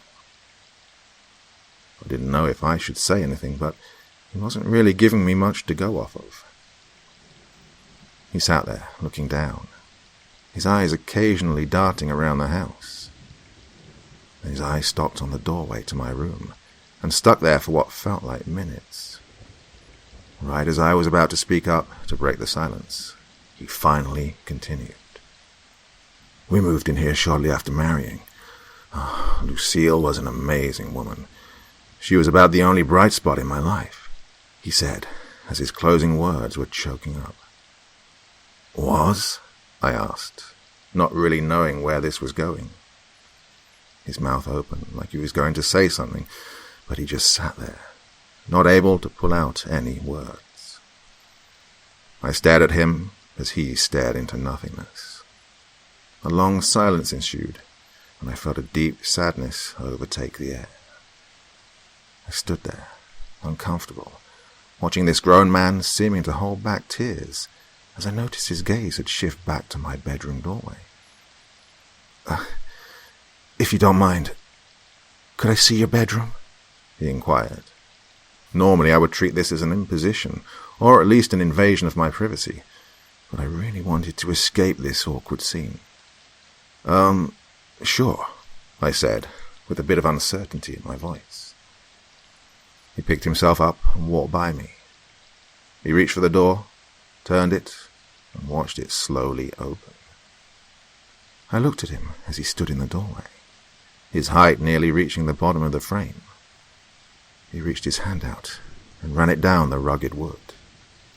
I sat there for several minutes as my landlord laid still, swimming in what I assumed to be old memories of when he had lived here.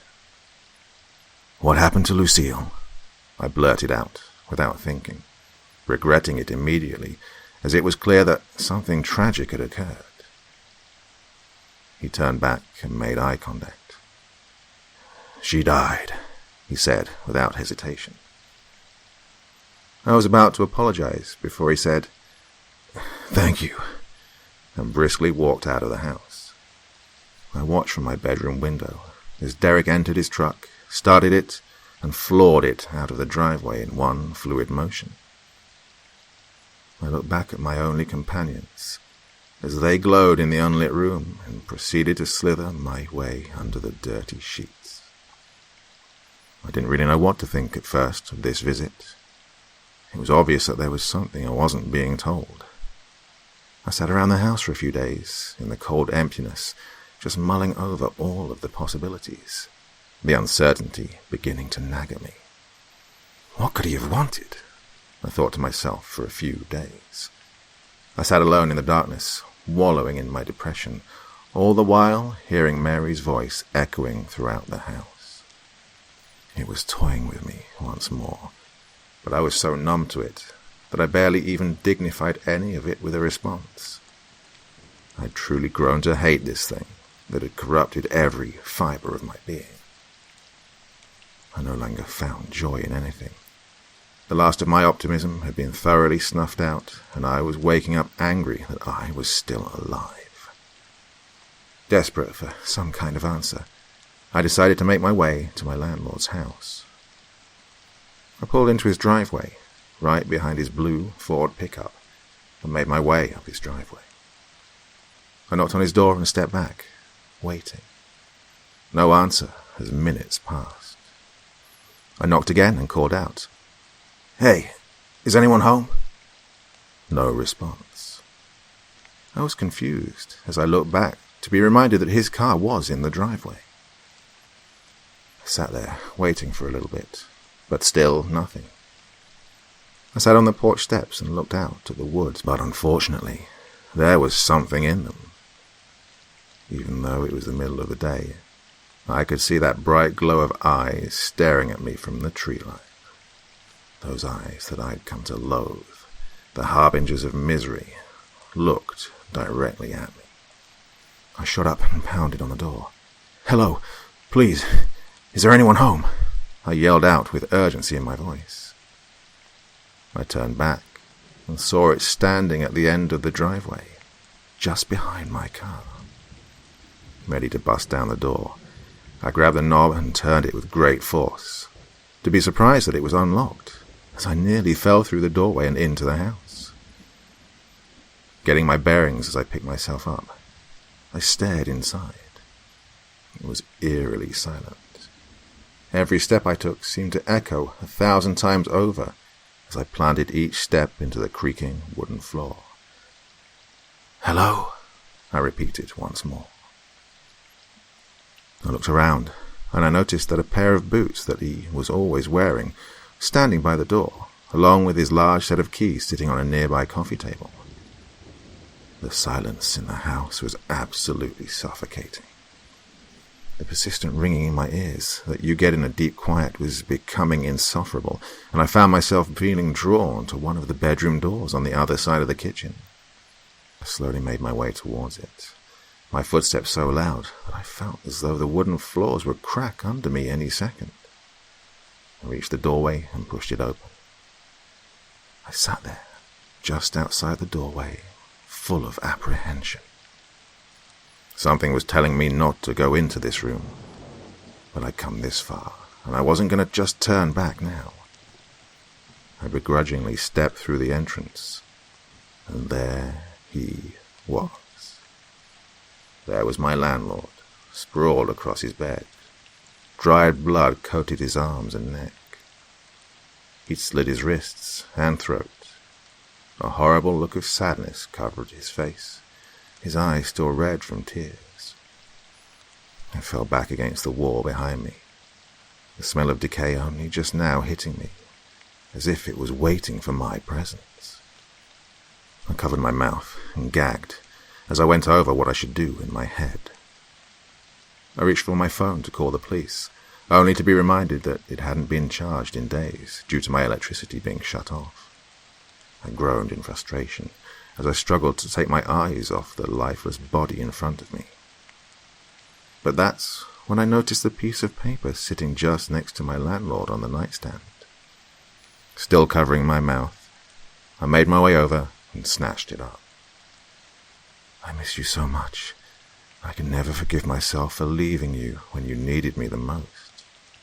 I love you so much, and I hate myself for knowing you aren't around to forgive me. I can't live knowing how I left you, thinking about how much you just needed someone there.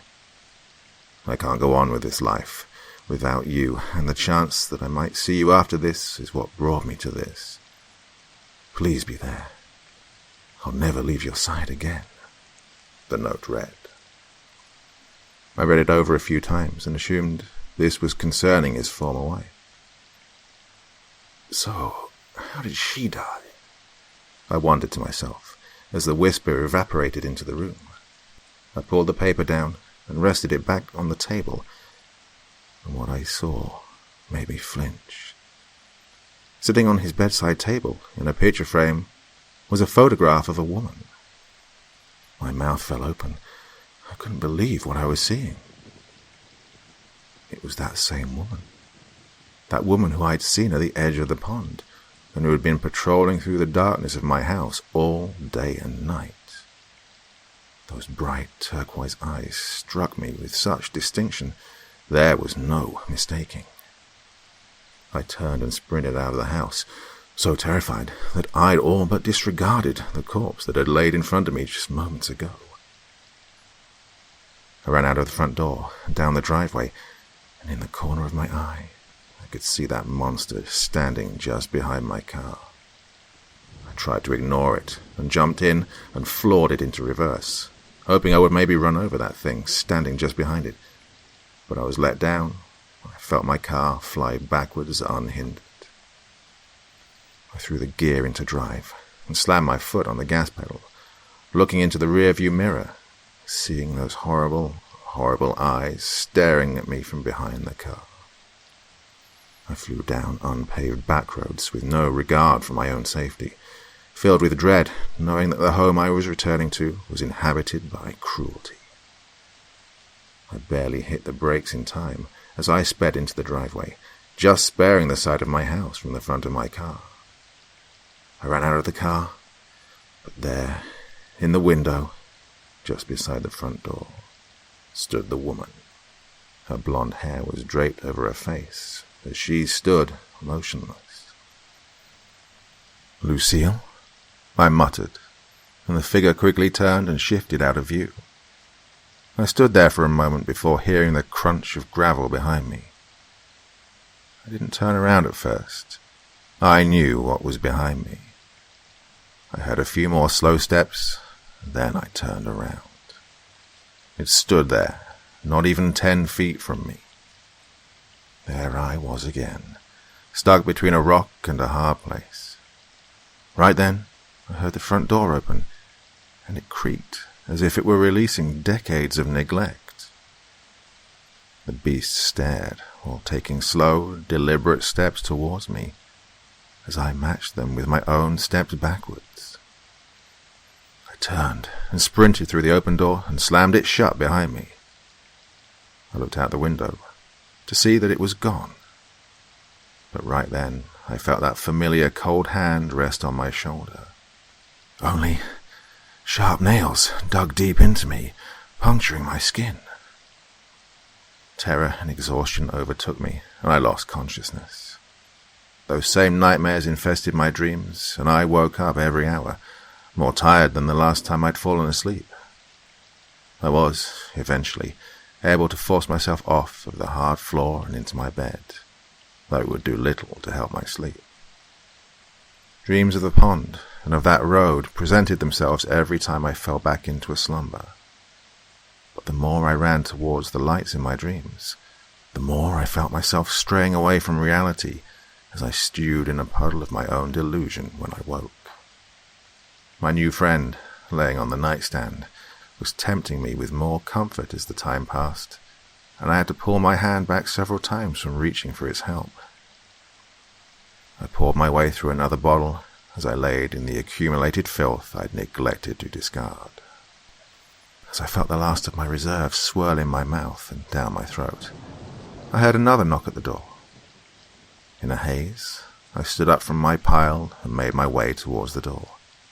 But as I approached, I stopped. "Hey, it's me. Can you let me inside?" I heard from just outside the front door. I just stood there. The same phrase repeated itself, but followed by, "It's freezing out here. Can you open the door?" Of course I recognized that voice. I'd recognize that sweet voice anywhere. "Leave," I hissed. The voice repeated itself again and again and again. "Leave," I repeatedly shouted at a door over and over. Every now and then it would change it up a bit with a "please," and I would change things up with a "fuck off." I grew tired of this and just went back to laying in bed, covering my ears with dirty pillows, but the knocking persisted, occasionally growing louder and more urgent over a course of several hours. After it appeared to finally give up for a few minutes, I was sitting in a comfortable silence for once, before I heard my sweet Mary's voice from the door whimper out, "Don't you love me?" I'd had enough. I grabbed the revolver from my nightstand and fired off all 6 shots right at the door in quick succession. I laid there as hot smoke billowed in front of my face and felt instant regret. I'd shot holes clear through my front door at some imaginary force. I paced around my living room with my hands on my head, still wrapped around the handle of my magnum. "Oh, I screamed out, as if I'd finally woken up to all the insanity I'd conjured. My ears were still ringing, and I made my way to the front door to see the damage. I didn't really know what I was expecting, since I'd shot a full clip of my gun through it, but there was definitely some serious damage. I slammed my hand on the door, still clenching the gun, and let my head rest against the wood. Light poured through the newly made openings, and my eye happened to catch something out of place through the nearest hole. I stared through and tried to discern the palette of colors meshed into a distorted cluster. I swung the door open, and the sunlight all but disintegrated my eyes. As they adjusted, I glanced down, and everything in my world crashed. Mary laid there, riddled with bullet holes, as she wheezed and gurgled on the front porch. "Mary!" I exclaimed, tears already pouring down my face. She reached up and caressed my face and smiled. "It's okay," she said. "No, Mary, no, please, don't leave like this. I'm so sorry. Please, we can fix this. Please, don't go. Please, don't go," I yelled. "Everything will be okay," she repeated to me. "Don't go," I screamed again. I sat there and cried on her, just holding her and praying to God that she wasn't about to die right here in front of me. Not like this. I held Mary, rocking back and forth on the porch, just trying to comfort her like she had for me so many times before. She laid there, in my arms, slowly slipping away from me, as I pleaded for her to stay. "I can't lose you," I screamed, as I bawled my eyes out. She looked at me with those deep, compassionate eyes that had grounded me time and time again. Tears rolled down her face as the brightness in her eyes started to dim. Mary, please, stay with me." But it was too late. I felt the last of her life slip out of her, and she slumped in my arms. I just sat there holding her for a while and pressed my head onto hers, inconsolable. I carried her inside and laid her on our bed, and I loaded one last shell into the revolver. I laid next to Mary's lifeless body and kissed her once on the forehead before sticking the gun into my mouth and pulling the trigger. Everything went black, and I waited to see what the beyond held for me. It felt as though I was awake, but I just couldn't open my eyes. But then I saw exactly what I didn't want to see. 2 lights materialized in front of me, and a road formed beneath my feet. "No," I said to myself. "No." If I had been sent to hell for taking my own life, was this going to be it? Was I going to be chasing these lights for all eternity? I fell onto the road, defeated. I couldn't go on like this anymore, but I guess there really was no exit. I waited to hear it begin its chase behind me, precursing my subsequent chase to safety.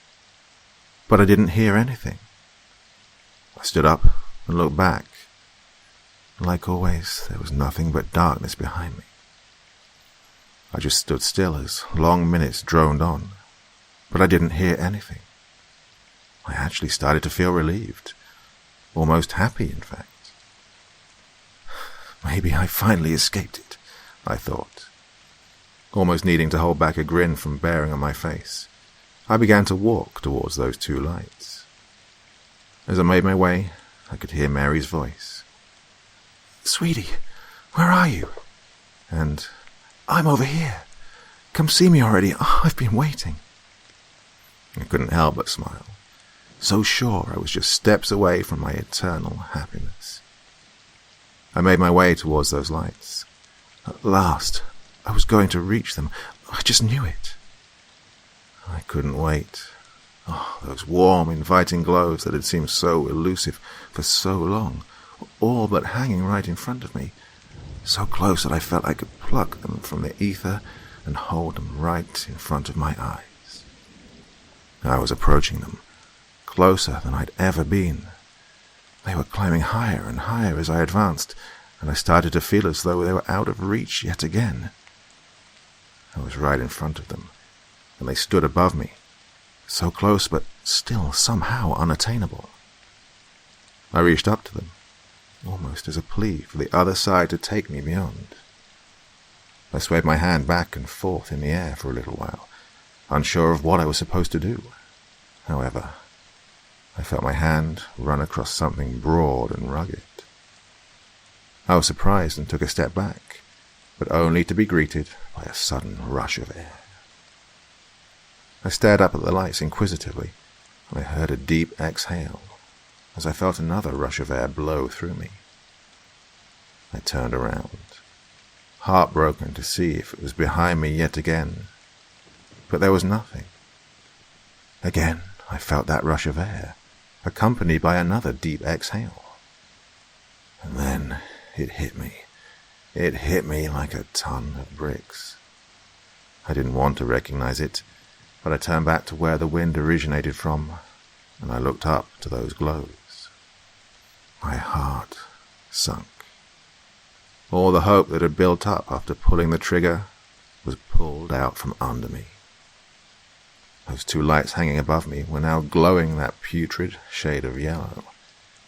That unrelenting hunger that preyed upon my mind for months towered above me, mocking me.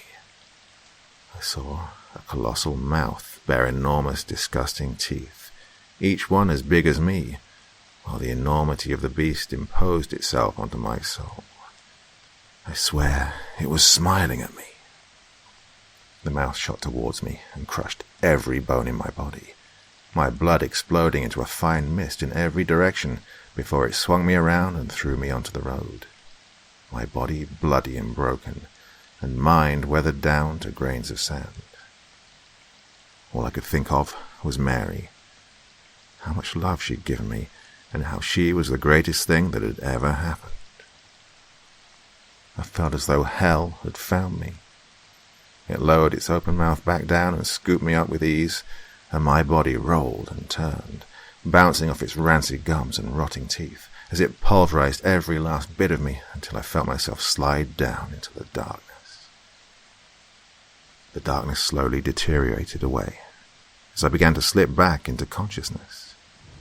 I stood there in my room, gun clenched in one hand with the other on the doorknob. No more holes in the door. Mary no longer laying lifeless in my bed. I grabbed my book and flipped to the page I'd left my clue on. You are awake. And with that, I hastily stuffed my clothes into trash bags, along with the other essentials, and I made my way to the door to hopefully just leave this misery behind me. An ear-splitting voice screaming, "Don't go!"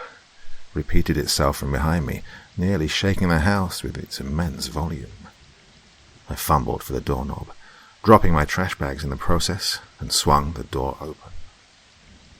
All of this time I could still hear that voice screaming in my head. But when I exited the house, that nightmare was sitting just beyond the porch, staring at me. I pulled out the gun from the depths of my bags, flipped the safety off, and fired that one bullet that it still had left in it, trying to take the life that had all but taken mine. It connected, hitting it almost right between the eyes. I heard it whimper for a second before slumping to the ground. I didn't trust that it was really gone, so I sprinted to the car, not wanting to fall for its tricks. When I got into my car and drove off, those words continued to bellow in my head. "Don't go! Don't go. I sped down the road, unable to resist seeing what I was leaving behind. I glanced into the rearview mirror, and there it stood in the middle of the road. Still as a statue, as always, hulking and intimidating. I pressed my foot harder on the gas and kept on going. I didn't know where I was going, but as long as it was away from that God-forsaken place, it didn't matter. Every so often, I glanced back in the rearview mirror, just to see it standing in the road behind me as my car flew by at dangerous speeds. I made my way through several states, staying at various motels as I spent most of the night cracking blinds in apprehension of what may come. A week went by before I decided to dial my grandparents to let them know I was alone and just needed somewhere to be for a while as I got my life back together. They were understanding, as always, and wanted me there as soon as possible. I made my way to them in a few days, and all the while I seemed to be free. I slept soundly for the first time in months, and I was feeling great. My energy was back to a normal level.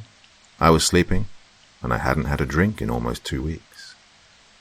Despite this, paranoia was still lingering in my mind, as I was always waking up by shooting out of the bed, trying to catch my breath. The smile would form on my face, as I was grateful to have made it out alive, but the one big thing that bothered me was that, in reality, it had won. It got me to pull the trigger. I stayed at my grandparents' for nearly a month, feeling myself gain back my sanity. I felt great, and it was good to spend some time with my family after not seeing them for all these months. It also felt good to finally leave behind my persistent attachments that were so deeply rooted. I even started talking to Mary again, and while she was wary at first, I was able to slowly earn back her trust. I was feeling like my old self again. I was just lucky that she was such a forgiving soul to give me another chance. I was sitting in my grandparents' living room, watching some TV, when I heard a faint knock at the front door. I muted the TV, not sure if I'd actually heard it. I waited a second, and again, a very faint knock emanated from the opposite side of the door. Must be one of their neighbors, I thought, as it may have been an older woman weakly tapping her knuckles on the door. I opened the door, but only to see nothing in front of me. I poked my head out and looked around to see if there was anyone nearby, but nothing showed itself. I slowly closed the door and made my way back to the couch to continue watching TV. After watching for several minutes, I heard a similar light knocking on the door again. This time I quickly picked myself up to swing the door open. At first, I saw nothing, just my grandparents' front yard. But as I swept my eyes over the area, I saw someone at the end of the long driveway that connected to the walkway. It was a woman, long dark hair blanketing her face as she stood painfully still facing me. I knew, the second I looked at her, that it was Mary. I slowly made my way towards her. "Mary!" I called out. Her body slightly twitched with my words. Feeling a little uneasy, I stopped about 20 feet from her, her face focused downward as her hair dangled over. "Mary, what are you doing here?" I pressed. "I came to see you." Her voice rang out, music to my ears to hear that sweet sound once again. I advanced towards her, but as I did, her appearance started to deteriorate. With each step, her face weathered and her hair grayed. I gazed upon her, and her clothes were now tattered and ripped apart. Mud and blood caked across her skin. She looked up at me with familiar despair in her eyes, claw marks and blood strewn all around her lovely figure. "Mary!" Her eyes slowly turned from the soft brown to an electric yellow, that same yellow that I had come to despise. I'm always here. A layered voice spoke out. I closed my eyes, hoping that this wasn't real. Look at me, a distorted voice spat. I opened my eyes and Mary was gone, but in her place stood that monster I thought I would never have to see again. Hatred and misery burned brightly in its eyes as it stood there, rigid as a block of wood. I recognized the underlying feelings in its eyes. Abandonment. The same look I would see in the mirror when I was young and filled with hate. It shot towards me, and I turned and sprinted back into the house, stumbling over my own steps as I desperately scrambled to locate the book that signaled my state of consciousness. I hadn't needed to open it in weeks, and couldn't remember where I'd left it. As desperate clawing and growling came from the other side of my bedroom door, I finally found it blending in with the shelf. I furiously turned the pages over and over to gain clarity of where I was. Every bit of my soul withered away when I found the poem and read the bottom of the page. Wake up.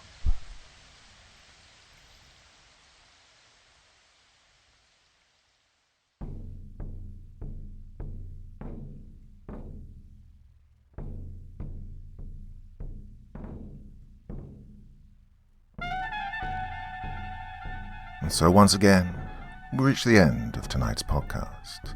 My thanks as always to the authors of those wonderful stories, and to you for taking the time to listen. Now, I'd ask one small favor of you. Wherever you get your podcast from, please write a few nice words and leave a 5-star review, as it really helps the podcast. That's it for this week, but I'll be back again same time, same place, and I do so hope you'll join me once more. Until next time, sweet dreams and bye-bye.